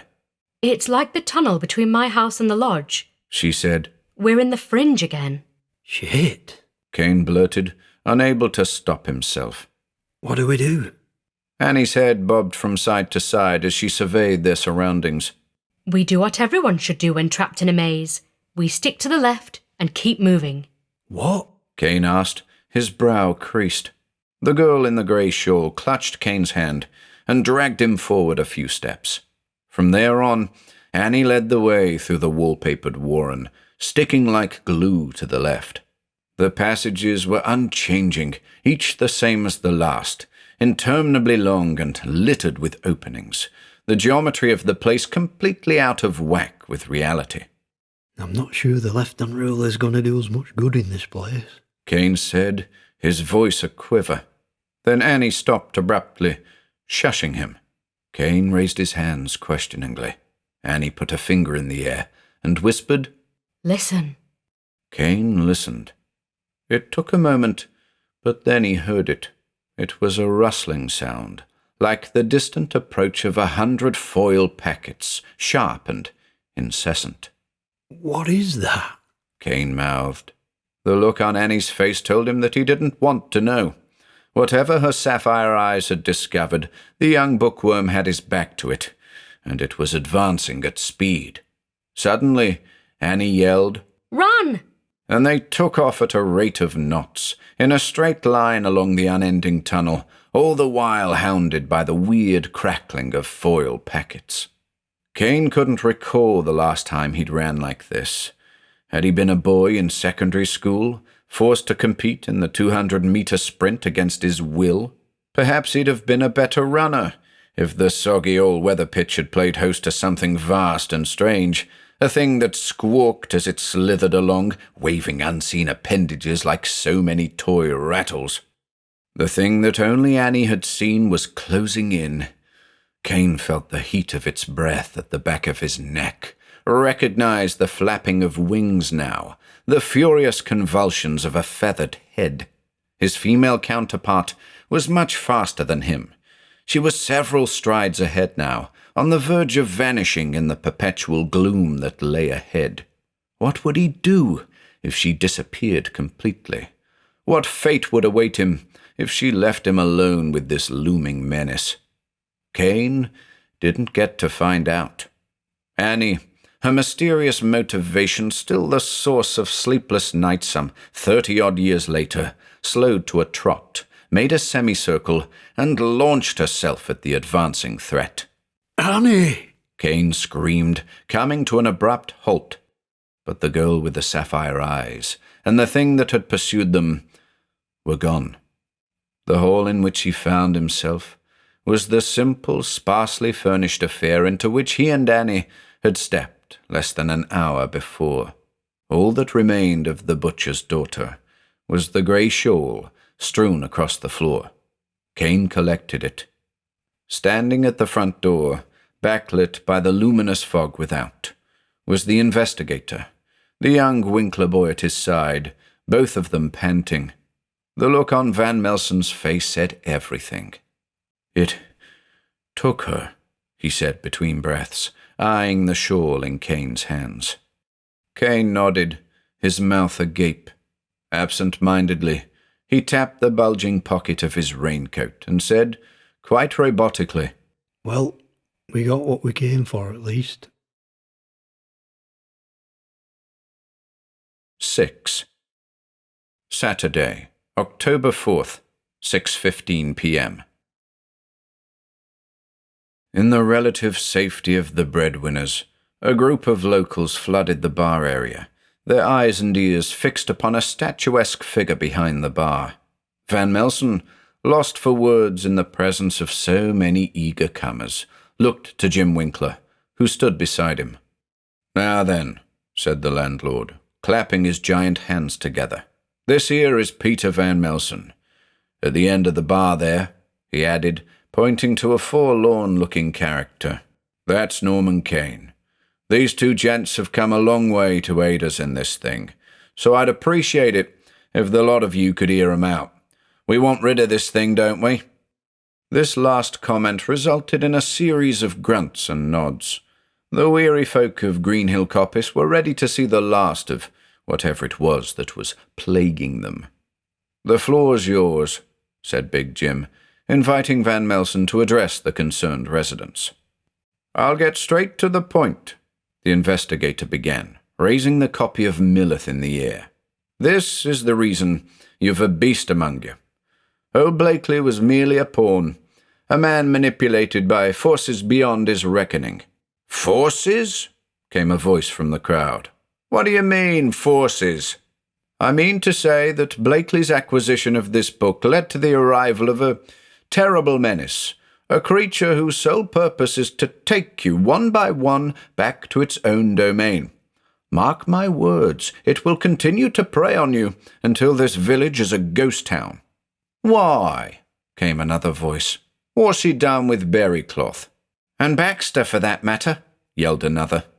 "Look," said Van Melsen calmly, "I'm not here to answer such questions. I'm here to assure that this thing goes back to where it came from. To speculate regarding the fates of those taken would be a waste of time." Here, Kane looked up, his thoughts awash with visions of Annie Palmer disappearing in the blackness of that inexplicable labyrinth. "What are you going to do about it, then?" was another outburst. "It's my belief that this thing, this Owlman, has established for itself a nest of sorts in the vaults of St. Bartholomew's Church." Gasps were heard. The cemetery groundskeeper, Michael Spinner, listening from the back of the crowd, looked up and shuddered. Then a man sporting a clerical collar stepped forward. "I think you may be right.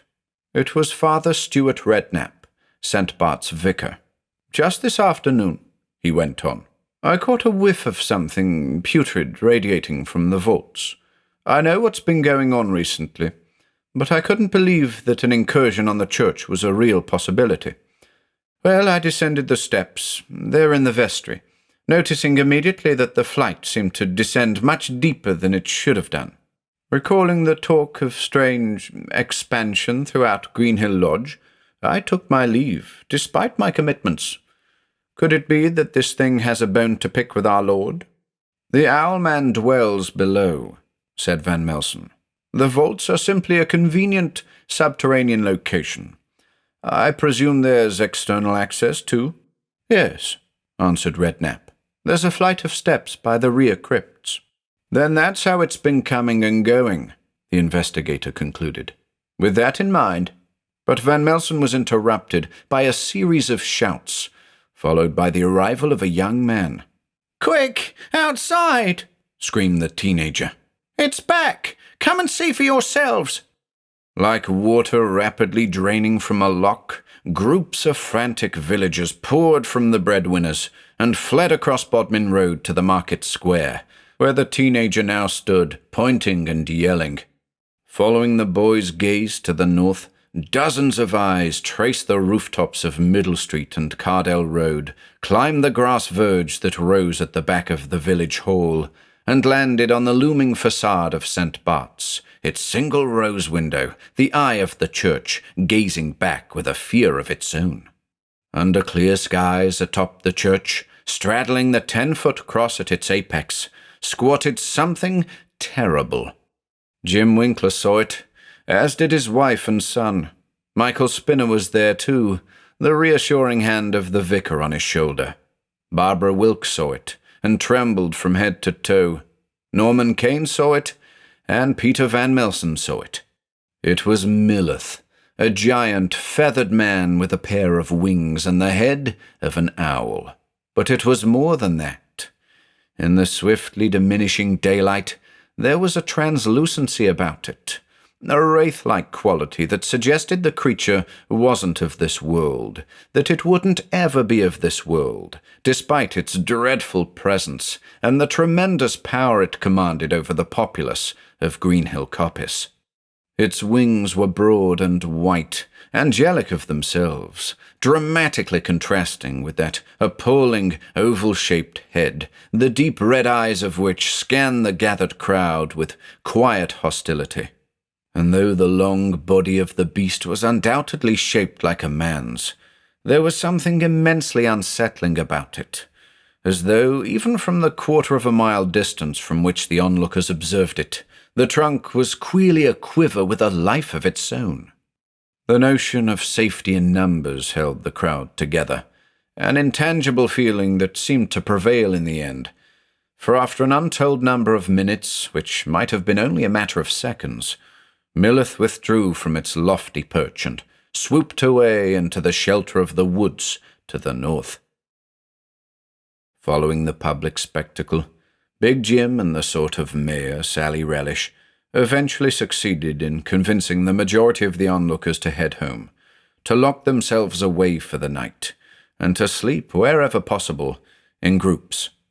Those who lived alone sought the company of neighbours, with only one or two particularly stubborn individuals choosing to ignore such recommendations, insisting that they weren't afraid of no big fellow with wings. In relating his plan, at least as much of it he felt was relevant to share, Van Melsen insisted that only a select number of people be in attendance, so it was in Winkler's back room at the Breadwinners that Kane, Big Jim, Relish, and Father Redknapp listened in rapt silence to what he had to say. "I am by no means certain that this will work," Van Melsen said, "but it's my duty to at least give it a try. There are a number of stages, each of which is fraught with potential complications, but I'll spare you the specifics for now. Just know this: the first stage, involving a chant and a precious stone, will be carried out this evening by the brook. Please," and this he added with a very stern expression creasing his brow, "do your very best to keep it dark." At 9 p.m., Van Melsen, with a noticeably subdued Kane at his side, approached the edge of Greenhill Brook, accessed through the beer garden at the back of the pub. Jim and Maureen had been fortunate enough to retrieve 3 red moonstones from Barbara Wilkes, all of which the investigator now clutched in his lean hand. "There'll be time later," Van Melsen said, looking at the young man sympathetically, "to reflect on what happened to her." Kane nodded, well aware that his despondence could have a detrimental effect on proceedings. "I know," he said. "We've got a job to do here. Let's do it." The ritual was a simple one. With the moonstone submerged in flowing water, 3 words were to be spoken aloud. "Here goes nothing," Van Melsen began, his inexperience at last apparent to Kane. Crouching, he plunged his closed fist into the water and muttered, "Noctua," to Rory, Millith. Cain stood by, waiting for something to happen, knowing very well that the summoning would take time. The investigator climbed to his feet. "We should head indoors, Norman," he said, shaking a wet fist. "If this doesn't work, we'll want to be inside. Though with those cows haunting the borderlands of three-dimensional reality, I'm not sure we'll be safe anywhere." But Cain had nothing to say. After what had happened to Annie, anything was possible. If nothing else, the pair needed a good night's rest. With or without the aid of their summoned nocturnal friends, it would be necessary to descend into the vaults of St. Bart's on the morrow. A few hours later, with a couple of minutes left on the clock prior to midnight, Cain, who lay atop the covers in room 2, wide awake, his eyes fixed on the oblongs of streetlight decorating the ceiling, became aware of a light tapping sound. It wasn't at all like the knocking that had roused him at the lodge the night before, the fateful rapping that had introduced him to the now-missing butcher's daughter. No, this was much lighter, and it was a tapping against glass, not wood. He sat up on the bed and craned round to look at the window. His searching gaze discovered a heart-shaped head looking back at him, the unmistakable face of a barn owl. It had come to Cain, tapping away at the glass with its short beak. The young man, like one in a dream, climbed from the bed and approached the window. He slid the sash across and dropped to his knees in front of the midnight caller. "Hello," he said dumbly. Strange though the circumstances were, it was unlikely that the bird would return his greeting. Instead, it simply shrugged its wings and continued to stare at him, unblinking. "Are you answering the call?" But the pale owl, its mien inscrutable, remained still and indifferent. Cain watched the bird, was quietly fascinated by it. He'd seen owls at sanctuaries, caught glimpses of them disturbed by the headlights of cars, but had never sat face to face with one of its own volition. Was it of its own volition? Or had Van Melsen's summons cast a spell over the hapless creature? According to the investigator, the purpose of the summons was to infest the area with owls, to make the village inhospitable to Millith. But this owl had knocked at the window.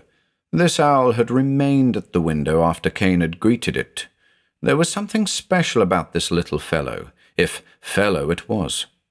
"Let's call you Odie," Cain said, in response to which the little barn owl shrugged its shoulders again. "I see you approve," he added, chuckling to himself. And then Odie hissed, which, to Cain's mind at least, sealed the deal. "I can tell we're going to be fast friends, Odie." Cain remained there by the bird for what felt like a very long time, an hour or more. Odie, whose name Cain had plucked from the word Odyssey, was a calming presence, a presence that served to remind the young man that every horror, be it supernatural or otherwise, was matched by an equivalent delight. With Odie at the window, his next attempt at sleep was much more successful.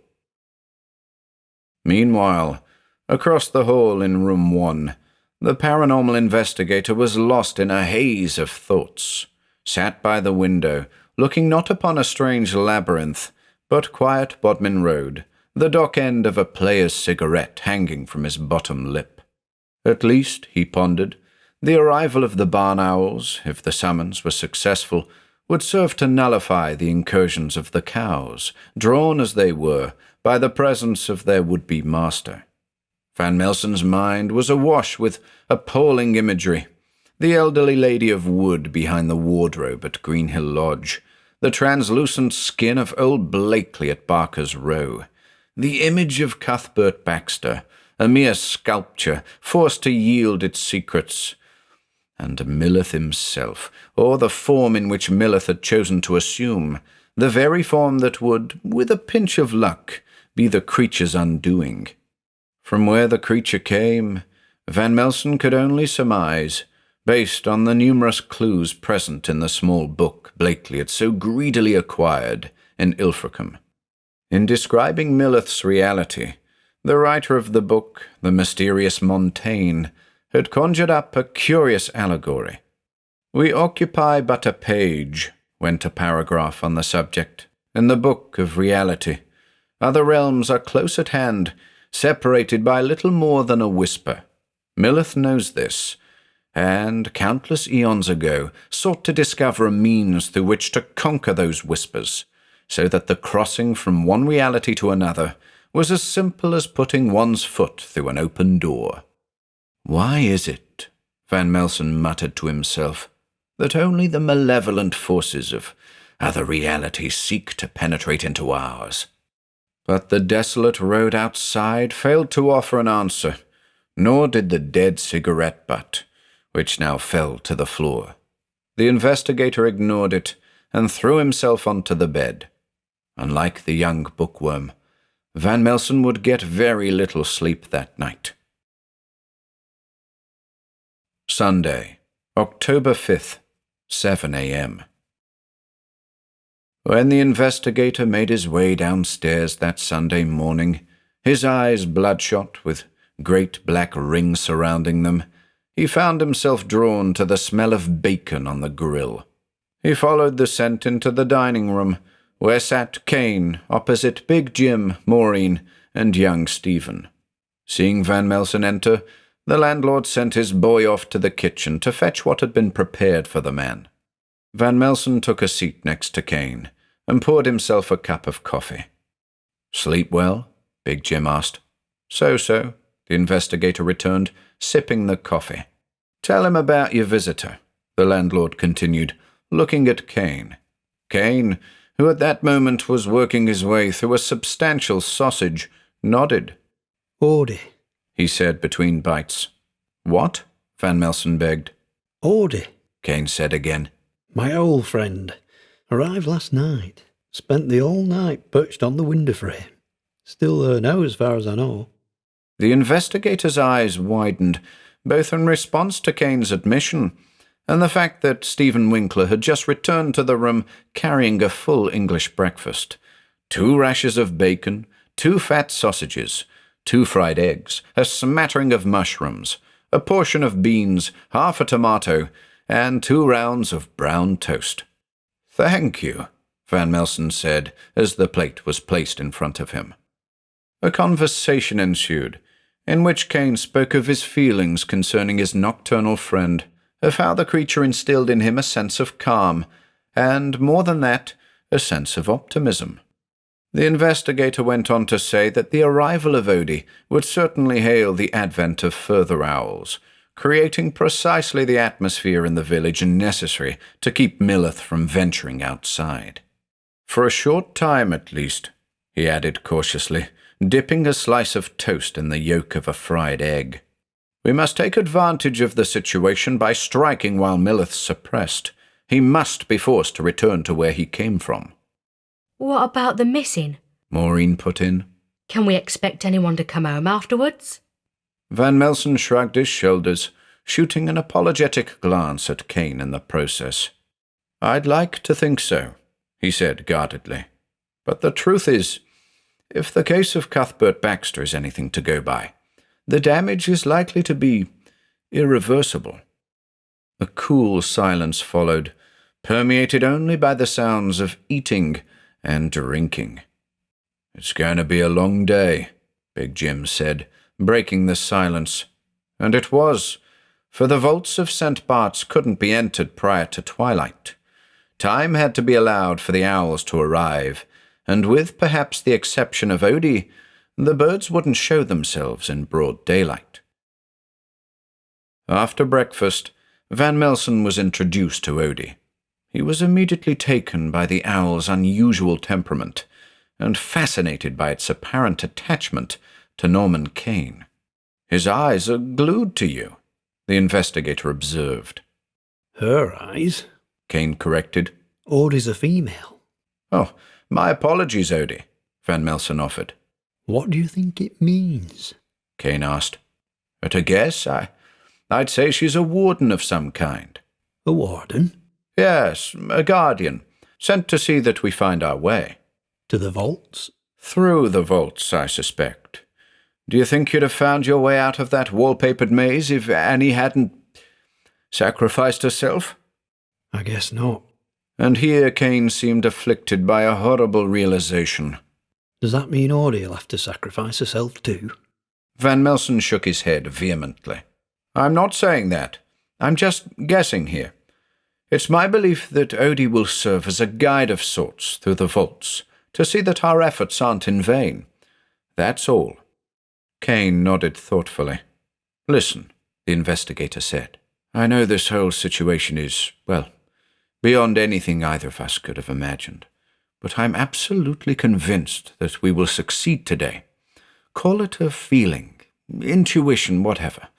One should always trust that inner voice. Once more, Kane nodded, thinking back to the inner voice he had heard the day before. That monotonous voice, spouting an unintelligible mantra, producing images of an oppressive passageway and dissonant roars.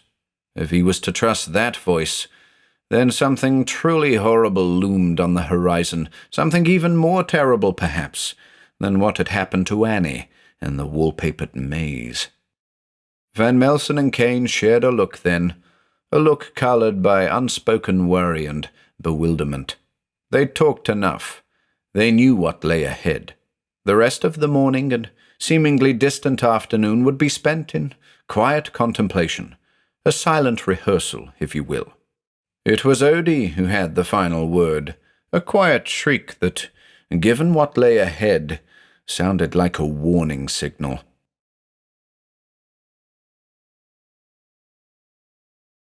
Seven. Sunday, October 5th, 5:30 p.m. Van Melsen and Kane stood by the quiet bar of the Breadwinners, a pair of whiskey glasses on the counter before them. Doesn't get much hotter than that, said Big Jim, referring to the bottle of Isla single malt from which he'd poured the proffered drinks. Kane, without hesitation, downed the contents of his glass, his reaction afterwards that of a seasoned professional, while inside his throat was a cavern of heat. Van Melsen followed suit, barely managing to stifle a cough as he did so. Blimey, he breathed. 'Tis a bellyful of fire indeed. Big Jim grinned, nodding knowingly. And the whiskey is supposed to do what again? He asked, scratching his head. Provides a bit of Dutch courage, Van Melsen said. I thought you were the Dutch courage, Kane said, in reference to the investigator's surname. Van Melsen chuckled, saying, My father would approve of that. Kane was tempted to inquire as to the man's heritage at this juncture, but, given what the two of them were up against, decided to save such questioning for a rainy day. Come on, said Van Melsen. We've got work to do. Big Jim had decided to close the pub for the night, though villagers who lived alone were welcome to hang around if they so desired. The vicar stood by, as did Sally Relish, who, along with Jim and Maureen, offered prayers and blessings as the intrepid duo left the Breadwinners. As they stepped into the chill of the October evening, Odie was immediately seen atop the pub's sign, waiting for them. Hello, Kane called. Are you coming with us? The owl shrugged its wings, then took off in a northerly direction.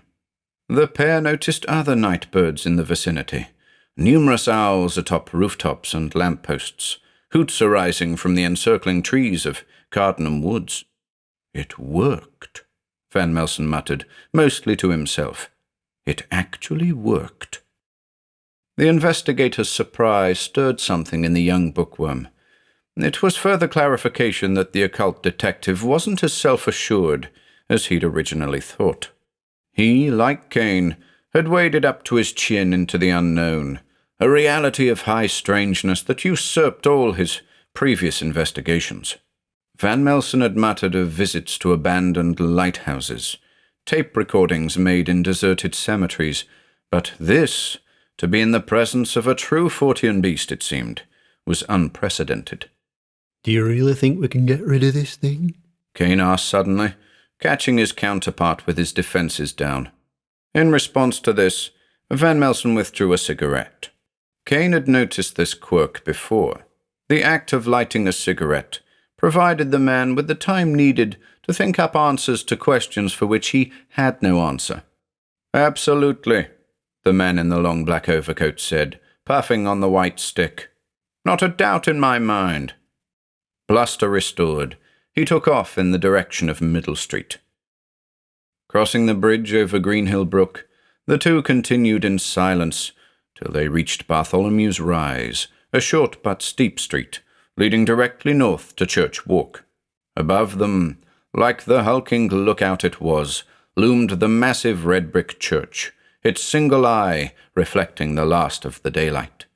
There was nothing reassuring about that neo-Gothic monstrosity, nothing that spoke to the spirit. It seemed to speak only of danger and foreboding. This, then, Kane mused, was what had necessitated the glass of single malt. The pair continued up the street, their gazes locked on the eye of the church.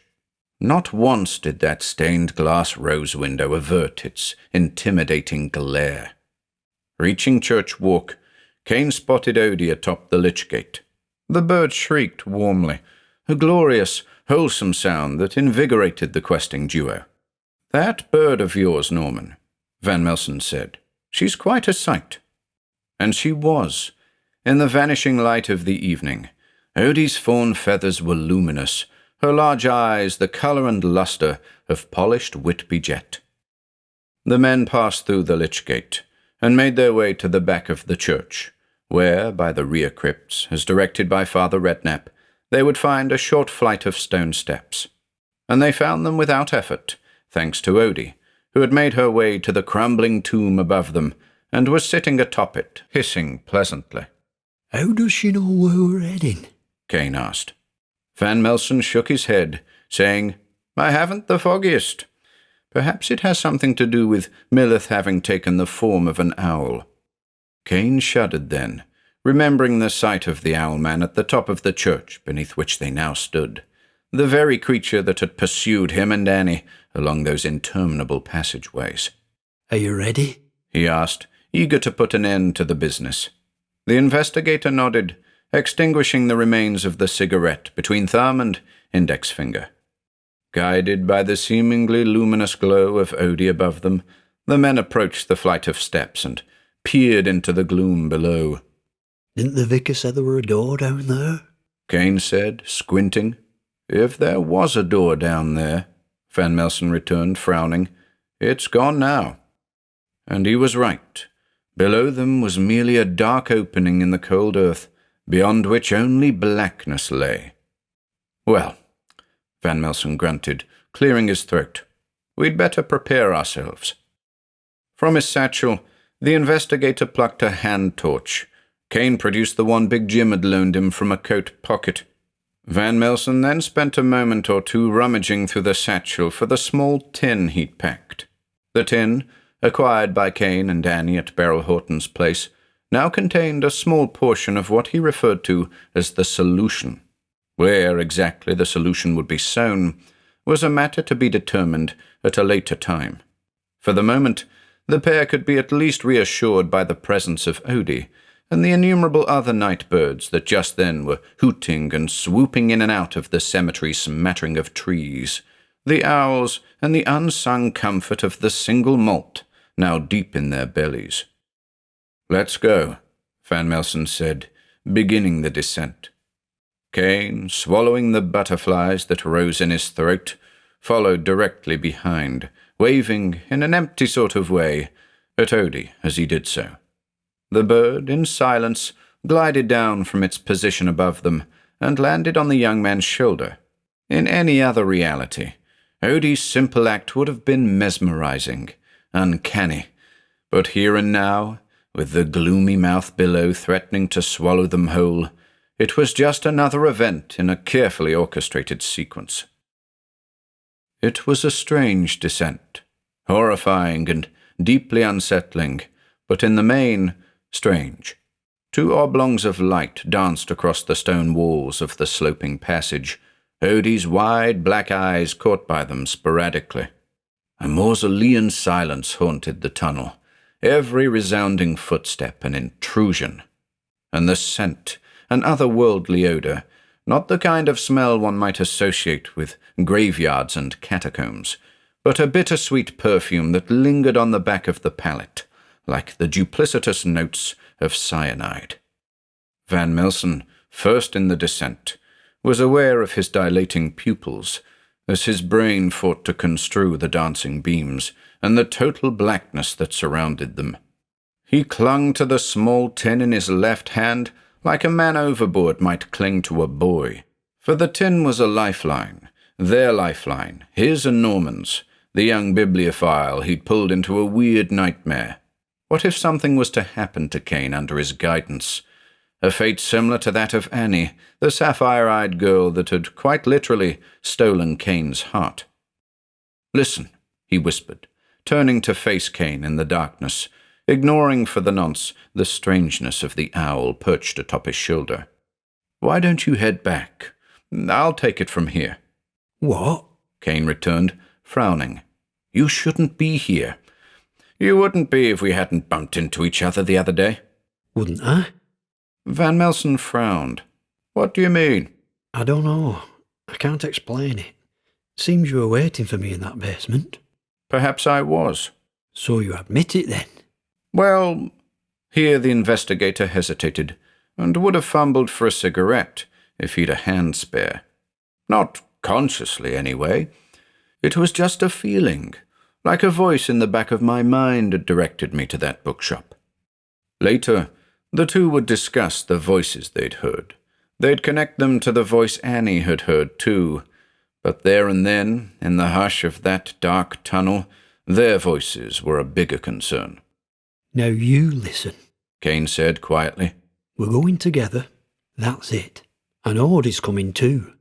It was fortunate that, right then, Odie merely shrugged her wings, as opposed to announcing their incursion with a reverberant shriek.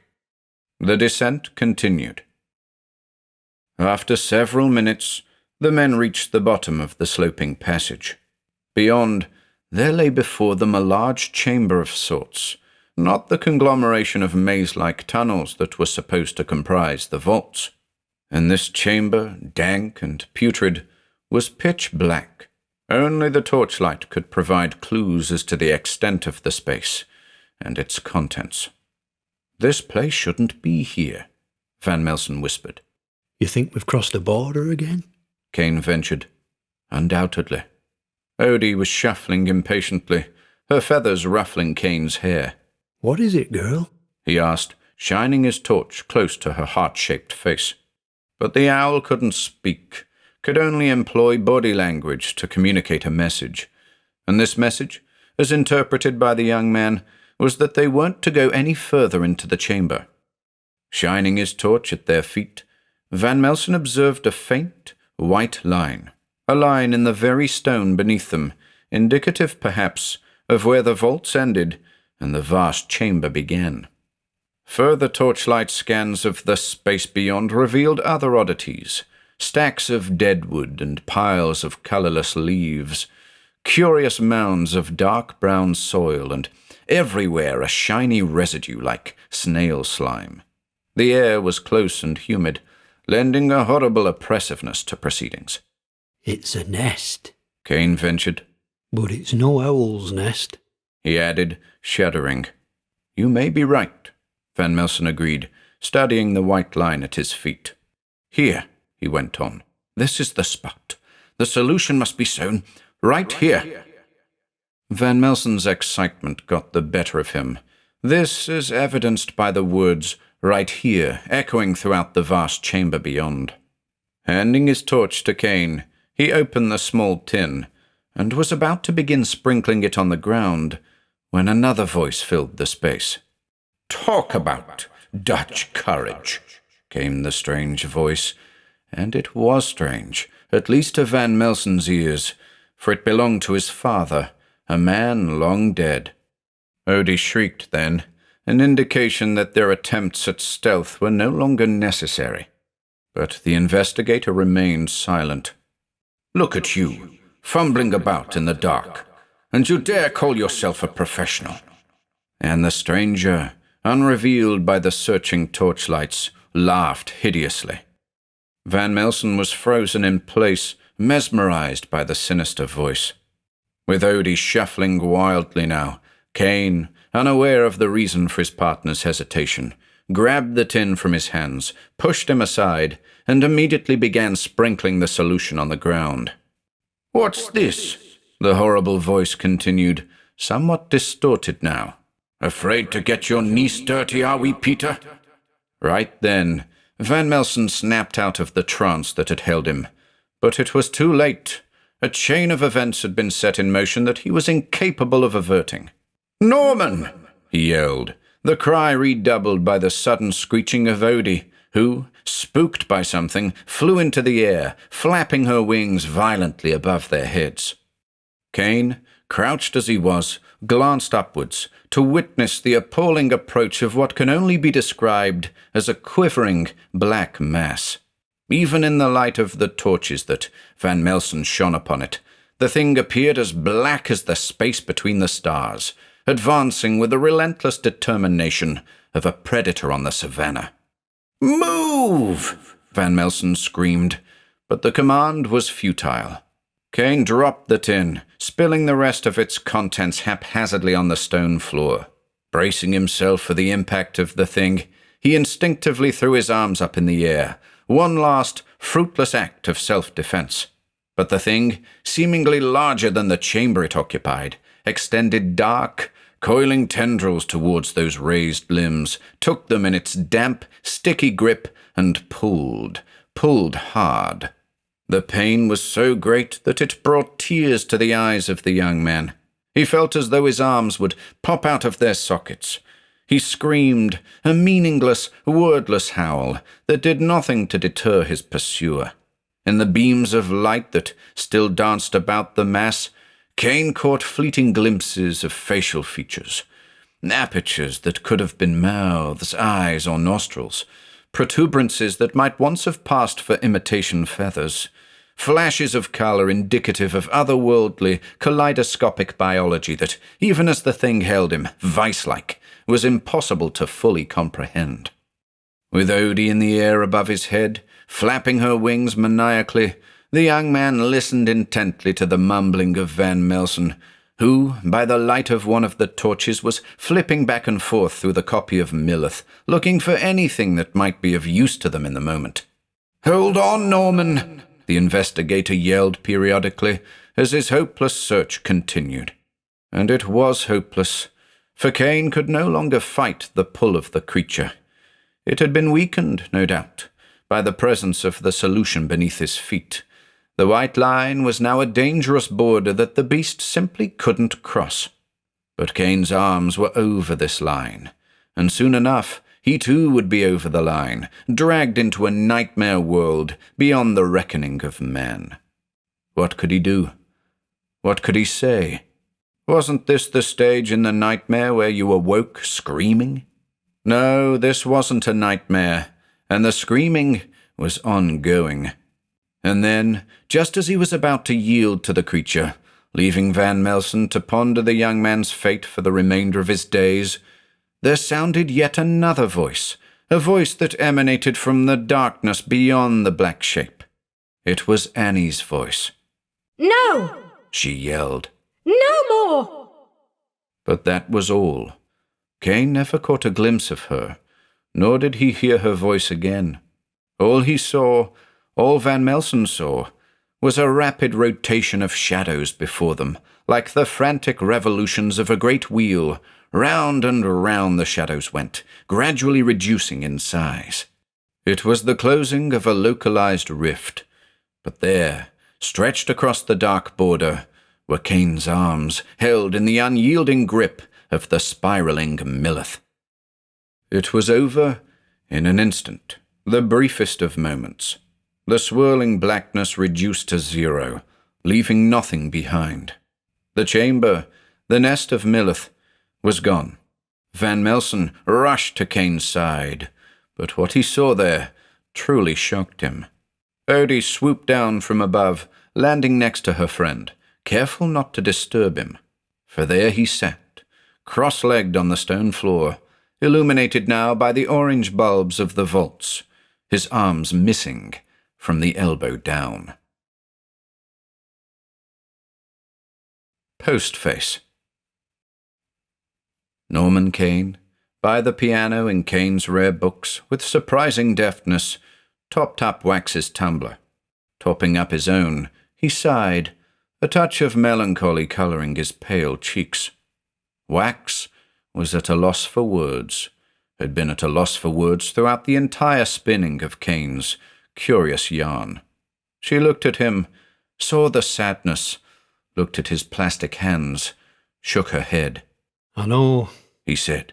There's a reason folk rarely get to hear that story. Wax sipped at the contents of her glass. Whisky had never tasted quite so mundane.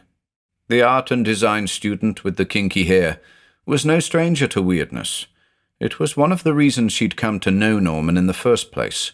But this was next-level stuff. And then an unusual expression washed over her face, one of excitement and intrigue. What about the book? She asked eagerly. Do you still have it? Kane nodded. I do. It formed the basis of the private collection. Wax swallowed audibly, knowing that the subject of Norman's secret stash was generally taboo. It's downstairs, she asked, her voice full of wonder. It is, he replied. Although the old man Blakely tore out and burned a great deal of it, me and Peter still felt it needed to be put under lock and key. Were the police called in? Yeah, the disappearances of Annie Palmer, Cuthbert Baxter, William Barrycloth, and of course Michael Blakely, whose body disappeared from Baxter's house on Barker's Row, had to be reported. But we decided, and the residents of Greenhill were in agreement here, to keep our mouths shut. None of us mentioned the Book of Millith, Owlman, the cows, etc. As for my arms, he added, noticing Wax's gaze fixed on his plastic ones. They were just gone, like I'd never had arms below the elbow. No blood, no wounds. I told my friends up here that I'd been in an accident, and that the circumstances were just too painful to discuss. Parents were long gone, which I suppose spurred me from what would have been the most difficult explanation of all. Kane sighed, looking down at his imitation hands. What happened to Odie? Wax asked. This brought a smile to Kane's weathered face. The little beggar stayed with me for a while, he said, with real warmth. Nursed me back to health. Went back to her own after that. I'll tell you this for now, she was one of a kind, that one. Wax grinned, enjoying her employer's sincerity. What about the voice you heard? She went on.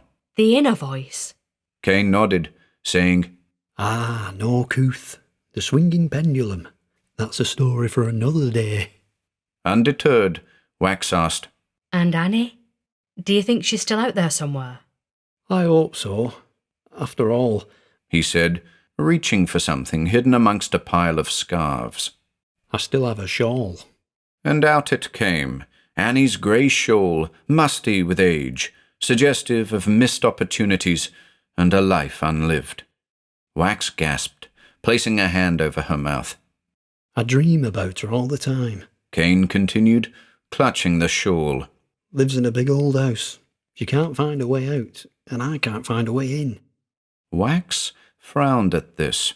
A big old house? She repeated. Kane nodded, his eyes narrowing. Sometimes I dream of a big old house, she said. Surrounded by water, with mountains in the distance. Here she paused, as though searching for something important. And there's someone inside who wants to get out, but they can't find a way out. And just as you said, I can't find a way in. Absently, Kane reached for his tumbler, bringing it to his lips blindly. Who's inside? He asked gingerly. Wax shrugged her shoulders. I don't know. It's more of a feeling than anything else. A big old house, surrounded by water, mountains in the distance. Kane repeated, lost in his thoughts. Do you know a place like that? Wax asked. Not yet, he answered. Not yet.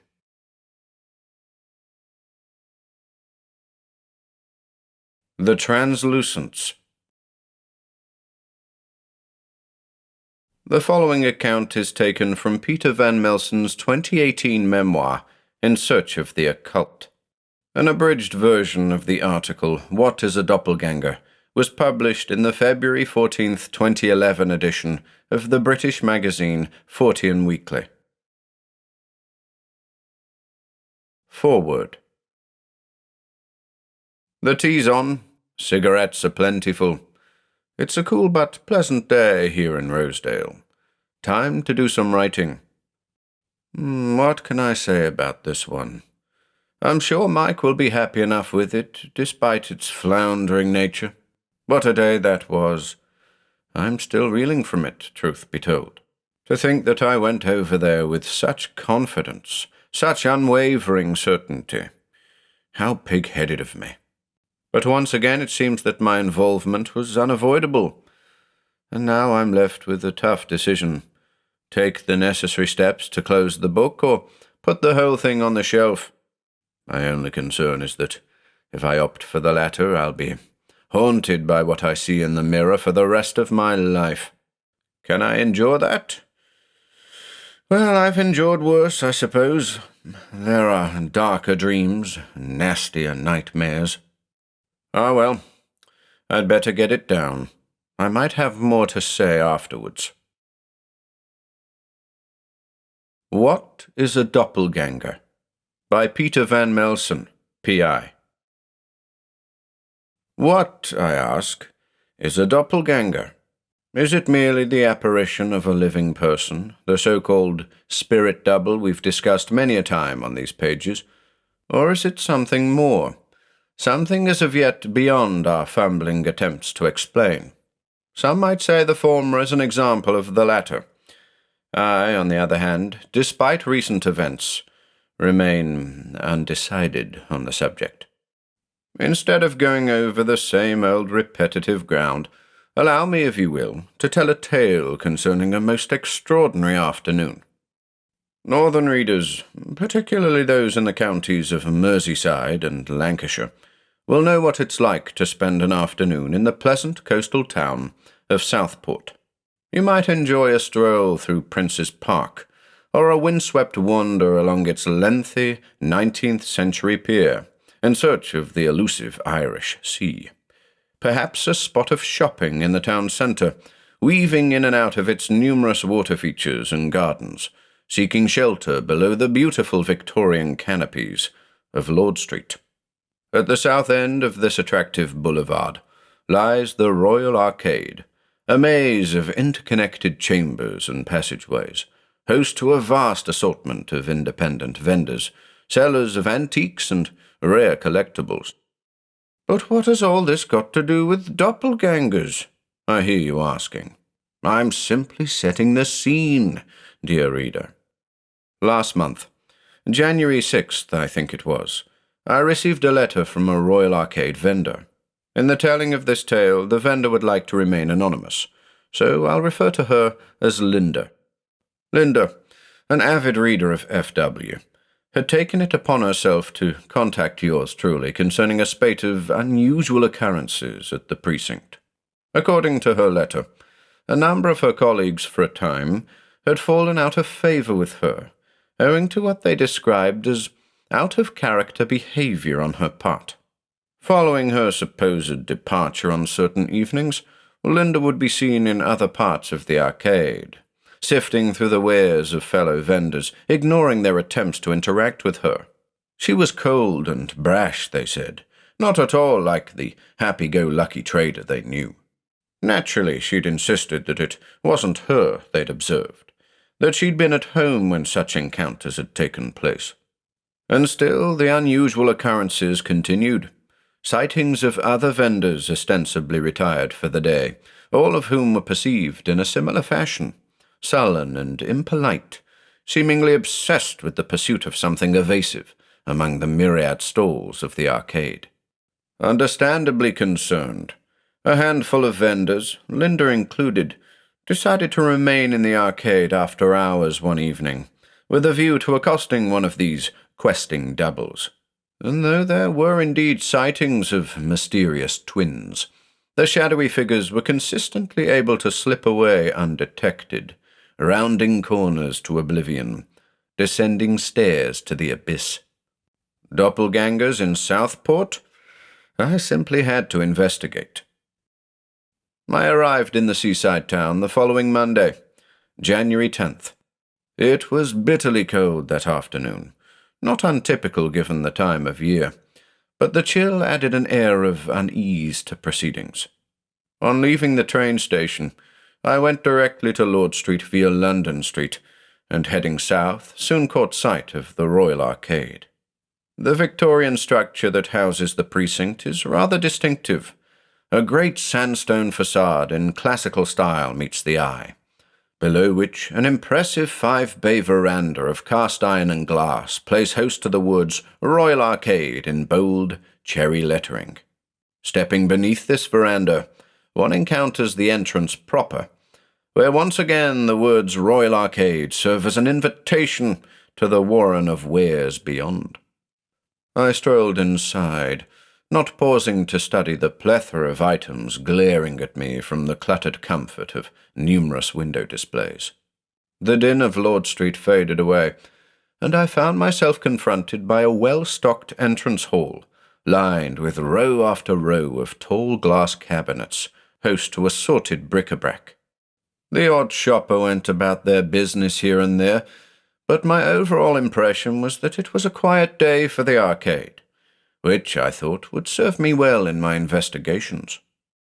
My contact, Linda, had arranged to meet me in the cafe on the first floor, and so I made my way upstairs. And it was at the bottom of the stairs that I caught my first glimpse of something strange. Perhaps it was just my imagination, I mused, fueled by the purpose of my visit.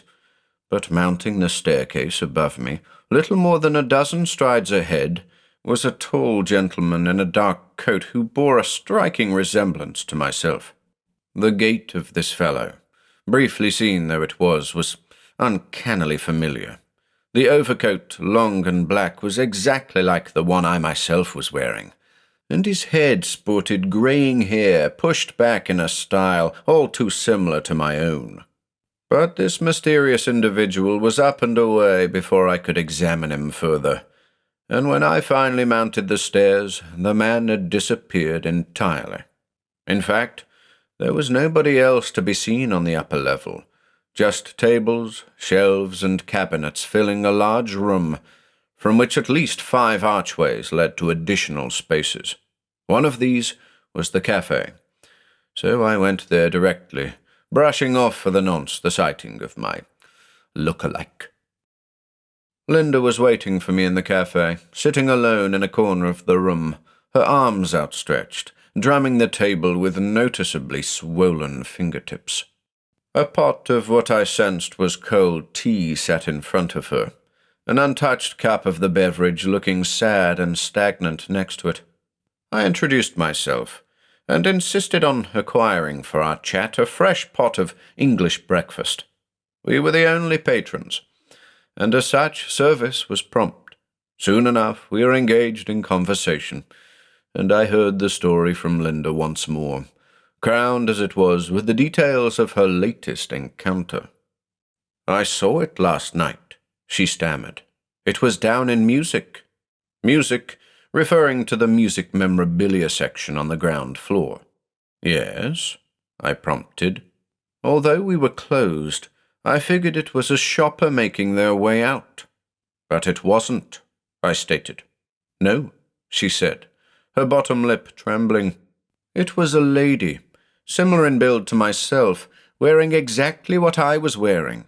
She gave me the creeps, but knowing what had been going on, I followed her anyway. I wanted to get a good look at her." Linda gripped the cup of tea I'd poured for her, but I could tell she wasn't about to drink it. "I was coming up behind her," she continued, "just a few steps away, when she hopped to one side and ducked into a cramped aisle." Linda paused again. "And then?" "I got a look at her face. It was just blank, like the face of a mannequin, an almost transparent face with nothing underneath. I gave up after seeing that. That was enough for me. I nodded reassuringly. "What do you think?" she asked, tentatively. As a reader of Fortean Weekly, I imagine you're familiar with the idea of a doppelganger. Linda nodded slowly. "Good," I said. "It's impossible to observe your double directly, which might explain the translucent face you saw. Others, however, wouldn't know the difference, and as such would perceive the doppelganger as you, which, of course, is how all this started, is it not?" Again, Linda nodded, a look of reluctant comprehension on her face. "What does it want?" she asked pleadingly. "That's what I've come to get to the bottom of," I stated, taking a much-needed sip from the cup in front of me. It's unnecessary to type out the rest of our conversation. Suffice it to say that I asked Linda to keep the details of our discussion to herself, and to vacate the premises for the remainder of the day. Her presence, I felt, would only complicate matters. And so, it seemed to my mind that my investigations would begin in the music memorabilia section, but not before a stroll through the web of the first floor, wherein an itch of my own might be scratched. At the beginning of this account, I asked a simple question. What is a doppelganger? Well, to get closer to the answer, one should probably ask, what is the purpose of a doppelganger? And, as Linda suitably asked, what does it want? Having seen the man at the top of the stairs, the fellow who appeared to resemble myself, I was reminded of something I'd once read in Arthur Baker's Thief. I don't like to quote from such books too often, but the following excerpt, found in a chapter concerning shapeshifters and other entities, seemed eerily relevant to my experience.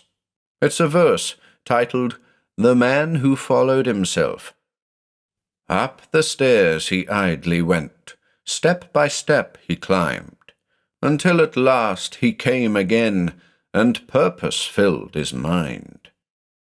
The verse can be interpreted in a number of ways, but by my reckoning, it infers that certain beings can only exist under certain circumstances, that the presence of one, if the conditions are just right, might rouse another. Had my coming to the Royal Arcade awakened a doppelganger of my own? If so, how might such a happening relate to Linda's doppelganger and the other doubles roaming the precinct? I left the cafe and returned to the room with the 5 arches. Although there were a few shoppers milling about now, laying their hands on various items with casual indifference, it was still, for the most part, quiet. I'll dispense with trying to provide an accurate account of my route through the maze, and just say that I went on a non-linear journey through dozens of corridors and rooms, each as overflowing as the last with all manner of curiosities.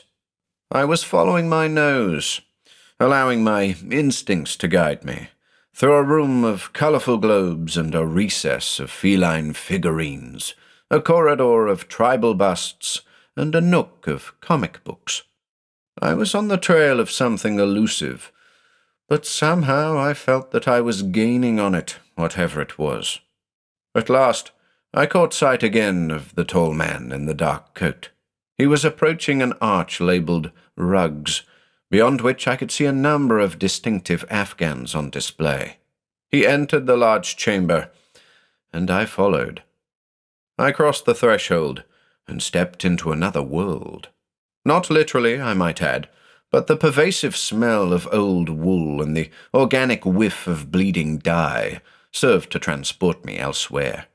I gazed at the striking carpets, some held by huge swinging arms, others affixed to the walls like tapestries. But just as before, my double had thwarted me. He was nowhere to be seen. And then it occurred to me, what if this figure, this apparition, for want of a better word, was but a distraction? I considered the second part of The Man Who Followed Himself. On he strode with great aplomb, his flame it burned anew. Insensible of the true design, he must exist as two. Insensible of the true design. This was the key. If it hadn't been for Arthur Baker, I might have spent the rest of eternity roaming the halls of the Royal Arcade. It was time to give up the chase and head downstairs in quest of the thing responsible for the appearance of my curious double. Retracing my steps through the interminable passages of the first floor was no mean feat, but I eventually managed it, finding myself once more in the entrance hall. From there, I followed a series of strategically placed arrows and located the sought-after music memorabilia section. This was an absurdly cluttered chamber, filled from floor to ceiling with magazines, vinyl records, cassette tapes, posters in tattered frames, and a huge variety of musical instruments, including battered classical guitars, stringless violins, unpolished saxophones, and honky-tonk pianos. A young man sat at one of the latter, seemingly delighted by the cacophony of sound he was producing. Up and down the aisles of the chamber I strolled, looking for anything out of the ordinary, which was easier said than done in such a place, strewn as it was with thousands of colourful and distracting objects. After a couple of minutes, accompanied by the jarring melodies of the pianist, I came upon the spot I believed Linda had alluded to, a cramped aisle enclosed by bookshelves. I paused at the mouth of this passage, spotting a figure at the opposite end, a short woman in a plain beige dress, passing through a door on the far wall. I went after her immediately, my strides in time with the honky-tonk. I stepped through the open portal and closed it carefully behind me. My first thought was that I'd followed a member of staff into a storage area of some sort. The space was essentially a long corridor, housing a variety of cardboard boxes, and what appeared to be dozens of items of furniture protected by dust sheets. The corridor was dimly lit, revealing no trace of the diminutive figure I'd trailed. The muted tones of the honky-tonk faintly reached my ears, but other than that, all was eerily quiet. And though there wasn't a soul in sight, I sensed that I wasn't alone. "Hello?" I called into the gloom, but there was no reply, and I wasn't a fan of the way the shadowy space swallowed the word. A moment of contemplation followed, in which the need for a cigarette almost crippled me, but I mastered the craving and focused on the task at hand. Was there something here I wasn't supposed to see? The woman I'd followed looked just like Linda. Was she the double I sought? The very thing accountable for the presence of my own dubious twin?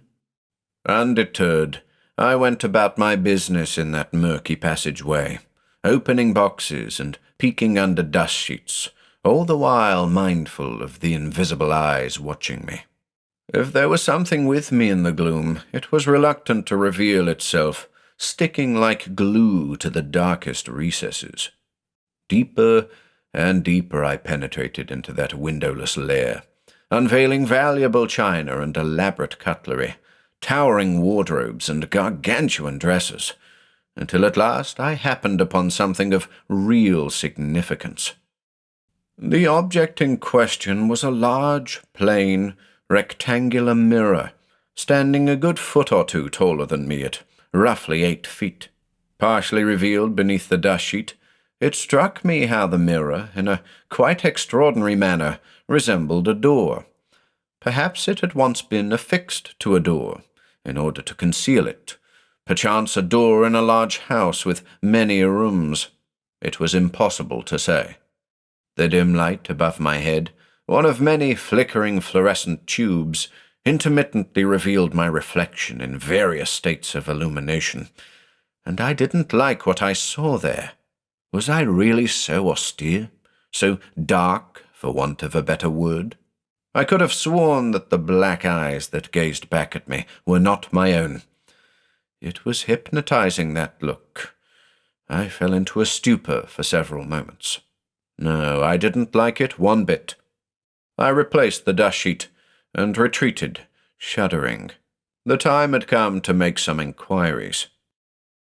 Returning to music memorabilia, I was pleased to discover that the young man had vacated his seat at the piano. I retraced my steps, following the arrows in reverse, and rediscovered the entrance hall. I was on the lookout for a member of staff, anybody who might be able to answer a few questions concerning the curious looking-glass in the storage area. But it was with a growing sense of unease that I realized nobody was about. I hadn't seen a single person on my journey back to the entrance hall. And, worryingly, the large double doors marking the entrance itself were now closed, and, following several attempts to pull them open, were apparently locked. I scratched my chin nervously, lost in my thoughts, but I was quickly snapped out of my contemplations by the sound of footsteps above my head. So off I went, mounting the stairs as before, scanning the room with the 5 arches for signs of life. But whoever had been on the prowl up there had apparently moved on. I went to the cafe, in search of the polite young fellow who had prepared that fresh pot of English breakfast for Linda and me, but he too was nowhere to be seen. The cafe was empty, closed ostensibly, and it was there in the silent tea-room that I realized it was dark outside. As a matter of fact, it was impossible to see anything beyond the black windows, as though the world without just wasn't there. At this juncture, fraught with the strangeness of it all, I succumbed to my compulsion and withdrew a cigarette, lighting it with fervor. I just needed a distraction, a moment or two to think. Can I remind you of what I said earlier about stepping into another world, but not literally? Well, no, I didn't experience that again, but the memory of walking into that chamber of pungent Afghans came flooding back to me, and so, consuming the cigarette in a record 3 breaths, I went off in search of the rug section. Like the maze I yet again found myself traversing, the events of the day had become a tangled mesh that made absolutely no sense to me whatsoever. And, as a result, just as before, I had no choice but to forge ahead on impulse. And as I went, passing the globes and the comic books, the curious verses of the man who followed himself doing laps in my head, I couldn't shake the impression that it was I who was being followed, my pursuer gaining on me with every step, with every wrong turn, with every crowded dead end from which I was forced to retreat.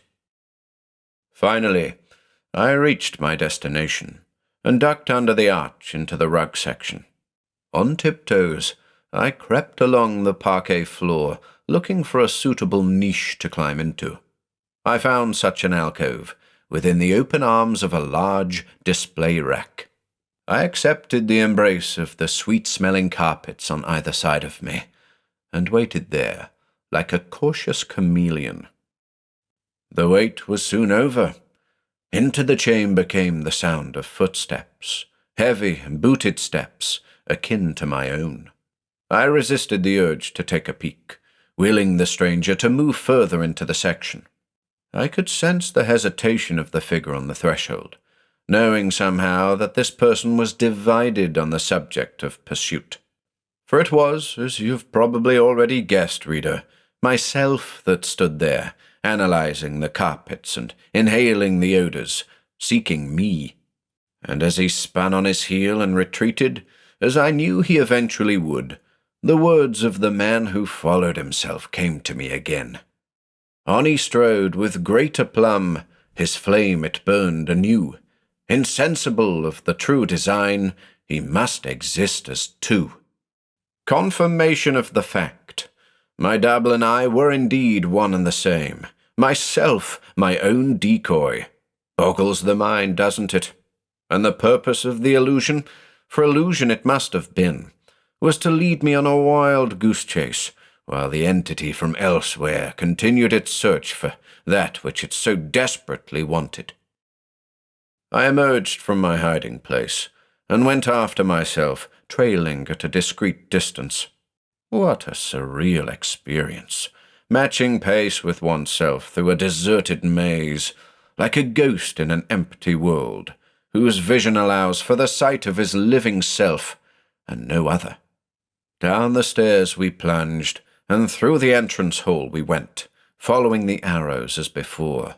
Like a shadow, I lingered in the corner of music memorabilia, watched as I went about my business, saw the keys of the honky-tonk moving up and down of their own volition, hearing not a sound, seeing nothing of the young pianist. But I did see the doppelganger, Linda's double, saw it materialize before my watchful eye, drawn to the book-lined aisle, something small and square clutched in its reproduction hand. And as my look-alike, bold as brass, went in the same direction, I followed. But something was different. Where before there had been a door at the end of the aisle, there was now a small black opening, beyond which nothing could be seen. The doppelganger was gone, as was my double, but in that moment I simply didn't care. I was drawn to the darkness, and without fear or hesitation, I approached the opening and stepped into it. I was back in the storage area, a version of it anyway. The cardboard boxes had disappeared, along with the dust sheets, revealing all that had been previously covered: the wardrobes and dressers, sideboards and bookcases. Gone were the fluorescent tubes overhead, replaced by an endless row of suspended pendant lights, fading into oblivion in both directions, and much dimmer than their predecessors. Immediately, I took off walking, guided by the handful of familiar furniture items I'd formerly examined. I was on the lookout for the curious mirror.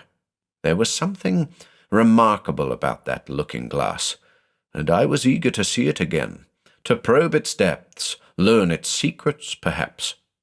Ahead of me, lumbering along the murky passage, was the outline of the doppelganger, Linda's doppelganger, a silhouette that seemed to be changing shape as it went. In the dull glow afforded by the lights above, the figure seemed to assume the form of something spherical. The legs disappeared, the arms contracted, and the head collapsed into the torso. In the end, all that remained was a globular mass that appeared to glide rather than roll.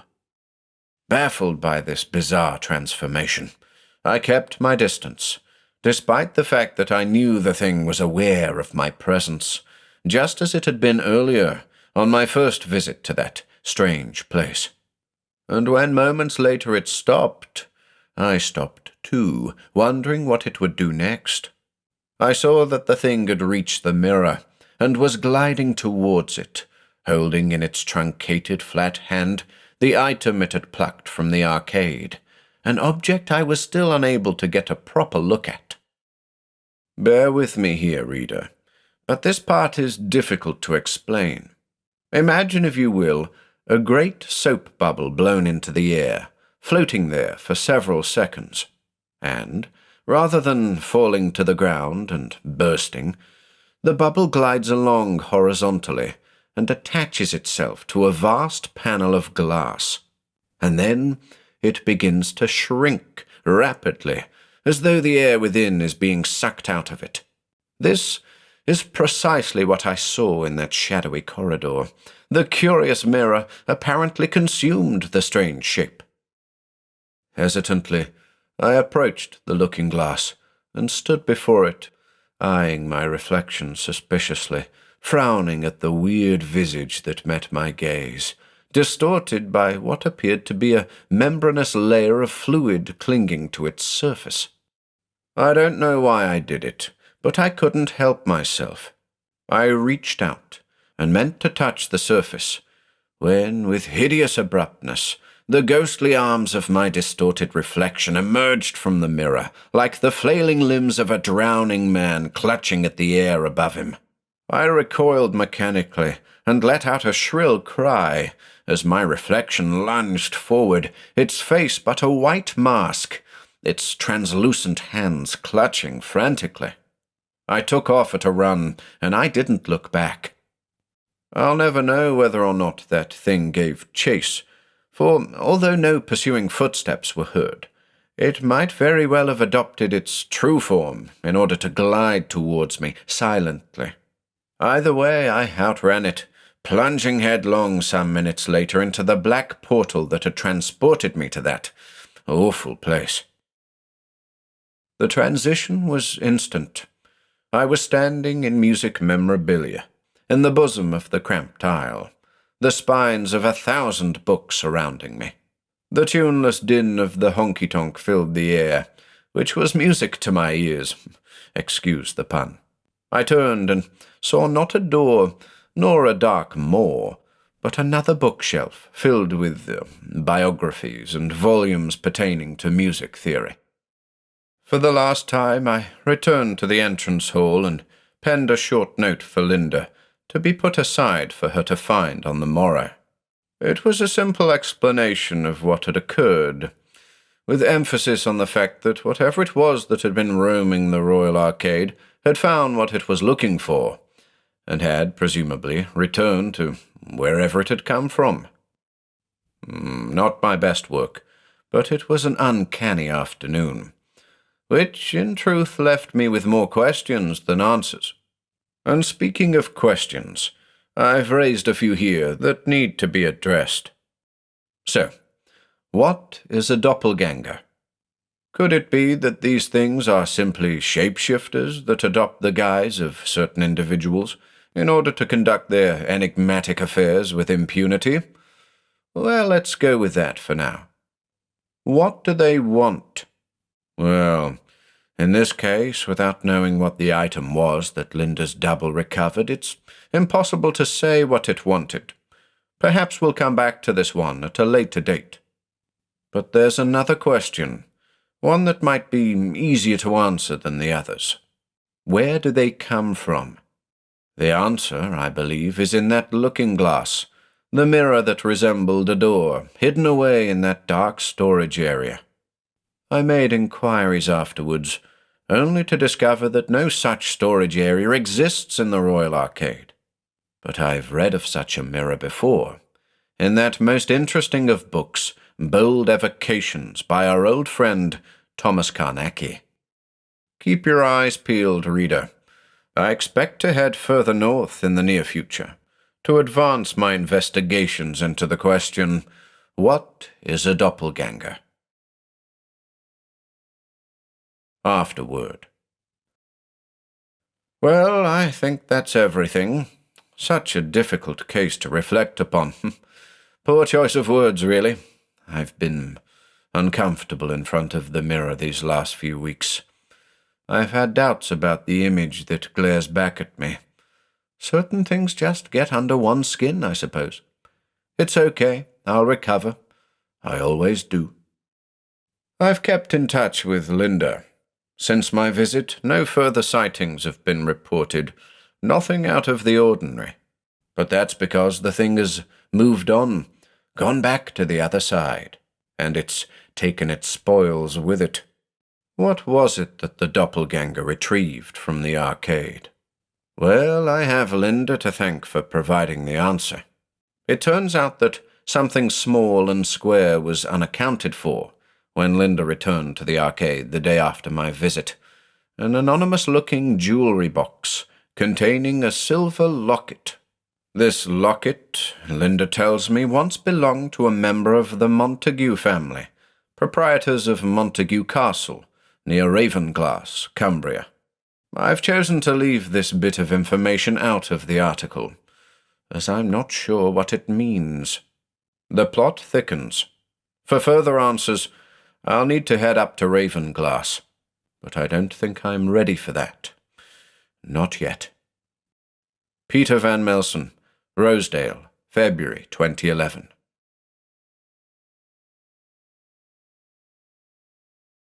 An appetite for steam. 1.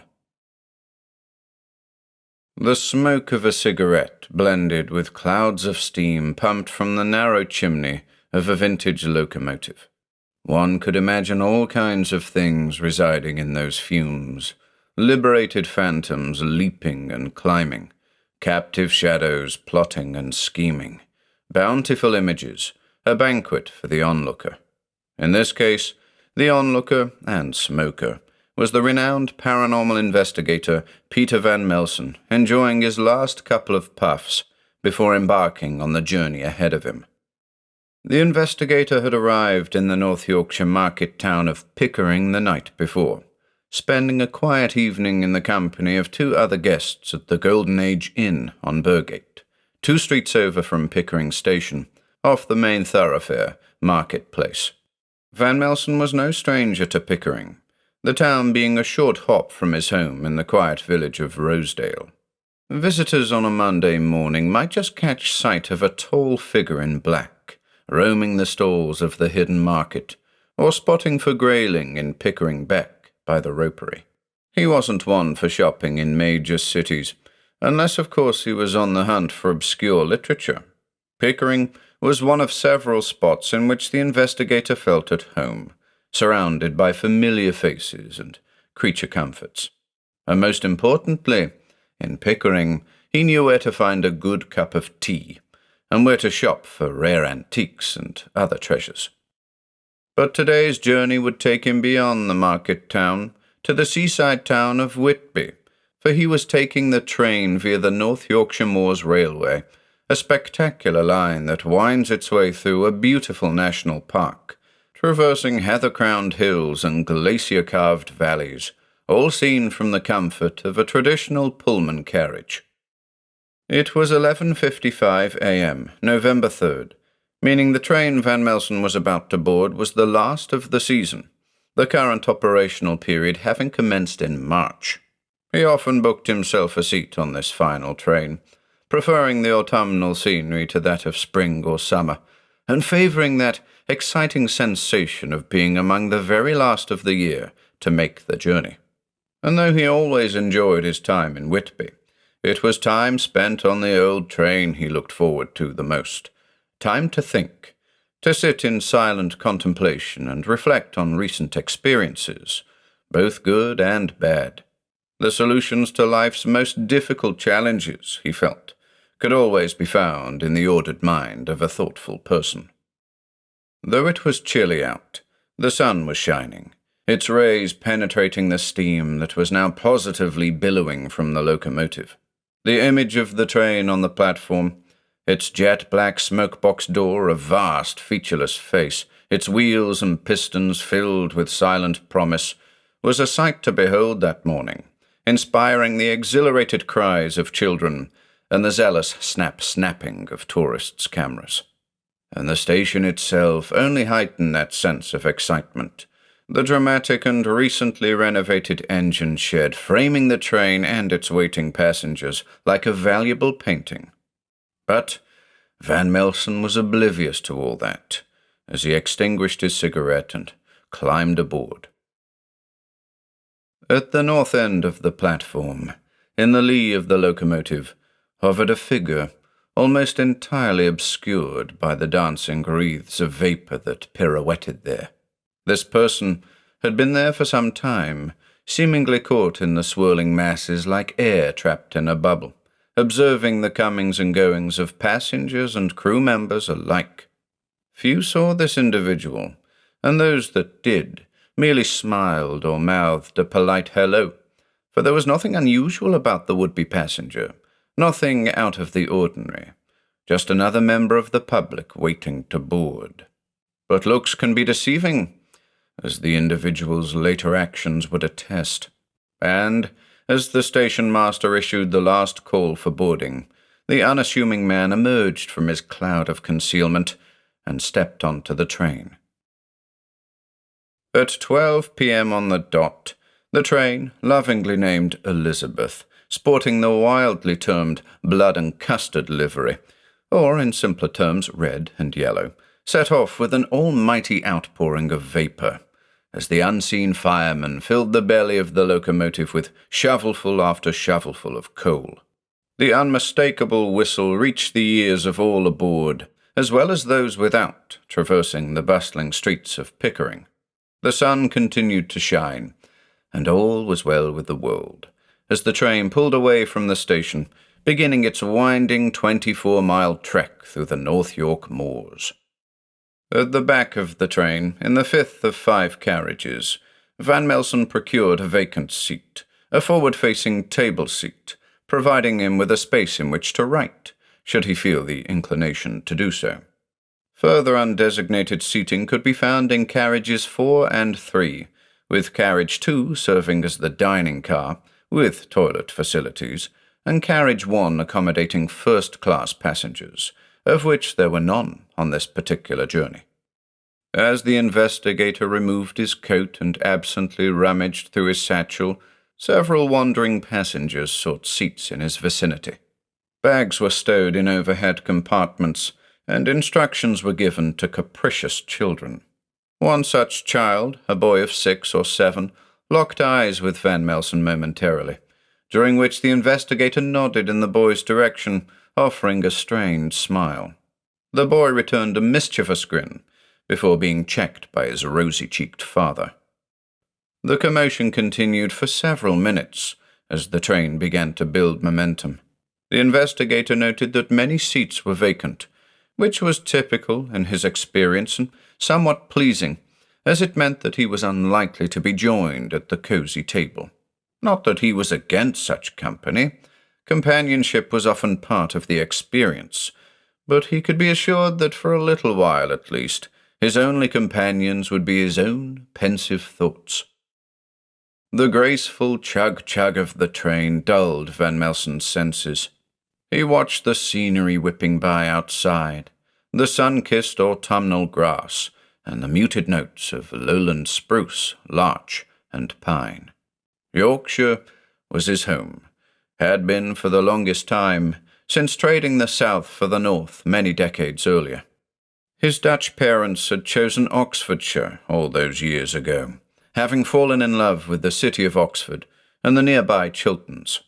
Young Peter had spent his formative years in the Thameside village of Millhampton, a quiet spot close to the Buckinghamshire border, an all but forgotten world that seemed a million miles away to him now, as he gazed towards the heavenly and expansive Dalby Forest. Perhaps he was due a return to his stomping ground, in order to reacquaint himself with those faraway haunts. Belwood and the little bridge over the nameless brook, the tower on the hill that was like the finger of a petrified giant, the old church whose cellar door was never locked, and number 25 Memorial Way. Well, recollections of her were for another journey. Van Melsen's thoughts always wandered on the train. Daydreaming was permitted. He needn't concern himself with anything in particular, a joyous diversion from the daily grind. Confined to the encompassing seat of a moving train, he was truly present, seeing the future as a closed door, dark and impregnable, and the past a closed window through which only fleeting flashes of yesteryear could be glimpsed. All in all, it was a period of freedom for the investigator, and he was sure to relish it whenever the opportunity came along. Looking at the bright faces of those travelling alongside him, he wondered if they too contemplated such things, looked at the world about them and marvelled at its true nature. Perhaps so, perhaps not. Did it really matter? Barely had his reflections begun when Levisham Station appeared on the horizon, and the train began to decelerate. There were several stops along the route: Levisham, Newton Dale, Goathland, and Gromont, the latter high on the moors, affording a 15-minute break, in which passengers were encouraged to disembark and partake in refreshments at the station cafe. Van Melsen, naturally, with the exception of cigarettes, that is, favoured a strong cup of tea above all else, though you might substitute the word tea for coffee if you asked him tomorrow. The platform at Levisham was deserted. To be expected, really, considering it was the last day of operation. Steam quickly enveloped the station, in which once more active imaginations saw strange apparitions parading like puzzled spirits, waning under blue skies. With the sound of the whistle, Van Melsen climbed to his feet and went off in search of the dining car to grab himself a cup of tea and a bite to eat. Something light would suffice, due to the generous full English he'd consumed, courtesy of the Golden Age. He moved through the carriages slowly, his gaunt frame a pillar of sinew, shrink-wrapped in a gaudy waistcoat, drawing the attention of snooping passengers. All kinds were aboard. A pair of teenagers, neck to toe in black overalls, a shiny-faced man manipulating a deck of cards, an elderly lady whose liberal application of makeup had rendered her face a mask, an animated family of 4, engaged in a rather competitive game of I Spy. To those with whom he made eye contact, Van Melsen offered a nod of the head or a raised hand, courtesies that in each instance were returned. Despite the odd, curious look in his direction, the atmosphere aboard the Elizabeth was warm and welcoming. In all the years the investigator had ridden the train, not once had he heard a raised voice or a crossed word. The ambience of the old world filled the carriages, a bygone time in which social etiquette was commonplace and strangers watched each other's backs, an age that now, for the most part, was only partially visible through the past-facing closed window. Van Melsen was well aware that this was a cynical view, but his experiences over the long years had taught him that the world was a dangerous place, full of dangerous people, ghosts and ghouls notwithstanding. Little did he know, as he entered the dining car, admiring the wonderful umber and cream livery adorning the numerous seats, that the steam train Elizabeth was playing host to one of the most dangerous people he would ever encounter. Meanwhile, the unassuming man had established himself in the third carriage. Like the investigator, he had a table seat to himself, and was musing silently, looking about him for a suitable target. His eyes, remarkably grey and cloudy, were as slits as they scanned the faces surrounding him. There was a young woman holding a book, a collection of poems by Emily Bronte, titled "The Night is Darkening Round Me." A small boy and his father, the latter explaining the geology of the whole of Hawkham, referencing their proximity to the Great Hollow. An older, motionless couple, front-facing and absent of expression. But none of these were right. No, he'd need to go for a little walk. The man climbed to his feet, his small frame inconspicuous, and made his way along the carriage towards the back of the train, studying the faces of each and every passenger. Entering carriage 5, he went about his unusual business in that same overt manner, inspecting the faces of the passengers there, his eyes like letterboxes. Reaching the vestibule at the very back of the carriage, he glanced through the thin glass of the inner door, and much to his delight, saw a lone figure on the other side, watching the ever-changing scenery through the rear window. Suitable, he thought, opening the door and entering the small space. The figure was a woman in her mid to late 60s, petite, with permed hair and thick round spectacles. She turned to face the new arrival, and offered the stranger a broad, toothy grin. The man returned the gesture, before proceeding with his routine. "English breakfast, with 1 sugar," Van Melsen said to the steward, rubbing his hands with glee. The steward, a youngish chap with a look of carefree wonder about him, poured the requested and pre-brewed beverage into a paper cup and handed it to the investigator, along with a sachet of white sugar. "Can I get you anything else?" the steward asked, to which Van Melsen merely shook his head, offering payment in the form of nickel-plated steel. "Thank you," the investigator said as he retreated. Back through the carriages he went, clutching his tea, observing the front-facing selection of passengers now clearly visible to him. Several individuals, he noted, had moved from their seats, presumably to explore other parts of the train. The family of four, the practicing magician, and one of the teenagers in black. Van Melsen couldn't help but notice these things. An off-duty investigator is still an investigator. He sees the world through the same eyes, hears with the same ears. It's in the DNA. He entered carriage 4 and immediately saw both the teenager in black and the practicing magician sitting opposite each other at a table seat, the man with the cards dazzling the youngster with his deft fingers. Stepping into carriage 5, Van Melsen noticed a distinct change in the air about him. Was it just the result of his toil through the carriages grasping a hot drink, or was it significantly warmer and more humid than before? He scowled, his inquisitive gaze drawn to the vestibule at the back of the train, where a number of passengers were gathered. Taking a small sip of his piping hot tea, he cautiously approached the group, all the while evaluating the handful of passengers he passed in their seats, 3 of which were fast asleep, another 2 wearing headphones, staring off into space. "What's going on here?" he asked of no one in particular, as he neared the group. "Not sure," said a bald chap in a yellow jumper, turning to face him. "She's just mumbling to herself." "She?" "Yeah," said a young girl in black dungarees, frowning.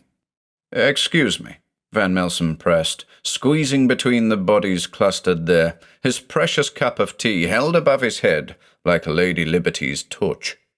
Reaching the vestibule, the inner door now propped open by a backpack, the investigator saw for himself the object of their interest. A woman was sitting cross-legged on the floor, rocked gently back and forth by the chug of the train, whispering unintelligibly. "Hello?" Van Melsen addressed her, crouching to make eye contact. "Can you hear me?" "She's unresponsive," muttered a young lady in a tartan shawl, a book of Bronte poems tucked under her arm. "Hasn't said a word." The investigator paid no heed to the obvious observation, instead choosing to listen carefully to the gibberish spilling from the woman's lips, a tall order with the din of the train beneath him. "Can you make out what she's saying?" The question came from the man in the yellow jumper. Van Melsen shook his head, but in reality he could make out what she was saying, at least some of it. The words "obey" and "jump" were the clearest, but he wasn't about to repeat the mutterings aloud. The first rule of a PI's business is to never, under any circumstances, comment on one's findings prior to developing a basic understanding of their cause. And though he'd be the first to admit that he was hardly a stickler for the rules, on this occasion he felt it prudent to keep his mouth shut. Moreover, he was finding it hard to concentrate. By the second it was getting warmer and warmer in the cramped vestibule. Sweat broke out on the foreheads of everybody present. "Jesus, it's hot," moaned the girl in the dungarees, pulling at the bulky straps in an effort to get the denim off her skin. "I know, what the hell?" agreed the bald man, wafting the collar of his jumper agitatedly. "Obey," mumbled the woman on the floor. "Jump." Her face was bright red, like a glowing ruby. She looked as if she was about to explode. "Can you hear me?" Van Melsen tried again, lowering his voice, taking hold of the woman's hand, a hand that felt like a hot water bottle. "Can you hear my voice?" "Yes," the woman finally managed, some semblance of cognition returning to her. "What happened to you?" "Like to see something." Van Melsen frowned. I'm sorry?" "See something." He leaned in closer. "Must jump," she said, her large eyes behind the thick spectacles swollen and bloodshot. And then, without warning, the woman, slave to a sudden burst of energy, clambered to her feet and launched herself at the rear window. A collective gasp followed, as her body was deflected by the thick glass and slumped unconsciously to the floor. A thin stream of blood flowed from the woman's nose, and a bruise the size of a golf ball appeared on her forehead. In response to the commotion, a middle-aged gent claiming to be a doctor rushed in, quickly dispelling the concerns of the passengers by informing them that the woman didn't appear to be seriously injured. Crew members were informed, who promptly arrived at the scene and whisked her off to first class, calling ahead to the station at Goathland to arrange for an ambulance. And so it was that at approximately 12:40 that November afternoon, things took a turn for the weird. It couldn't have gone much better, thought the unassuming man, now watching from a shadowy recess of carriage 5. He saw the looks on the faces of all present, men, women, and children alike, looks of shock and confusion, of, dare he say it, fear. He emulated those expressions, wore the face he was expected to wear, as the untrained crew members carried the woman through the carriage on a cheap-looking gurney. It was with some difficulty that he managed to suppress a chuckle, catching sight of the massive lump on the woman's head and the shattered spectacles lying next to her. But his amusement was short-lived, owing to the presence of the tall man in the garish waistcoat, the fellow with the pointed chin and the slicked-back hair. This individual showed none of the expected expressions. His was a countenance of poise and purpose, as he strolled along the carriage, eyeing everybody in his midst with subtle scrutiny. The unassuming man was vulnerable. His face would be telling, might betray him, and so he didn't wait for Van Melsen to reach him.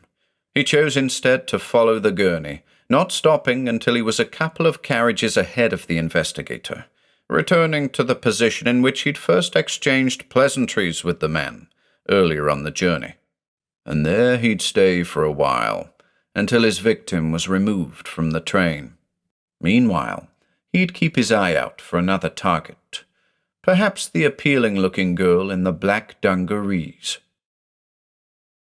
The telltale whistle of the train indicated that they were approaching Goathland Station. Van Melsen watched from the window as the honest crew members, with assistance from the passenger/doctor, left the fallen woman, whose name was Mrs. Garland, according to the ticket found on her person, in the care of the station master, who in turn would soon hand her over to the impending paramedics. Two issues swam at the forefront of the investigator's mind. Firstly, what had caused the heat, the overwhelming heat, to dramatically decrease the moment Mrs. Garland knocked herself out? And secondly, what or who had caused Mrs. Garland to fall into her state of delirium? The first issue was considered odd by all who experienced it, but the second not so much, as no one else had even considered such a question, never mind the possibility that a third party might have been involved. Perhaps it was his years of experience, the dozens and dozens, if not hundreds of strange cases he'd investigated over a long career, that signaled the abnormal circumstances surrounding Mrs. Garland's attempt to jump from the train. It was during this period of contemplation, as the train hovered at Goathland Station, that Van Melsen was approached by a nervous-looking young man. Excuse me," came the voice of the youngster, dragging the investigator from his reveries. "You're Peter Van Melsen, aren't you?" His eyes wide, Van Melsen returned jocularly, "Guilty." This calmed the young man somewhat, whose habit of repeatedly brushing away the hefty fringe from his eyes was already a source of irritation for the investigator. "How can I help you?" Van Melsen offered. Mumbled the teenager. "Well, there's something weird going on, isn't there?" To this, Van Melsen nodded and managed a weak smile. As previously stated, though not exactly a devotee of the rulebook, he wasn't one to carelessly cast it aside, particularly during the early stages of a potential investigation, but neither was he one to discourage the inquiring minds of young people. "Take a seat," he invited, taking a sip of the still warm sweet tea. "What's your name?" "David," the young man answered, swallowing audibly in the process. "David Neal." "Pleased to make your acquaintance, David. Now tell me," he went on, placing the paper cup on the table between them, "what are your feelings on the matter?" David frowned, like a schoolboy hit with a topic-appropriate question thrown by an overzealous teacher. He slurred, then shuffled in his seat as the whistle of the train indicated they were about to set off again. "I don't know, really, but I think there was someone in there with that woman." "Someone?" Van Melsen repeated. "Yeah, like a force or something. Like the time you went into that old house with the forest ranger in Galloway." "Ah." The investigator nodded approvingly. "You may be right," he agreed, taking a sidelong look at the expansive moorland framed by the large window. "The question, of course, is what sort of force might we be dealing with? Human or unhuman?" The teenager gulped, flicking his black hair aside, his dark features a mask of uncertainty. "Unhuman?" he ventured, unsure as to whether or not the investigator expected an answer. "That remains to be seen," Van Melsen said, and finished the cup of tea. "We'll be arriving at Gromont in approximately 15 minutes. It'll be interesting to see who gets off and who stays on. Until then," he added, prefacing a dismissal, "keep your eyes peeled, David." The teenager nodded, and, understanding that the investigator wished to think on the matter alone, took his leave. And it was because of his brief conversation with the young David Neal that Van Melsen failed to observe the girl in the black dungarees as she passed through the carriage on her way to the dining car. The girl in the dungarees, a Scot by the name of Kaylee Campbell, was hot and bothered. The incident at the back of the train had weighed heavily on her. Never before had she seen such behavior, not even on the Friday night streets of Leeds, where she was currently living and working as a singer-slash-guitarist, doing the pubs, clubs, and corporate events, pursuing the dream of every amateur musician. The train to Whitby was to serve as inspiration, fuel for the creative fire, and that, it would seem, she'd found in abundance, though not quite in the dreamy, melancholic form she'd sought. Melodies were already flooding her brain, dark melodies that were akin to spacious caverns of sound, the muted words impassioned and evocative, violent even. This could be it, she thought, a new direction, a sound that would transcend the mundane, the everyday banality that had previously defined her. This was fresh, edgy, exciting, and crucially, real.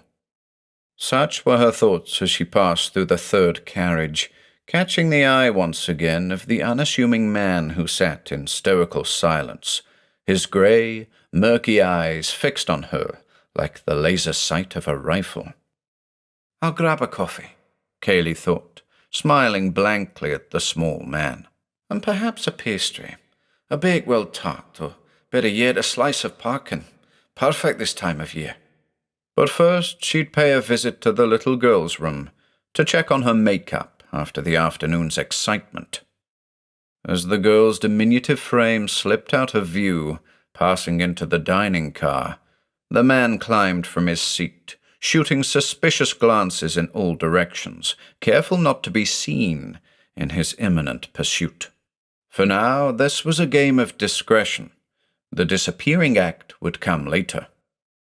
Having taken care of her ablutions, Kaylee emerged from the small water closet and ran straight into the short man with the shiny face.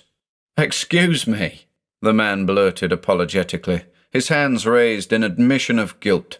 "I was miles away." Something about his demeanor puzzled her, despite the friendly facade that glared up at her. "It's okay," Kaylee returned, beaming politely. "It's a bit on the tight side in here." The man laughed, exposing a set of uneven teeth. "You're right there." She couldn't have explained it, but she found the man oddly compelling. He had the air of a performer, an air she knew well, the air of one whose sole purpose was to entertain by any means possible. Though his eyes were dull and cloudy, his face was bright and well sculpted, the shaggy dark hair crowning his head dishevelled but enticingly natural. She was about to continue on her way when the man caught her off guard by pulling something colourful from a trouser pocket and asking, "Do you want to see something?" At 1:05 p.m., Van Melsen bumped into Kaylee Campbell in the middle of carriage 4. Anybody who knew her would have said that she was behaving oddly, walking for all intents and purposes like an extra on the set of a George Romero movie. The investigator sensed that something was off, but he just couldn't put his finger on it. She passed him without a word, would have walked straight into him if he hadn't stepped out of the way, and continued in the direction of carriage 5. David Neal, conducting his own variety of investigation, studying Van Melsen's comings and goings from a discreet distance, came out of hiding to discuss what he too thought to be unusual behaviour on the part of the girl in the dungarees. "Is there something wrong with her?" was the teenager's question. Van Melsen shook his head. "I think there's something with her," he answered vaguely. Turning, he went after Kaylee, a frowning David hot on his heels. Again, there was a notable humidity in the air, coupled with a subtle warmth that seemed to be trailing the zombie-like girl. Nearby passengers, including the elderly lady with the face full of makeup, now dabbing her cheeks with a handkerchief, seemed to notice the change in ambient temperature, each of them looking to the windows instinctively, or wafting their sweaters. The investigator and his would-be apprentice followed Kaylee into carriage 5, where, curiously, she lumbered over to Van Melsen's table seat and sat herself down, gazing out of the window blindly.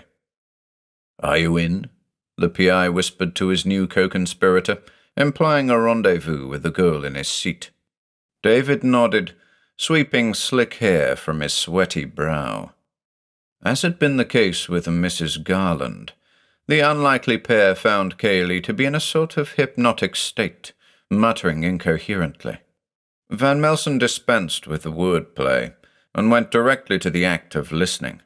Again, certain words were intelligible, obey and climb, and the repeated words of Mrs. Garland, see something, were clearly heard. "You see," Van Melsen began, addressing David, aware now of numerous nosy passengers angling themselves to eavesdrop. "There are signs of mesmerism here." "Mesmerism?" came the mumbled repetition of the bald man in the yellow jumper, listening from a not-so-discreet position at the back of the investigator. "Hypnotism," Van Melsen reluctantly spoke up, drawing the attention of everyone in the carriage. "I think there's a magician aboard. A magician with an agenda." Various outbursts followed this announcement, mostly in the negative. Young David was listening closely now, his gaze fixed on Kaylee, her features like those of a statue. "Like the Wizard of Wakefield," he ventured, referencing another of the PI's well-documented exploits.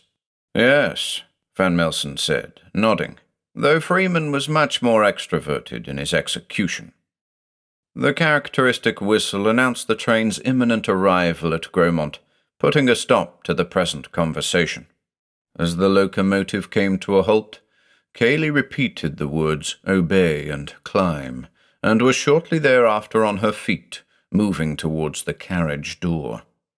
"Keep your eye on her," the investigator said to David, scanning the faces of those surrounding him, the troubled expressions of the bald man, the lady in the tartan shawl, and the family of 4, the 2 children clinging to their parents like stubborn parasites. David went after Miss Campbell as she mindlessly meandered towards the station gift shop. He was both thrilled and terrified to have been entrusted with this task, despite a fundamental lack of perception as to the nature of what it was that was occurring. For the moment, he dismissed his doubts and followed the mesmerized girl into the gift shop, where somehow she managed to disappear amid the cramped aisles and stacked boxes. "Damn," the boy muttered under his breath. Meanwhile, Van Melsen found himself on the slippery platform, wet with a touch of early afternoon fog that clung to the moors like a cloak. Volleys of steam were expelled by the locomotive as it wound down for the 15-minute break ahead. With careful observation, the investigator gawped at the passengers as they alighted, seeking either the gift shop or the cafe for refreshments. Several crew members eyed him doubtfully, the rumor of an inquisitive private detective aboard the train at the forefront of their minds. And Van Melsen's watchful eye continued its unyielding duty, would have met the gaze of the troublemaker, had his attention not been drawn by the frantic yelling of David Neal and the frightened shouts and gasps spilling forth from the mouths of nervous passengers crossing the platform. Somehow, Kaylee Campbell had scaled the stone wall of the gift shop and was crawling like a spider up the slick slates of the roof. In a matter of seconds, she'd reached the tall chimney at the apex, and now, with arms like grappling hooks, she was working her way to the top of it. Her face was red as the devil's, and from the top of her damp head vapor was emerging, like steam from the train, clearly defined in the backlit fog. With astonishing agility, she attained the very precipice of the single pot atop the chimney, and stood upright like a rod, groping towards the hidden heavens. A fraction of a second before the inevitable happened, Van Melsen heard a voice behind him, a faint grunt, like that of a sorcerer casting a spell, a master issuing a command. The word itself was foreign to him, a word that he would later identify as "taka," meaning now, according to that curious book of spells, La Magie pour les mages. As the whispered word reached Kaylee's ears, she toppled like a felled tree, tumbling from chimney to roof, roof to platform, landing with an appalling thump on the wet ground. Held in a limp hand, plain for all to see, was a crumpled playing card, the Ace of Hearts.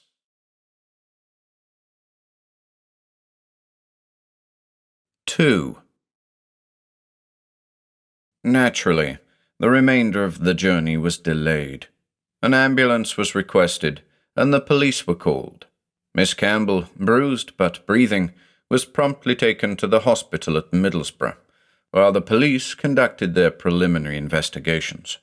The detective in charge, DCI Harold Seed, acquainted with Van Melsen and his work, was quickly dismissive of the concerns of the rail staff regarding the investigator's presence aboard the train. He went so far as to commend the PI for maintaining a level head under what was assuredly an unusual set of circumstances. A conversation followed between the two, in which Van Melsen spoke of the card-handling passenger, noting that the man in question was now missing. "Pulled a disappearing act, eh?" said the DCI, shaking his head suspiciously. "It's the magician's modus operandi," Van Melsen returned, lighting a much-needed cigarette. "Do you think he's our man?" "My gut says so, but I have to admit, Harry, this whole business has me stumped." Seed nodded, his round, mustachioed face betraying nothing of his thoughts on the matter. He'd heard this sort of thing from the PI before. Often, he found, just prior to some inexplicable breakthrough. An hour or so later, with the observant David Neal at his side, and the bald man in the yellow jumper, who'd introduced himself as Gregory Milburn, a lecturer in computer science at Durham University, Van Melsen sat in the comfort of Gromont Station tea room, enjoying a well-earned cup of tea and a big old piece of apple pie. Weary passengers were scattered throughout the cafe, many of them compelled by the curious investigator, hanging on his every word, shaken up by the day's events. Children huddled close to their parents, their every wish for gratuitous treats granted. Most passengers had been questioned with regards to the missing magician, some saying that they'd welcomed a performance, familiar but no less impressive feats of card manipulation. As to whether or not they'd noticed anything suspicious about the man, the answer had been unanimous. No, not really. With the assistance of Ava Fleetwood, the lady in the tartan shawl, whose book of Bronte poems had caught the eye of the magician, Van Melsen had provided a detailed description of the suspect. The pair had delineated the man's unusually cloudy eyes and his remarkably shiny face. According to Ava, he'd been exceptionally smiley, roving about with the cards in his hands, cutting and shuffling them continuously. Had a habit of coming and going, she said. Spent more time on his feet than in his seat. "Where did he go?" Milburn asked, scratching his polished pate. He and several others had seen the playing card in Cayley's hand. "Impossible to answer," Van Melsen replied, playing his own cards close to his chest. "The police will be on the lookout for him now." David watched intently as Van Melsen made his way through the apple pie, eager to issue a barrage of questions, but knowing better than to harass the renowned PI in public. Finally, Gromont's station master, Elaine Westnedge, entered the cafe, informing all that the train had been permitted to complete its journey to Whitby, whereafter travel arrangements would be made for the return trip to Pickering. Drinks were swallowed, pies were shoveled, and the tea room was evacuated in short order. Just as before, the small man with the shiny face found refuge in the clouds of steam now filling the platform. He was nothing if not stealthy. He was as water, fast and flowing, clear and impossible to grasp. Only a sudden change in the weather would oust him, a contingency he was adequately prepared for. But he wasn't infallible. There had been a couple of stumbling blocks along the way, but on the whole things were going rather well, he thought. The spectacled senior, piece of cake. The girl in the dungarees, likewise. Shame about the boy, but diamonds are elusive. This was the game, a game he'd played many times before. To what end he played the game only he knew, and it was apparent, with this blasted investigator in his midst, that the final stages of the game would involve a great deal of improvisation. And once more, signalled by the distinctive whistle, the unassuming man slipped onto the train, unnoticed. It was 4 p.m. when the train started moving again. The whistle held something of melancholy in it this time round, fading into the immediate moorland like a forlorn spirit. Van Melsen had seen the firemen on the platform at Gromont, covered from head to toe in coal, their dejected faces a testament to disappointment. What a way to end the season. 2 injured passengers, a madman on the prowl, and a police investigation. But it could have been worse, might have been, if the PI hadn't been aboard, sticking his nose where it wasn't wanted.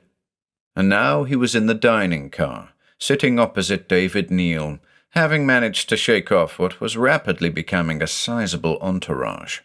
He ordered a black coffee, insisting that a steady intake of caffeine would focus his critical faculties.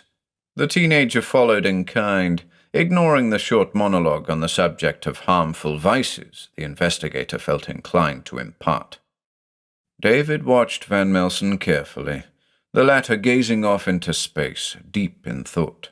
The man's face was inscrutable, showing nothing of consternation or bewilderment. He was calm and composed, keenly focused on the problem at hand. After a short while, during which the teenager polished off his medium-sized coffee in an impressive 5 gulps, the investigator leaned forward conspiratorially, inviting the young man to do the same. There were 2 brothers, he began, his voice low and measured. Men of Provence, according to the legend, heirs to a great fortune. The elder was the munificent sort, comfortable with the division of the inheritance. But the younger, covetous and greedy, wanted it all for himself. And yet, being too much of a gentleman to simply stab his brother in the back, the younger devised an unusual scheme, which he called the Four Aces. Van Melsen paused and took a sip of coffee, his eyes drawn to the darkening landscape without. The game was simple enough, he continued. He'd take the 4 aces from a regular deck of playing cards and deal them blindly. 1 to a stranger, 1 to a lover, 1 to a child, and the last he kept for himself. And here's the key to the thing. The last card must not be the ace of spades, for the symbolic significance of the cards was important to the young man, and the ace of spades could mean only death. As per the rules, if, at the end of the game, he was in possession of clubs, diamonds, or hearts, he'd cut his brother's throat in his sleep, becoming the de facto beneficiary to his father's fortune. On the other hand, if he was unfortunate enough to acquire the ace of spades, he'd take the dramatic step to end his own life. According to the legend, a former love interest acquired the ace of hearts, and a street urchin was dealt the ace of diamonds. The younger was left with the ace of clubs, meaning that the stranger, whoever that was, received the ace of spades, leaving him free to commit his cowardly crime. With the ace of clubs in his hand, you'd think he'd have murdered his brother with a mace, wouldn't you? Van Melsen finished with a chuckle, a rasping chuckle, devoid of joy. David, who had been hanging on the investigator's every word, mumbled, "What a strange story," as he pondered the fate of the stranger. "What happened to the stranger?" Van Melsen shrugged. "Who can say? It's just a legend. The real question is, what is the significance of this game in the mind of a magician aboard a seasonal steam train in rural North Yorkshire?" It was at this time that a small boy approached the table at which the two sat. This was the same child who had flashed a mischievous grin at the investigator shortly after departure. "Hello," Van Melsen greeted warmly. "Hello," echoed the boy. A moment later, the boy's father appeared, cheeks rosier than ever. "Sorry to bother you," he said, "but Sonny here says he met that magician." "Oh, really?" the investigator said, his eyes wide. Sonny nodded shyly. "Can you tell me about him?" "He was shuffling cards," the boy muttered, pulling on an earlobe. He were dead good with 'em, so I went over and he asked me if I'd like to see something." "A card trick?" Van Melsen prompted, as the boy faltered. "Yeah," Sonny said, marginally reinvigorated. "He put 3 cards on the table and asked me to pick one. I pointed at the one in the middle, but I never saw what it were, 'cause I heard my mum calling me and I ran off." "And that's all?" "Yeah, didn't see him again." "Thanks, Sonny," the PI said, nodding to his father. The rosy-cheeked man asked, "Does it mean anything?" "I'm not sure," Van Melsen considered, clutching the paper cup. "But I think you can rest assured that his business with Sonny is done." As he waved goodbye to the boy, he became aware of another increase in temperature, another localized surge in humidity. "Can you feel that?" he asked David, who in turn nodded, wafting his sweater. Armed with his beverage, Van Melsen climbed to his feet. "It appears to be on the move," he stated, "and then we're going to follow it." David frowned at this, but dutifully obeyed, as the investigator went about his business, rubbing his fingers together above his head and sniffing the air. There was something with them in the dining car, and Van Melsen was determined to get to the bottom of it. Too close for comfort, thought the small man with the shiny face, feeling like a child in a game of hide-and-seek, as the pole-like Peter Van Melsen approached his hiding place. This detective, or whoever he was threatening to compromise his work. When had he ever had to put up with such a meddler? Never, that's when. But there was still time, even if that meant taking his work off the train and into Whitby. With amazing dexterity, the man shimmied out of the cramped space beneath the table seat and drifted silently from the dining car and into first class, which, as he knew from earlier explorations, was completely empty, with the exception of the crew member who was now standing watch by the entrance to the locomotive proper. He found himself another cranny, a space into which even the gaunt Van Melsen would struggle to squeeze, and there he would wait until the train reached its ultimate destination. The gloomy train pulled into Whitby station at 4:30 p.m., signalling the end of what had become a less than pleasurable ride. The passengers alighted and were escorted to a waiting coach, which would take those requiring transportation back to Pickering. Van Melsen, of course, declined the invitation, and had a devil of a job talking young David into boarding, who had been keen to accompany his new instructor on the continuing adventure. Van Melsen admired the youngster and determined to make contact with him at a later date, to provide him with a direction in which to head, should his clear desire to pursue a career in paranormal investigation persist. But the career prospects of David Neal were considerations for another day. Right now, Van Melsen had something extremely unusual to deal with. He had formed an idea as to the nature of the man he sought. The shiny-faced magician was an individual whose pedestrian appearance belied the quite astonishing knowledge and abilities that he was privy to. He was a trickster as much as anything else, one who took great pleasure in fooling others, and, it would seem, in convincing them, via hypnotism or some other form of mentalism, to put themselves in harm's way. There had been no fatalities so far, but this was the investigator's first run-in with the man. This was no amateur he was dealing with, and, in all likelihood, the magician had been honing his craft for many years.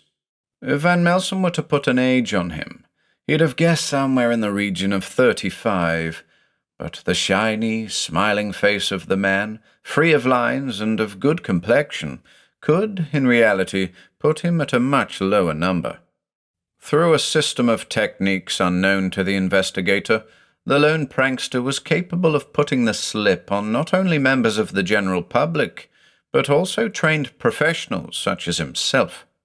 It was Van Melsen's impression that, somehow, steam itself aided the culprit in the execution of his illusions, as though in possession of a divining power over the substance, or, at the very least, an ability to employ the vapour as a veil of sorts, a shield of heat and humidity.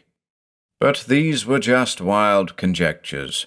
The investigator would need much more to work with in order to develop a concrete working theory. He had a job to do, and that was to follow the impression ahead of him as best he could, the vague suggestion of heat, like an indistinct mirage, gliding along the banks of the Esk, across the majestic swing bridge, and into the heart of Whitby's old town. The man with the shiny face was troubled. Try as he might, he simply couldn't shake the detective in the long black coat. This person seemed to be filled with uncanny instinct. He was of such conviction that there would be no end to the pursuit until either he stopped to confront him or succeeded in slipping away along one of the myriad ginnels and snickelways of the old town. The small man had been here before, many times, walked the streets by day and performed by night. In the not-so-distant past, his was a face that brought joy to children from all over the country, as he stood by the old town hall with his boxes, tables, and props, ready to entertain all who would give him the time of day. But that was before the accident, the event that would forever change him in unimaginable ways. The man with the shiny face didn't like to think about that, for it wasn't really an accident, was it? It was his lust for power, to be the greatest there ever was. He'd wanted to prove that the ancient arts could be seamlessly merged with those of the modern magician. But some ambitions, as he soon came to learn, can bring only disaster. No, he didn't enjoy such thoughts one bit, all risen to the surface because of this figure in his midst, the relentless silhouette that haunted him. Just keep moving, he thought to himself, as the shadows of the dark streets coiled about him. Van Melsen strode forth like an automaton with a single purpose. On to Sandgate he marched, ducking into the narrow Ellaby Lane, as the faint wraith, barely visible in the low-lit avenues, sought to elude him. Church Street was too broad and open, and so the investigator was dragged in and out of dusky alleys, forced to clamber over gates and fences, driving the mass towards the northern end of the old town, where began the infamous 199 steps, up which the sweltering hunter knew he would be required to climb. And up towards the abbey he soared, 2 steps at a time, sweat dripping from his forehead, his coat flapping in the evening breeze that swept down from above. This was Dracula country, and below him, spread out like a memory of yesteryear, lay the innumerable terracotta rooftops of Whitby, divided by the mighty Esk, the North Sea rumbling in the background, urging him onward. For all he cared, the entire world below could be seething with bloodthirsty vampires, and it would make little difference to him as he pounded the grand steps with unyielding resolve. The abbey above, crouched like a skeletal vulture, beckoned him, and soon, in its great shadow, he would come face to face with that which he sought. "Surely I can lose him up here," the small man thought, cresting the last step and veering immediately to the left, drifting in among the old stones of the cemetery at St. Mary's Church, moving ever northward to where the sea-facing edge of the graveyard overlooked the Hagalithe, an ancient shelf of stone in the sheer cliff face below. But the time had come to accept that there was no shaking the detective, aged though he clearly was, his face a rocky bluff in itself. Van Melsen was spurred on by something other than cigarettes and caffeine. This was a man who had evidently looked terror in the face countless times, and, like one who overcomes a phobia by repeated exposure, had become immune to it. But therein the magician identified a potential weakness. The detective was unafraid of him, was unaware of the scale of the threat he faced. Could he exploit that fearlessness? At last, he was ready to stand his ground. Anyone standing by the East Pier Lighthouse, or by the Whalebone Arch at West Cliff, looking in the direction of St. Mary's Church, might have been able to make out, under the vanishing light of a clear November evening, 2 figures above the Hagalithe, locked in a theatrical stalemate. One was Peter Van Melsen, the renowned paranormal investigator, and the other was Philip Michael Gabriel, a street magician turned trickster. The two stood in a torturous silence, transfixed by one another, bewildered, fascinated. Neither spoke, just waited, the northerly breeze ruffling the collars of their coats, the grass at their feet, and whistling among the ancient tombstones. They were the only souls in the cemetery, in spite of the abundant monuments, the final resting places of hundreds of forgotten men and women. It was like a Mexican standoff, 2 foes awaiting the first act of aggression. Gabriel drew first. Not a pair of dueling pistols, but a couple of playing cards, one held in each hand, their faces turned down to the ground, barely visible in the grey light of the graveyard. "Do you want to see something?" barked the small man, his nimble fingers twitching. "In your own time," invited the investigator, who drew 2 weapons of his own, a golden pocket lighter and a cigarette. Gabriel simply watched as Van Melsen rolled the thumb wheel, cupped his hands around the dancing flame, and lit the cigarette. The magician grinned, appreciative of the detective's bravado. "The choice is yours," he said, holding his hands out in front of him. "Left or right?"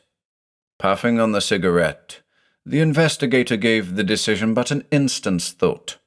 "Left," he said, blowing smoke into the air.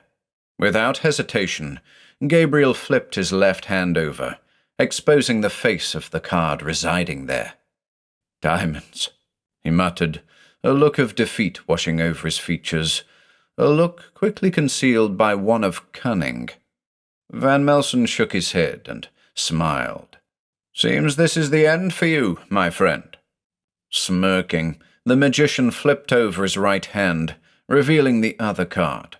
It was the ace of clubs. "No," he said affirmatively.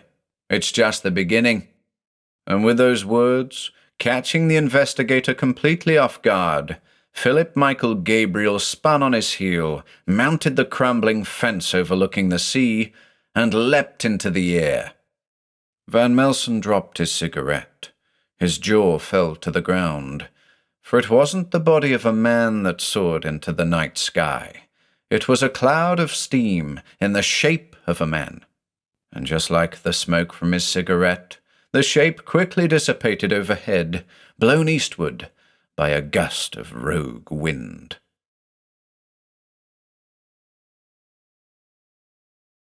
Three.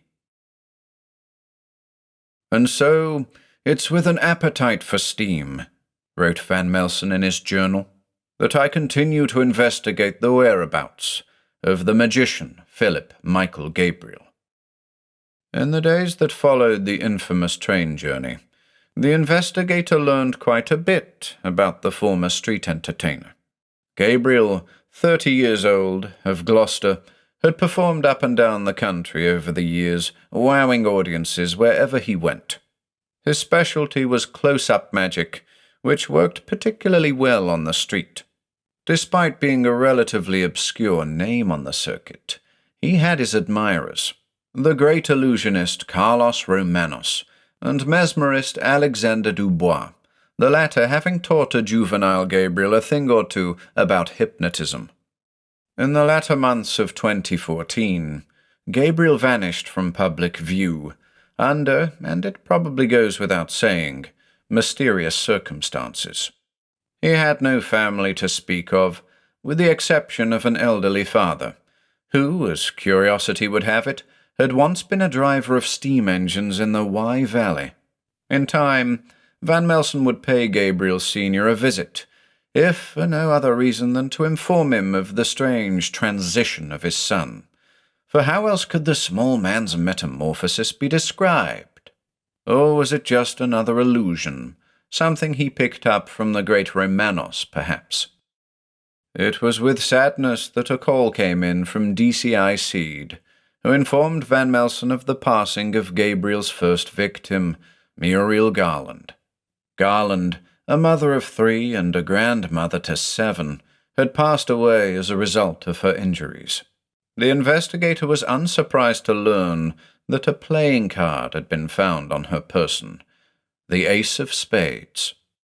The purpose of the 4 aces in relation to Gabriel remained a puzzle, though Van Melsen suspected the game was simply a convenient and suitably obscure framework for the macabre routine or performance he'd chosen to enact. The threat the game posed to the man himself, if he was playing fair, of course, couldn't be understated. But like the trapezist, the lion tamer, or he who partakes in a bit of Russian roulette, the thrill comes with the risk, does it not? "It's just the beginning," Gabriel had said prior to vanishing into thin air. The idea that their paths might cross again chilled the investigator to the bone. And he was sure they would, for there were reports here and there, accounts of strangeness aboard other steam locomotives, out-of-character behavior, dangerous pranks, dances with death. In the kitchen of his quiet cottage in the equally quiet village of Rosedale, deep in the Howardian hills, Van Melsen placed the kettle on the hob. He popped a couple of tea bags into a large pot and waited for the kettle to boil. When it did, the resulting whistle was that of the Elizabeth, and the steam that poured forth from the spout was that of the vaporous magician, Philip Michael Gabriel.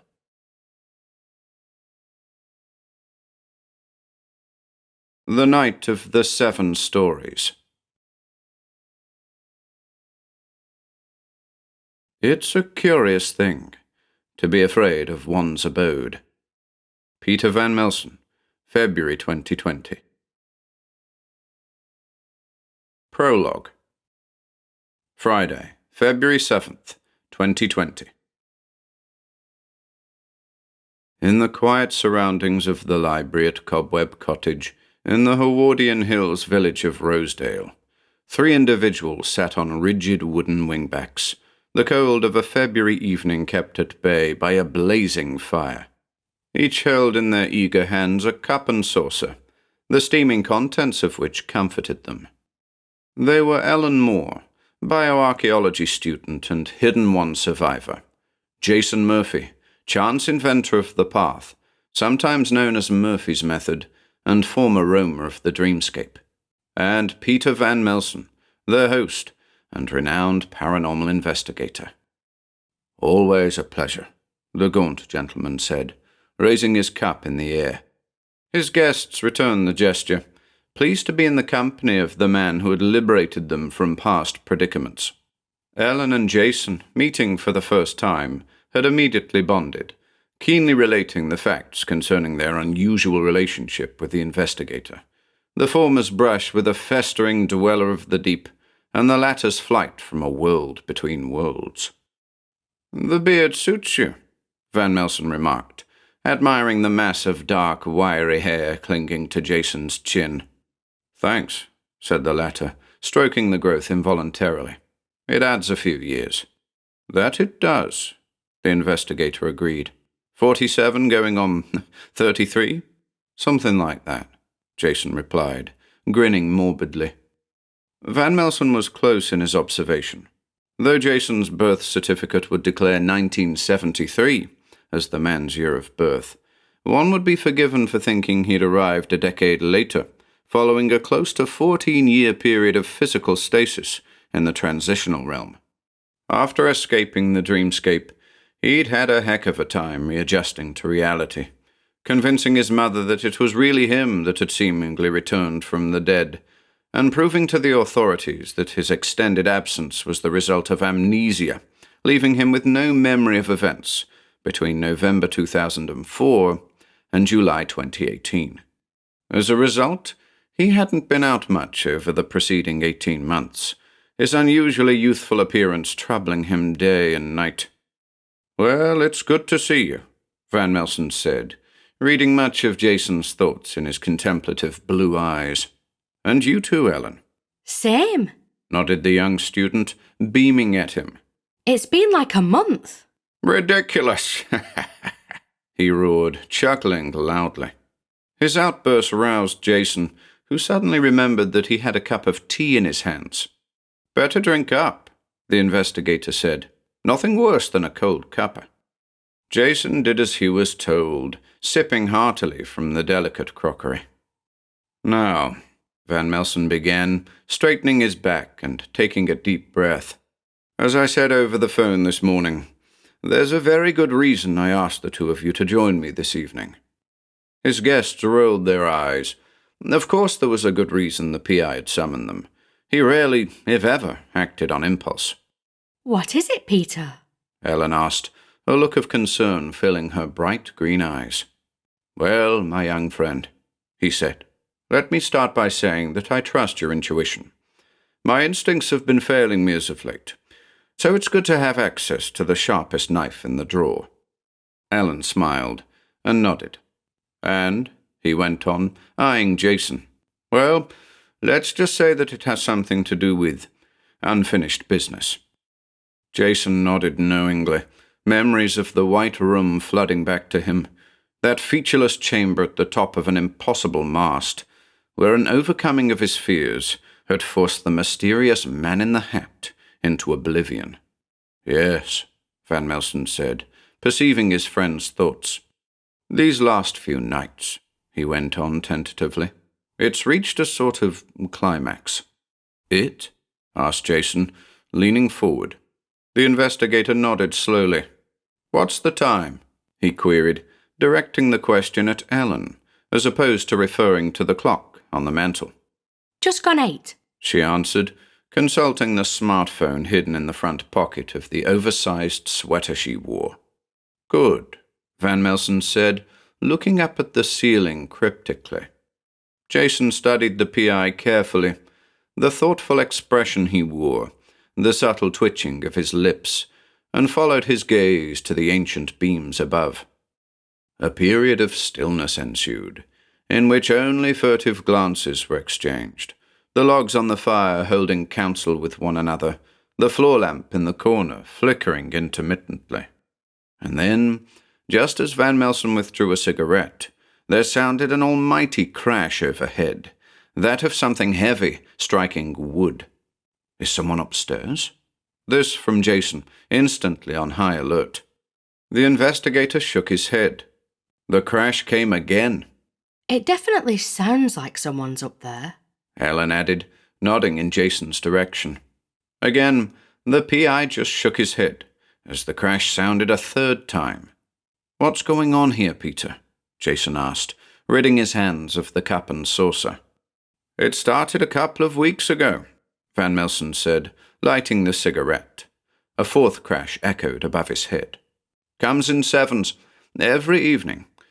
As I said, it's got worse these last few nights, louder and louder. But there's nothing up there, nothing out of the ordinary." Ellen frowned. Where do we come into it? She asked, wincing as the crash sounded yet again, the fifth occurrence. Van Melsen emptied his lungs. "In the dream I had last night, the one I briefly mentioned over the phone this morning, and the sixth crash sounded. I saw the three of us as we appear right at this moment. You, Ellen, in that black sweater, and you, Jason, bearded, in that grey blazer.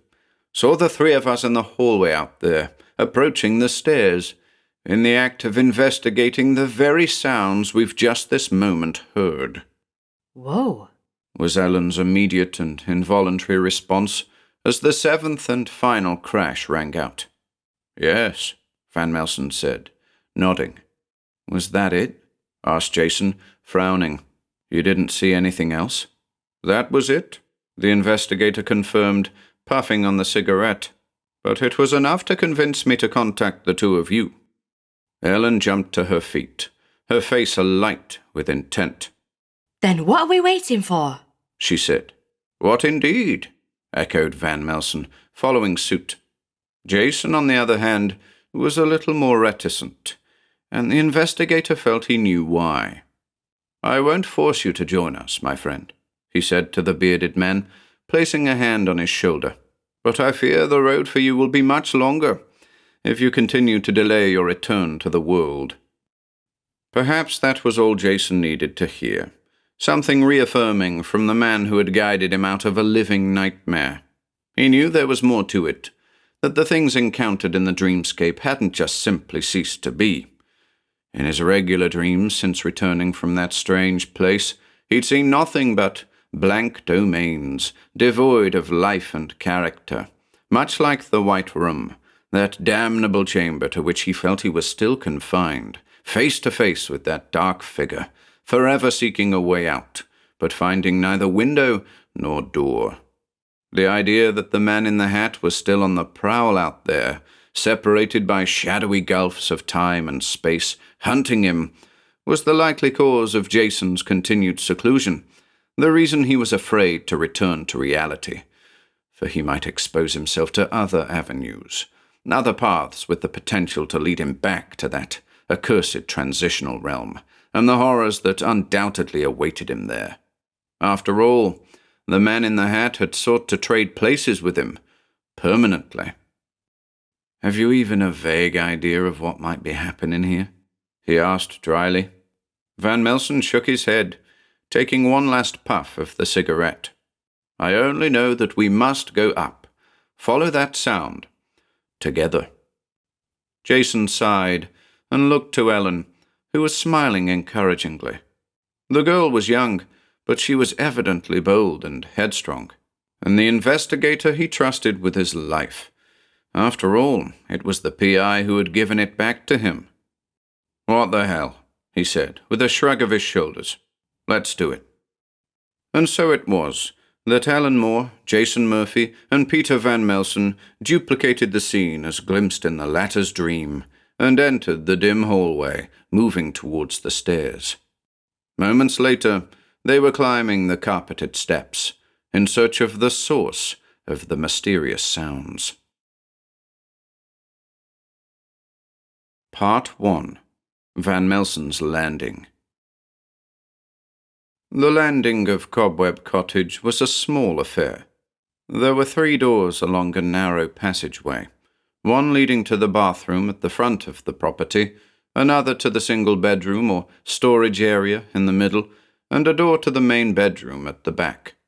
On the plain walls of the cosy corridor were a number of carefully selected photographs, each sepia in tone and dated, depicting the faces of older generations, namely, Peter Van Melsen Sr., a man to whom Junior owed all of his physical attributes, the high cheekbones and deep-set eyes, the tall brow and pointed chin. The investigator's mother, Maria Van Melsen, née Vinke, whose striking features and bright blue eyes, quite unlike her son's, illuminated the corridor, in spite of the muted tones of the whole. And Brother Christoph, the investigator's older and sole sibling, inheritor of his mother's round face and wide nose, seen amid the notable facades of Cecil Court, London. Ellen especially gazed at the frozen faces in wonderment, eager to ply her host with questions, but ultimately decided against it, silent as the 3 were, creeping along the corridor like a nest of stealthy mice in quest of cheese. Jason, on the other hand, wondered at their astonishing pace. How on earth was it possible to cover such a short distance in what felt like several eternities? Their steps were agonizing, booted feet trampling the carpet underfoot. But he knew as well as his companions that the idea was to make as little noise as possible to minimally impact the aching floorboards.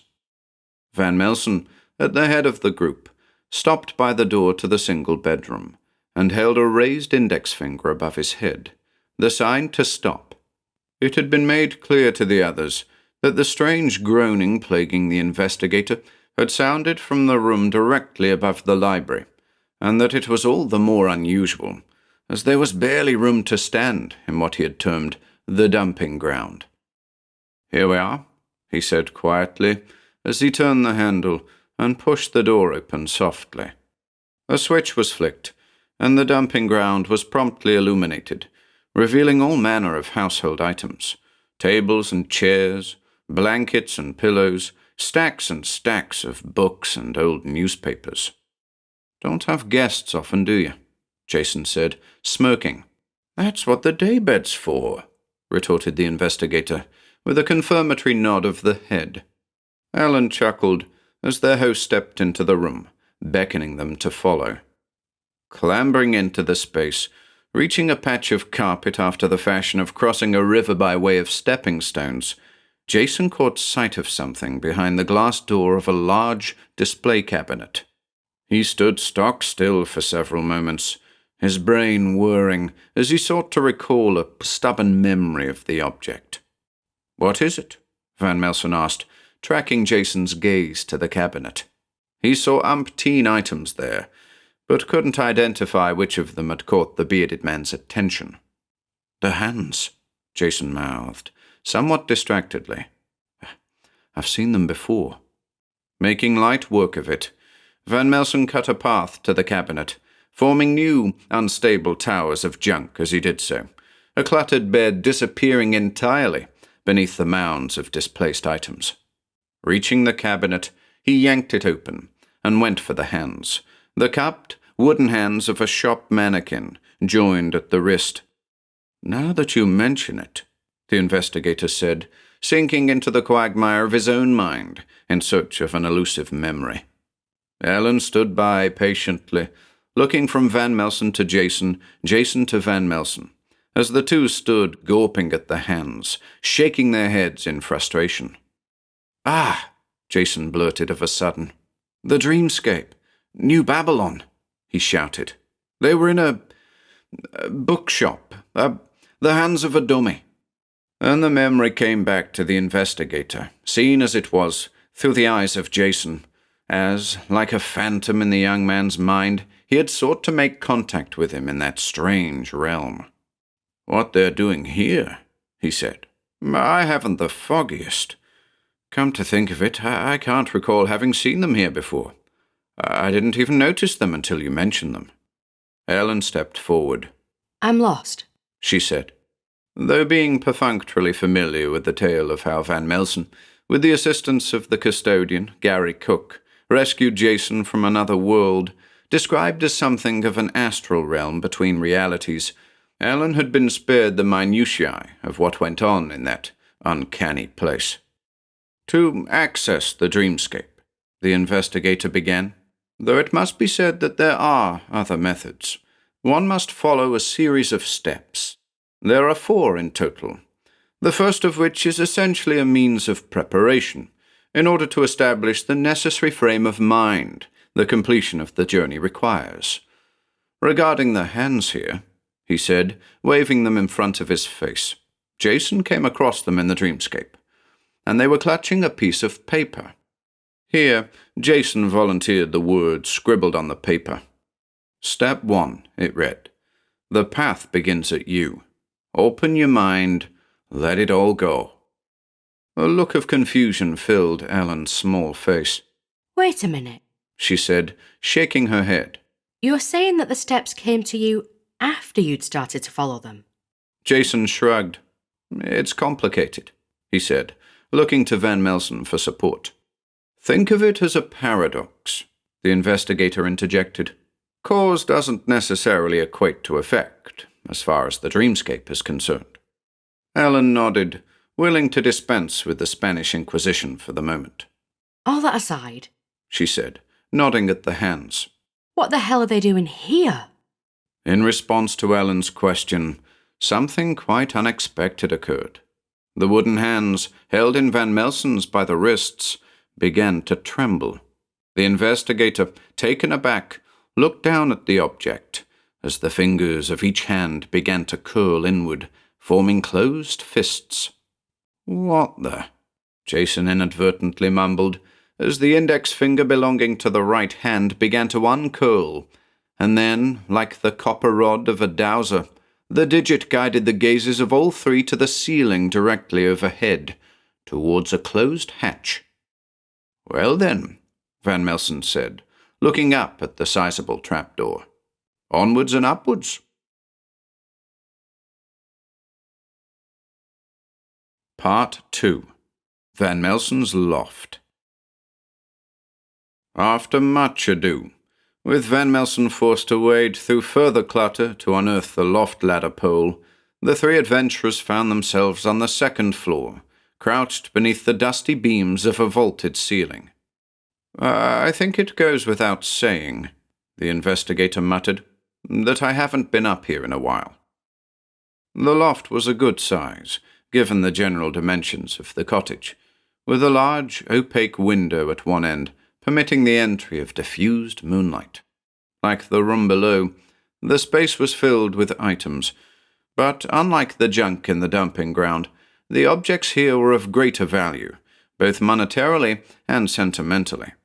Heavy-looking chests atop faded afghans, satinwood sideboards and ornate dining chairs, a Dutch windmill of considerable age, cobwebs straddling the sails, and works of art, both painted and sculpted, occupying every nook and cranny.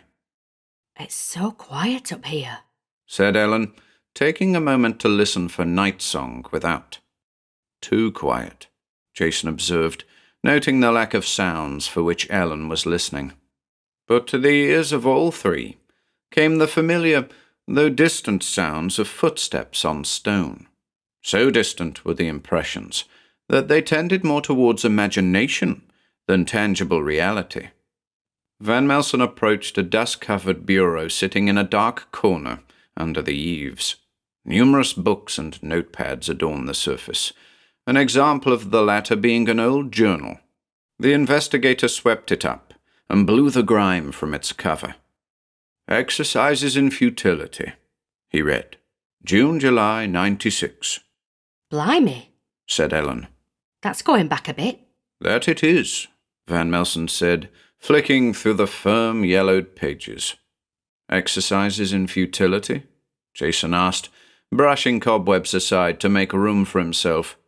The PI smiled emptily, a strange mixture of nostalgia and sorrow washing over him. The futile years, he said, seemingly on the hunt for something specific. 95, 96, he droned absently. It was a period of introversion, filled with doubt. Tragedies back to back. He stopped abruptly, happening upon a page of text scrawled in broad capital letters, quite unlike the precise cursive that had preceded it. Ellen and Jason, watching over Van Melsen's shoulder, were immediately aware of the change in both the handwriting and their host's demeanor. His shoulders sagged. His hands began to tremble. The color, barely visible in the dim light of the loft, ran out of his face. What is it? Ellen stammered, almost afraid to ask. Van Melsen didn't speak, simply handed her the journal. Ellen, with Jason at her side, strode to the murky window and read aloud the troubling passage illuminated by the light of the crescent moon. The dreamer is awake. She read in a slow, measured tone of voice. For the longest time, the dreamer forgot who he was, and we were safe. Here, there, and in between. But now that he can see, he will look. Now that he can hear, he will listen. Now that he can feel, he will touch. His consciousness resides in the belly of... And here she hesitated. Balmerania. And only in the waters of that terrible lake can his flame be extinguished. Balmerania, Jason echoed, the words reaching him on some low, barely detectable level. The waters of Balmerania. He paused to think, before turning to the investigator. What can you tell us about it, Peter? Van Melsen, still trembling, produced a cigarette and lit it hastily. For the longest time, you and I shared a dream, Jason.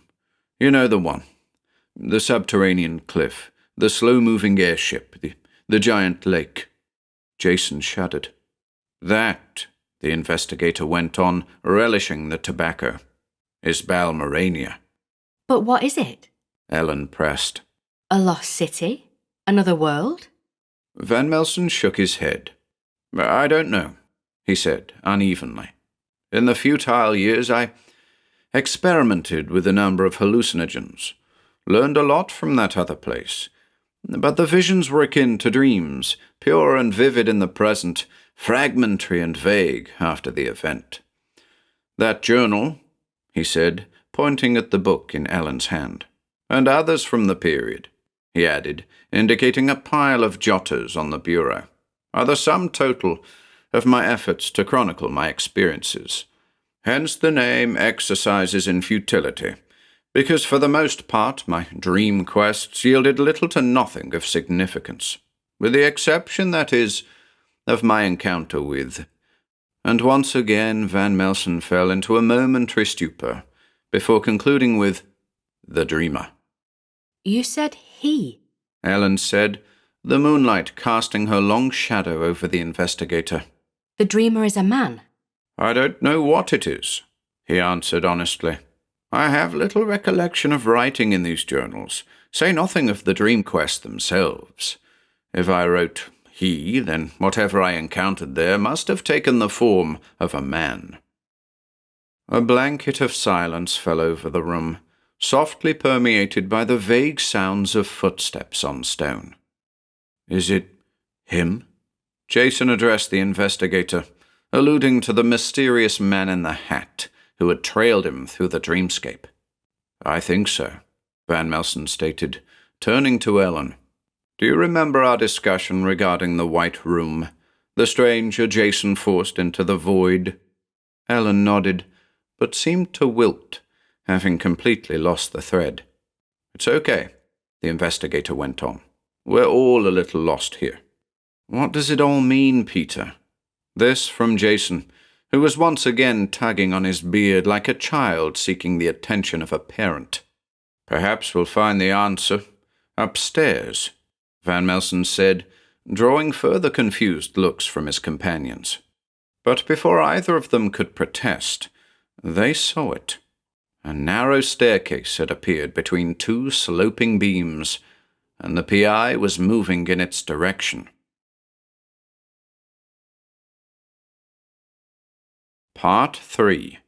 The Third Floor. "How very unusual," Van Melsen muttered as he crested the top step of the stone flight. Ellen was just behind him, followed closely by Jason.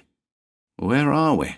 the latter asked, shielding his eyes from the sunlight spilling into them from a large window.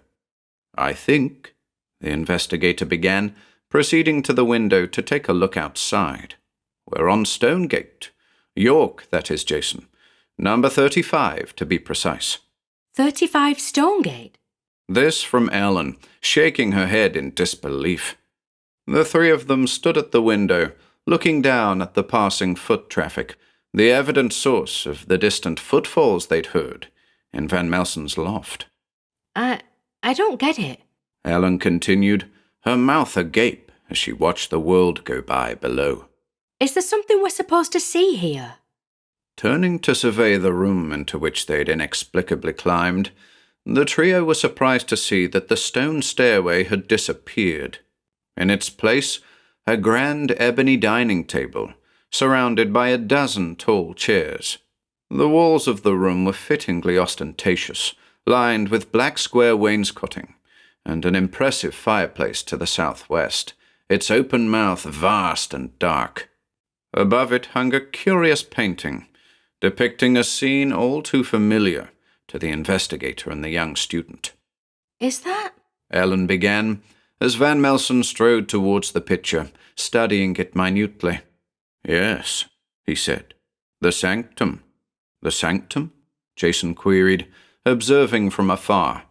"It's right here under York, deep in the catacombs." The man with the beard approached the painting, spotting something familiar atop the altar at the center of the picture.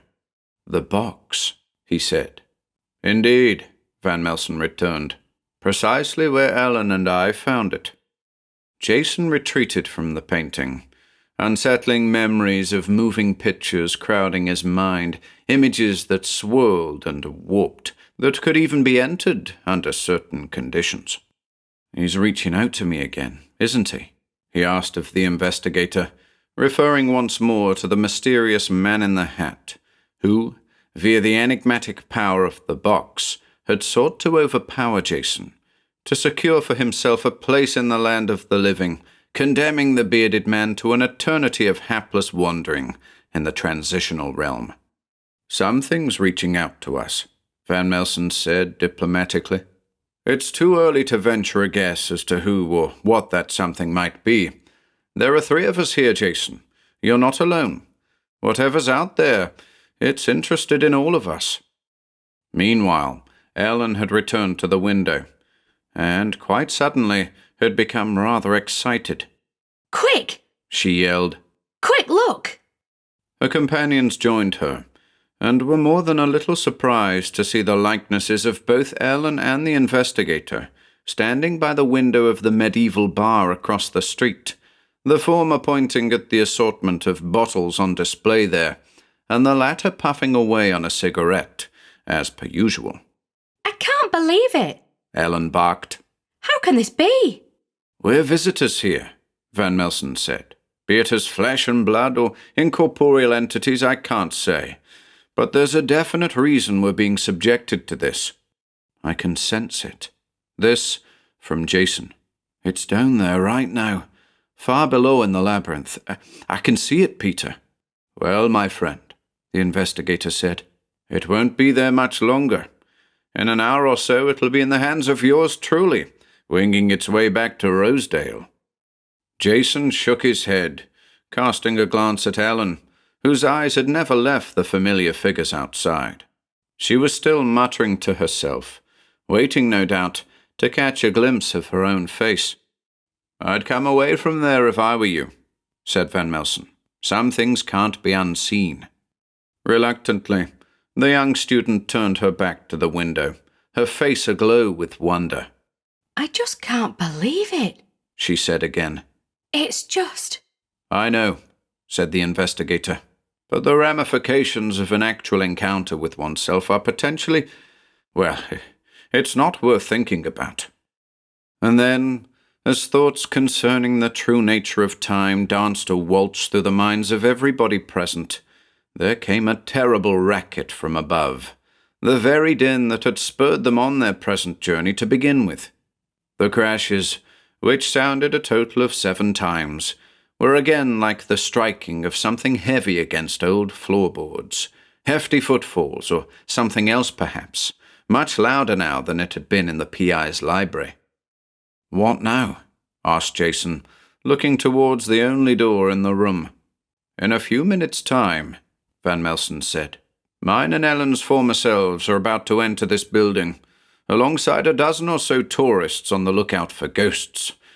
Unless we want to be mistaken as such, we'd better make haste and get out of here."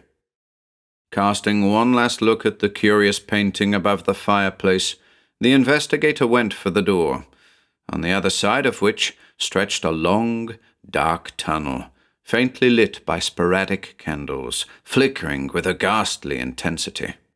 What now? Ellen said, imitating Jason. "Well," Van Melsen said, crossing the threshold and squinting hopelessly, "it isn't part of 35 Stonegate, that's for sure." The trio entered the tunnel and edged forward between the candles, hemmed in by bare brick walls and a low, oppressive ceiling. Again, they were like a nest of stealthy mice, advancing single-mindedly, as if drawn forth by the promise of a certain dairy product. Van Melsen found himself haunted by the idea, envisioning the presence of a prodigious overseer, high above in an unreachable dimension, observing their blind scurrying, preparing to extract them for further and likely unpleasant study. And so, it was with a significant sense of relief that the intrepid 3 encountered the end of the tunnel. But the relief was short-lived, owing to the presence of an ugly iron ladder, which disappeared into the heights of an equally ugly vertical shaft. "Onwards and upwards," the investigator said again, clutching an iron rung with clammy hands. Part 4. Not the Ox. 5 minutes' toil delivered the trio to another hatch, a wide hatch that opened on a familiar scene, familiar to Van Melsen at least. "It's the Ox," he said between pants. "Or at least it looks like the Ox." "The Ox?" asked Jason, climbing to his feet and taking a good long look at his surroundings. "The bludgeoning Ox," Van Melsen clarified. "My local." "Ah," Jason acknowledged, stroking his beard thoughtfully. Ellen was the last to clamber out of the dark hole, proceeding to close the hatch. She watched in astonishment as the trapdoor promptly faded away, leaving no evidence of its former presence on the parquet floor. Acclimatizing to the strangeness, the young student joined her companions, who by now were standing at the bar, a few feet away. Punters were dotted about here and there, some clustered around tables, a group playing pool in a recessed alcove, but there was something off about them, Ellen thought, something false. Van Melsen was talking to the man behind the bar, Alan, the landlord. The latter, in some detail, was addressing the issue of the weather, while the investigator eyed the taps, looking for a suitable tipple. Ellen listened as the landlord went on, aware of a subtle drone that seemed to accompany the man's voice, a dissonant drone that sounded 1,000,000 miles away. Like the punters, whose hardened faces were blank and indifferent, there was something off about the Ox's landlord, something difficult to define. The man's creased grey face was like that of a puppet, worn on the hand of the puppeteer, a ventriloquist operating from the depths of some deep, dark pit. His eyes were like black discs, glossy and gluey, seemingly fixed on her, despite the fact his words were directed at the PI. Ellen shuddered involuntarily. "Are you all right?" Van Melsen asked, noticing her pale face and the fresh beads of sweat that had broken out on her forehead. Yeah. Ellen mumbled dismissively, unable to take her eyes off the landlord, the stout man with the round head, broad nose, and dusky eyes. "Come on," said Van Melsen, excusing himself from the bar. "Let's find somewhere to sit." An odd decision, Ellen thought, to take a seat in that would-be pub, ascending as they were ever higher into an indeterminate realm. Jason, on the other hand, was eager to embrace what, on the surface at least, seemed like a slice of normality. He was on edge, had been from the very moment those crashes had sounded above the investigator's library. Life had been strange, following his return from the transitional realm. He'd embraced his mother's attempts to rehabilitate him, had tried his darndest to help her understand what he'd been through, where he'd been all those years, how he'd managed to escape. But it had taken its toll on him, both mentally and physically. Elaine had had a tough time of it too, but much to Jason's surprise, had been much more open to his experiences than he thought she'd be. This, it turned out, due to her relationship with Jason's late father, Robert, painter and casual occultist, a man whose own curious experiments had often resulted in strangeness. One such experiment, involving a leap from a tall building in Manchester city centre, had been the end of him. In a letter found on his person, he said of the incident, "The appearance of death is an illusion." Little comfort those scrawled words had offered Jason and his mother. Robert Murphy had never been able to accept the concept of a purely physical reality. Science alone failed to provide the answers he sought, and so his studies had extended to the paranormal and the transpersonal in an unremitting effort to understand the true nature of reality. On some level, inevitably, his pursuits had filtered down to his infant son, whose developing mind was still receptive to wild and unorthodox ideas. The boy had visions, dreamt of alien landscapes and non-Euclidean metropolises, conversed with shadows in dark rooms, heard music in the deep woods and on the open moors. Perhaps, he often mused, this receptivity had allowed him to communicate with his future self, albeit naively, to obtain information pertaining to the path, the knowledge of which had come to him so unaccountably. His subsequent time in the dreamscape had only served to confirm and expand what was becoming a clear, holistic view of reality, the existence of exotic realms, altered states of consciousness, the illusion of time, concepts and ideas hotly debated among scientists and philosophers the world over.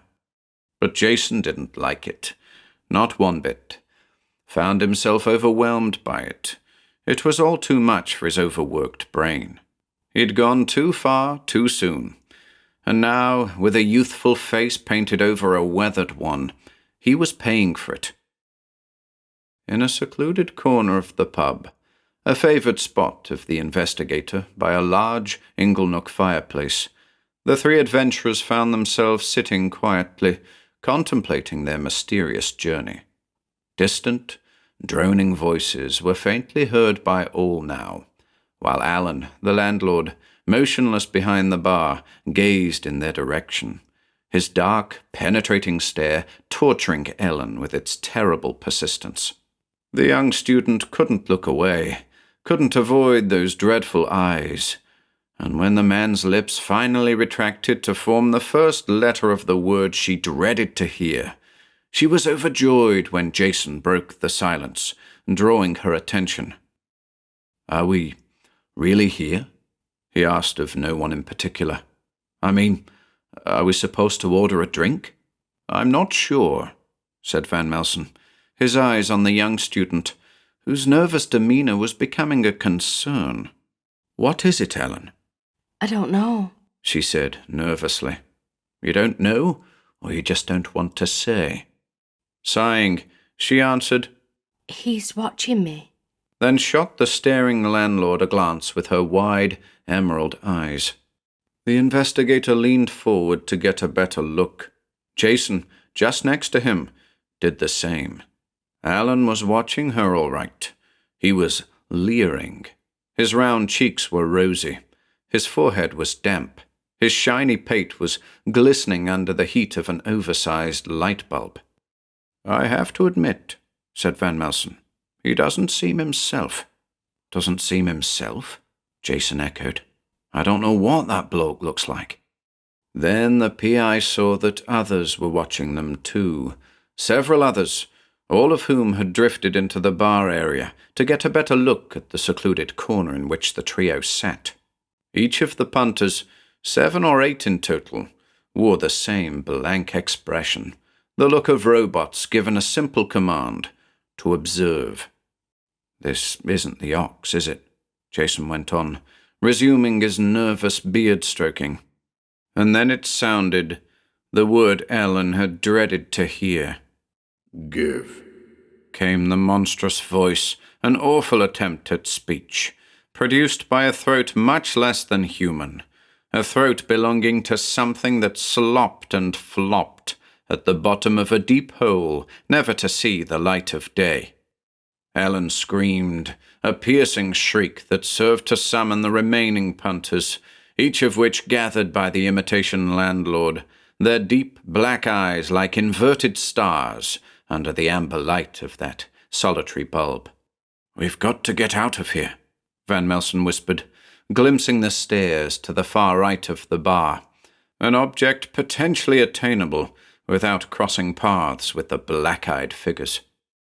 And it was as he spoke that the silent punter started to move forward with agonizing sluggishness, as though the limbs with which they propelled themselves were controlled remotely, commanded by fingerless protuberances attached to fat, distended forms.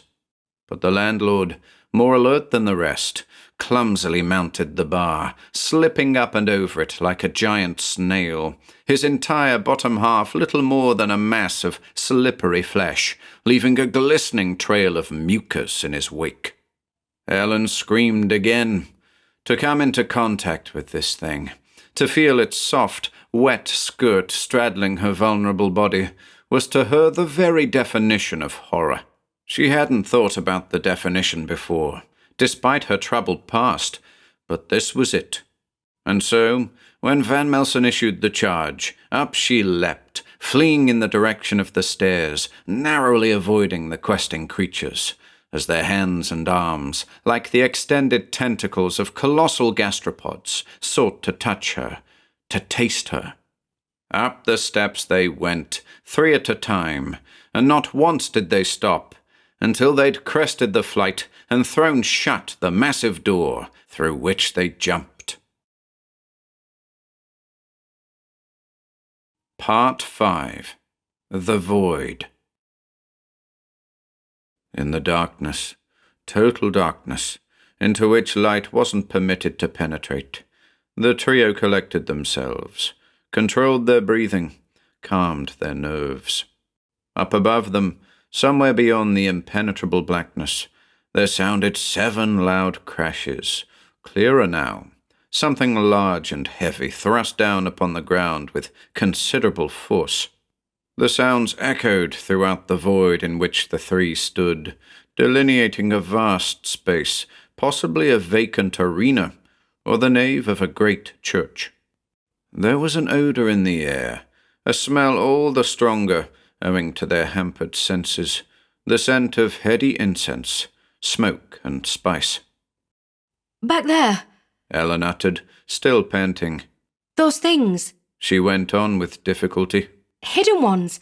In disguise! Hidden ones? Came Jason's inevitable question. Subterranean dwellers, said Van Melsen, at a little distance from the others in the void. Soul stealers, some call them. Ellen here has a history with them, don't you, my dear? The young student let out a pitiful chuckle, all but lost in the vastness of the dark. I thought it was over, she said. These things have a habit of staying with us, the investigator returned, speaking from experience. Close to the source of Van Melsen's voice sounded the unmistakable rolling of a thumb wheel, followed by the equally unmistakable glare of a naked flame. With this, the trio's immediate surroundings were partly illuminated, and the PI was able to light a cigarette.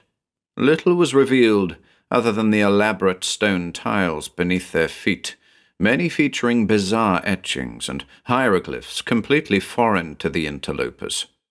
Van Melsen flicked the lighter closed. I'm low on fuel. Better save it until we have a plan. Yeah, Jason said half-heartedly, the memory of ascending a great wall of vines in near darkness while plucked at by 1,000 disembodied hands, reminding him of the importance of light. Can't say I'm comfortable here, wherever here is. I think you know where here is, the investigator stated, consuming the cigarette rapidly. I think we all do. Even you, Ellen. The dreamscape? The young student ventured, her voice low and quiet. I'd put my money on it, he returned, docking the cigarette butt on the cold stone floor. The clue, of course, was in the empty hands of the wooden dummy. Step 1, Jason said, nodding. But we didn't follow any directions to get here, said Ellen. Didn't we? Van Melsen rejoined.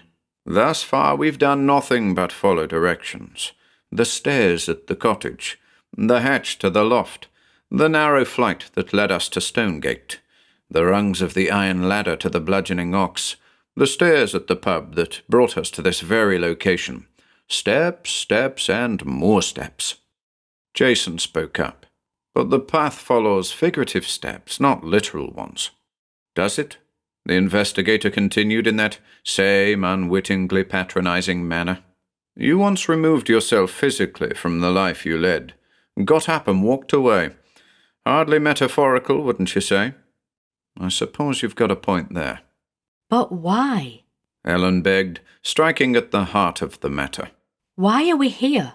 To relive events? To see things from a different perspective?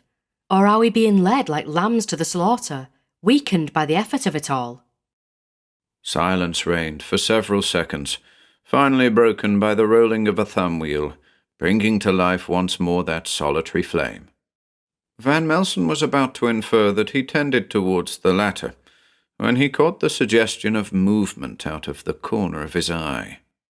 We're not alone, he whispered, gliding towards his companions as though on wheels, drawing a horizontal circle with his finger. We're surrounded. Dark ones, Jason mouthed, his bearded face flickering in the glare of the lighter flame. Van Melsen nodded, and as he did so, a strange voice gave vent to a series of moans, deep and unsettling. A second voice, from somewhere deep in the shadows, joined the other, resulting in a peculiar chorus. The third voice to sound, much closer than the others, spoke the terrible words Jason had heard once before, in the same hoarse tones that had terrified him in the dead streets of the waste city of Gati. Feast upon you, it said, causing the hairs on the backs of all present to stand on end. Feast upon your face. A long, ebon limb emerged from the darkness, a limb at the end of which protruded several jagged talons groping towards them, towards Jason specifically. What do we do? Ellen whispered, trembling, hearing horrible mutterings in the background, threats concerning her and her vulnerable body. We pray there's enough fluid in this lighter to see us out of this place, Van Melsen said, some of his courage returning, as it often did when faced with hopeless situations. As the disquieting din continued to increase, the trio caught fleeting glimpses of the shadowy scions of the Old Ones, their faces blacker than the darkness itself, their monstrous contours as one with the void. Inching their way across the vast space, the investigator clutched in a sweaty hand the golden pocket lighter, its flickering flame their only means of protection. "Whatever happens," Van Melsen said over his shoulder, "keep moving. Should the flame burn out, you run. Run as fast as you can. Understood?" Verbal replies were unnecessary. It simply remained for the three to make it across the unknown expanse and to find a way out. But the Dark Ones were relentless, their groans harsh and keen, their words cruel and diabolical, designed to make their quarry weak at the knees.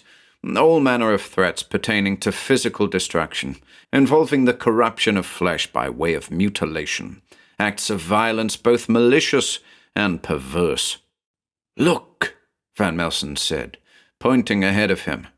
"I see something." Beyond the glare of the flame, Ellen and Jason saw a small square of light, an exit, perhaps, and towards the square they pressed, as the dancing flame in front of them grew weaker and weaker, and the beings surrounding them moved closer and closer. So close were the things now that Jason, at the back of the group, could feel icy breath on the back of his neck, and with it a noisome odor reached his nostrils, the intolerable smell of rotting fruit. "I think," came the measured warning tones of the investigator, "that we may have to make a run for it." Again, verbal replies were unnecessary, as it was plain to both Ellen and Jason that the lighter fluid was all but spent. Great claws touched the back of Jason's head, caressed Ellen's shoulders as she fought to make herself as narrow as possible.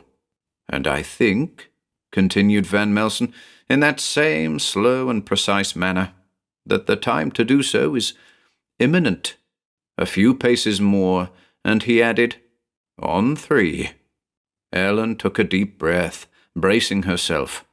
1. Jason brushed the groping limbs away from his head. 2. Van Melsen flicked the lighter closed. 3, he yelled, and the trio took off like horses at the Grand National. If the pursuing Dark Ones were lions of the Serengeti, then the intrepid human beings were wildebeests, fleeing through the darkness of night, their basic survival instincts propelling them forward at a rate of knots. Like zebras they ran, heads to the ground, arms flailing in a continuous effort to keep the paws of the predators at bay. The things whirled blindly behind them, struggling against the glare of expanding light ahead. It was with an incredible display of will and determination that the trio finally, and against all odds, hurled themselves headlong into the light, beating their terrible oppressors, all of which promptly vanished, along with their raucous groans and cacodemoniacal squeals, to be replaced by the impressive entrance hall of a dimly lit country house. Puffing and panting, too tired to speak but eager to reach the next level, the adventurers approached an elegant staircase that spiraled above them like a great wooden vortex. "Onwards and upwards?" Ellen ventured, winking impishly at her companions. Part 6. The Haunters at Ravenglass. "Where are we?" Ellen asked, studying her new surroundings. "I have my suspicions," Van Melsen said, but declined to elaborate. The three adventurers found themselves crossing a sizable landing, a long corridor host to a series of portraits, the subjects of which had their faces smeared over with red, luminous paint. The landing was dimly lit by no obvious means, as though the light source radiated from the very air itself. Their muted footsteps reverberated endlessly, as though taken in an empty aircraft hangar.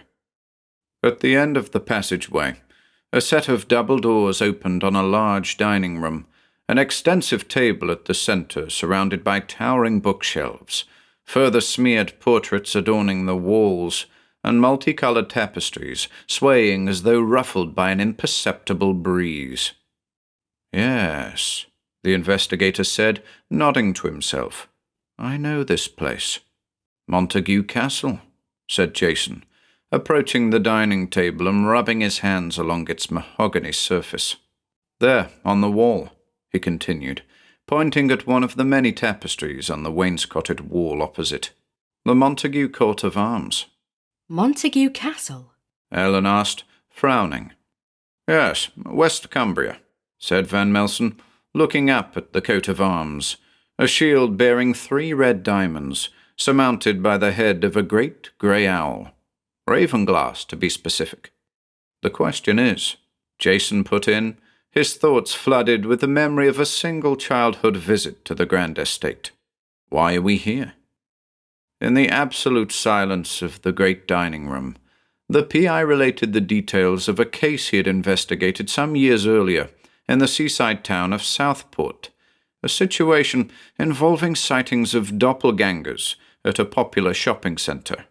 During the investigation, Van Melsen, in an altered state of perception, had encountered a curious artifact, a sizable mirror that had once belonged to Montague Castle, a mirror that, over a century ago, had been the object of another occult detective's scrutiny. According to this detective, who wrote about the artifact in his book Bold Evocations, the mirror was a portal of sorts, responsible for the disappearance of a small boy who had inadvertently crossed the threshold. And you saw this mirror at the Royal Arcade? Ellen asked. Yes, Van Melsen said, and I learned that the doppelgangers, which, I must add, turned out to be nothing of the sort, were after something only to be found at the precinct, a silver locket that had once belonged to the Montague family. The mirror, ostensibly, was used as a doorway between the Royal Arcade and some other place, quite possibly here. I'd planned to visit the castle, to see for myself, but never got around to it. Until now, you mean, said Jason, shaking his head in disbelief. Come on, Van Melsen said, his instincts twitching. Ellen and Jason followed the investigator as he led them out of the dining room and into a corridor with a number of doors along it. Wait here, he said cryptically, and wandered down the passageway, stopping before each of the doors, listening for a moment, then continuing towards the third and final door, where he extended a hand and took hold of the door handle. This way, he barked to the others, who, despite their befuddlement, followed him eagerly. The room was evidently a bedroom, host to a 4-poster, side tables, and a large wardrobe, but the space was clearly being put to another use, for, on the floor beneath their feet, the wall to their left serving as the diameter, was a large semicircle drawn in chalk, giving off an unusual greenish glow. At the centre of the shape, occupying a substantial portion of the wall, was the object of Van Melsen's pursuit, the mysterious mirror. What's going on here? Jason asked, puzzled by both the semicircle and the cloudy mirror. We're interrupting something rather important, Van Melsen said, withdrawing a cigarette to calm his nerves. But I believe... A voice, emanating from the surface of the mirror, cut the investigator off. I've been expecting you, came the disembodied voice, clear and articulate. All 3 of you. Hearing these words, the adventurers simply stood in awed silence, the newly lit cigarette balanced precariously on Van Melsen's bottom lip. Who are you? Ellen asked after a moment, her natural curiosity getting the better of her. It is of no concern, said the voice. Your only concern is to accept what is offered. You must take it and use it accordingly. The locket? Van Melsen ventured, sensing the presence of the Ouroboros once again. Further evidence of the cyclical nature of reality, of the bigger picture, in which cause, as he himself had very recently stated, doesn't necessarily equate to effect. Yes, sounded the voice, and as the trio looked upon the glass now, they each thought they perceived the figure of a man, a figure not altogether unlike the PI, floating in a great sphere. The locket is a key that unlocks a certain door, a door that must be opened if you're to put an end to the looming threat. Why the riddles? This from an impatient Ellen. Why not just tell it like it is? Listen, the voice replied firmly. "I am a messenger, nothing more. Do you follow me? I'm with the Lady of the Pool now, and her word is mine." "No couth," Jason whispered, recalling his encounter with the barnacled being deep in the dreamscape. "Yes," said the voice. "She and I went to great lengths to retrieve that bit of silver." In a fashion witnessed by Van Melsen a decade earlier, a bubble began to form on the surface of the glass, in the middle of which hovered a plain jewelry box. "Step forward," instructed the voice. "It belongs to the three of you now." Alan, characteristically eager, crossed the glowing line of chalk and collected the proffered item, popping the bubble in the process. Again, she caught a glimpse of the figure on the other side of the glass, a smartly attired, sepia-colored gentleman with a chiseled face of wisdom. Was there a smile on that face?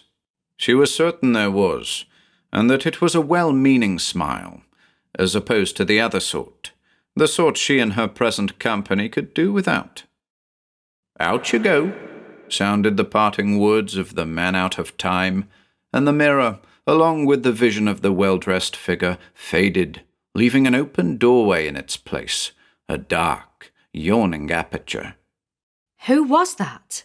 Ellen queried, looking to the investigator, who was in the act of lighting another cigarette, a difficult task with a fuel-deprived, spluttering lighter. "An old friend," he said, grinning to himself. "A very old friend." Part 7. The Emissary.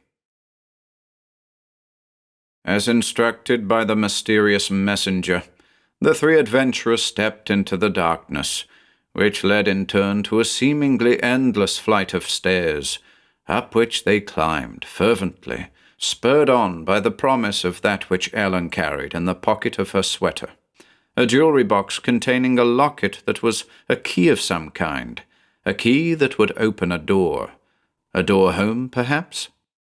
Finally, they reached the top of the flight, and Jason and Van Melsen were consumed by an overwhelming sensation of déjà vu as they crested that final step, for the space into which they stumbled was a large, empty room, white walls and white ceiling, no windows, no doors, a room into which they'd stepped once before, under similar circumstances. And as their eyes adjusted to the overwhelming brightness of the room, they heard a heavy crash ahead of them, sounding from the far wall of the chamber. The crashes continued, a total of 7 times, and the trio now saw the source of the noise. Standing by the wall, a great staff gripped in his left hand, was the unflinching Man in the Hat. The figure's appearance was unchanged, tall and thin, black trousers beneath a long overcoat, black gloves, shiny leather boots. And again, as before, his face was invisible under the brim of a dark trilby hat. Is that him? Ellen whispered, referring to earlier conversations. The PI simply nodded, his eyes fixed on the shape opposite him, some 30 feet or more across the room. The last time Van Melsen had faced this individual, he had interpreted the stranger's thoughts, a stream of data flowing to him across the empty void. But now, there was nothing at all, a fact that filled the investigator with uncertainty. Jason's thoughts were also focused on his previous encounter with the stranger, of how, in reference to the 4th and final step of what had become known as Murphy's Method, he had conquered his fear, took a series of paces in the man's direction, and forced the figure to retreat, to hurl himself through the immaculate wall and to tumble into oblivion. Prompted by the memory, Jason took a step forward, expecting the stranger to flinch, but this didn't happen. The man was rooted to the spot, clutching the heavy-looking staff. "Something's different," Van Melsen muttered. "This isn't the same individual we encountered before." "Correct," came a thin voice in response to the investigator's observation. I stand here on behalf of he who is now awake. Think of me as an emissary, if you will. You have answered his summons, and now, pilgrims, you will receive the message he wishes to deliver." "Who is he, exactly?" Jason barked, his voice like an arrow. The faceless figure laughed. "Ha ha ha, don't be so ridiculous," it said, visibly quaking with mirth. "Your questions will not be answered." Slowly, Van Melsen began to inch forward. His companions followed in kind. "Then you'd better get on with it," he said, eyeing his subject with caution, noting the staff, of a dark wood such as walnut, intricately carved, with a 7-pointed star at the top. "The dreamer has crossed the bridges of slumber," the voice said, with emphasis on every word. "Past no couth and her barnacled throne. He is one with the darkness and has mastered the light. He is a passenger aboard the Starlight. You know of what I speak?" The three adventurers nodded. Even Ellen was acquainted with the verses of the path. Nearing the figure, Van Melsen saw nothing of the man's face beneath the hat. Only darkness dwelt there. "He walks among you now," the voice continued, "in a large house, in a realm of lakes and mountains. You know of where I speak?" "Yes," the investigator said, nodding slowly. "I think I do." "Then go," the figure said, striking the floor with the great staff. "Look for him there, but do not go alone. The door will not open to any less than the 7 he anticipates." "7?" Van Melsen questioned, moving within striking distance of the faceless figure. But the emissary simply nodded, one low, deep nod, during the act of which the trilby slipped from his... But wait, there was no head. There was nothing at all beneath the hat, just empty air, which also, it seemed, filled the garments he wore, as they too of a sudden fell to the white surface, gloves, coat, and trousers atop a pair of shiny shoes. The last thing to fall was the staff, in reaction to which Ellen darted forward and made to grab the object before it crashed to the floor. "Careful!" Van Melsen shouted. "We know to whom that belongs." But it was too late. Ellen held the staff in her right hand, marveling at the lightness of it. "It's like a feather," she said, in wonderment. Then the visions assaulted her, a flurry of images that danced before her in less than a nanosecond, rendering her unconscious. And as she fell, the staff fell with her, landing with a monumental crash on the cold ground. "Ellen!" Van Melsen yelled. Moments later, before either man had time to react, the white room faded around them, and they were plunged into darkness. Epilogue. Where am I?" stammered Ellen, her attempt to sit up failing. "It's okay, my dear," came the reassuring tones of her friend and mentor. "You're safe." With difficulty, the young student managed to open her eyes, and beyond the layer of mist that blurred her vision, was just about able to make out Van Melsen's lean face smiling down at her. "We're back in Rosedale," he said. "In my living room, to be specific." "You took a nasty turn up there," said Jason, who she saw was sitting next to her on the daybed. "Up there?" she asked groggily. "Up on the 7th floor," Van Melsen answered, indicating the white room. Ellen shook her head, and succeeded in sitting up this time. 7th floor, eh?" she muttered, exhaling deeply. "Here," the investigator said, handing her a large mug with the word bookworm emblazoned on the side of it in bold black letters. "Get that down you." Ellen sniffed at the black substance, saying, "Ah, coffee. How I've missed you." "What happened up there?" Jason went on, getting down to business. Ellen shook her head. I'm not sure. I remember grabbing the staff, but She hesitated. I don't remember anything after that. Recollections for another day, I'd say. Came the measured words of Van Melsen, shooting Jason a discouraging look in the process. The bearded man proffered a knowing nod in return. Quite a night, wasn't it? Ellen said, sipping the coffee with fervour. That it was, Van Melsen agreed, sitting in the leather armchair opposite the daybed. I think we'll need to take some time to reflect upon it. Absolutely, Jason agreed, tugging on his beard thoughtfully. I don't even know where to begin. Seems our old friend the man in the hat found a way to cross over after all. The investigator nodded deeply. 7. Ellen muttered. Lots of 7s. The striking of the staff, the 7-pointed star at the top, 7 stories. And what the emissary said, the door will not open to any less than the 7. It's certainly curious, Van Melsen said, contemplating the number and its numerological significance. And it isn't the first time the number has come up. Really? Ellen asked. Really. But as I said, it requires some meditation. The 3 adventurers lapsed into a spell of lethargy.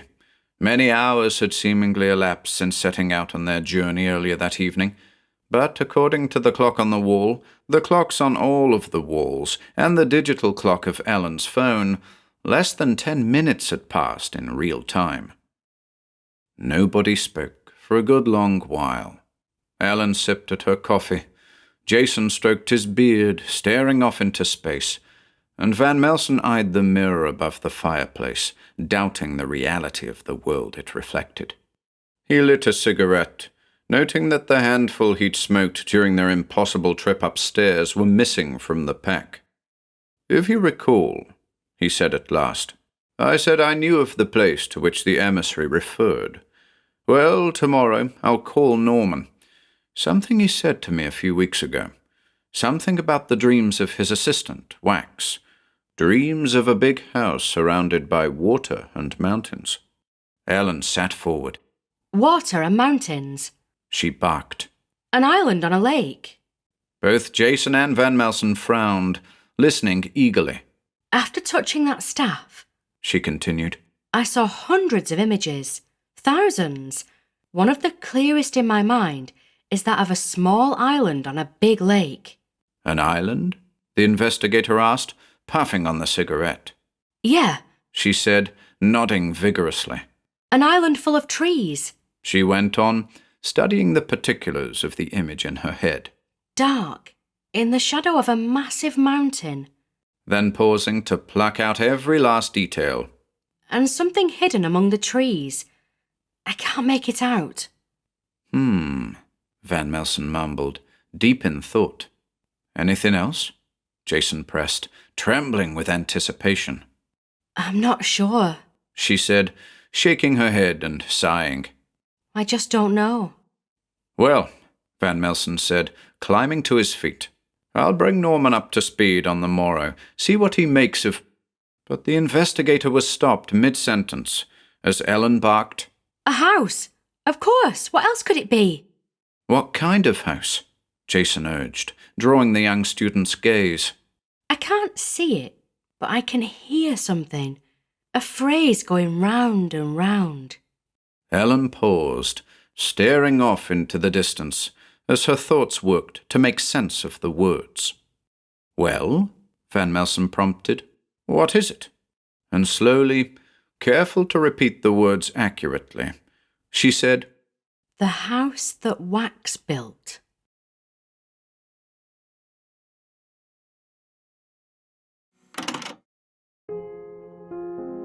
If you enjoyed listening today, be sure to subscribe to the channel by hitting the red subscribe button below.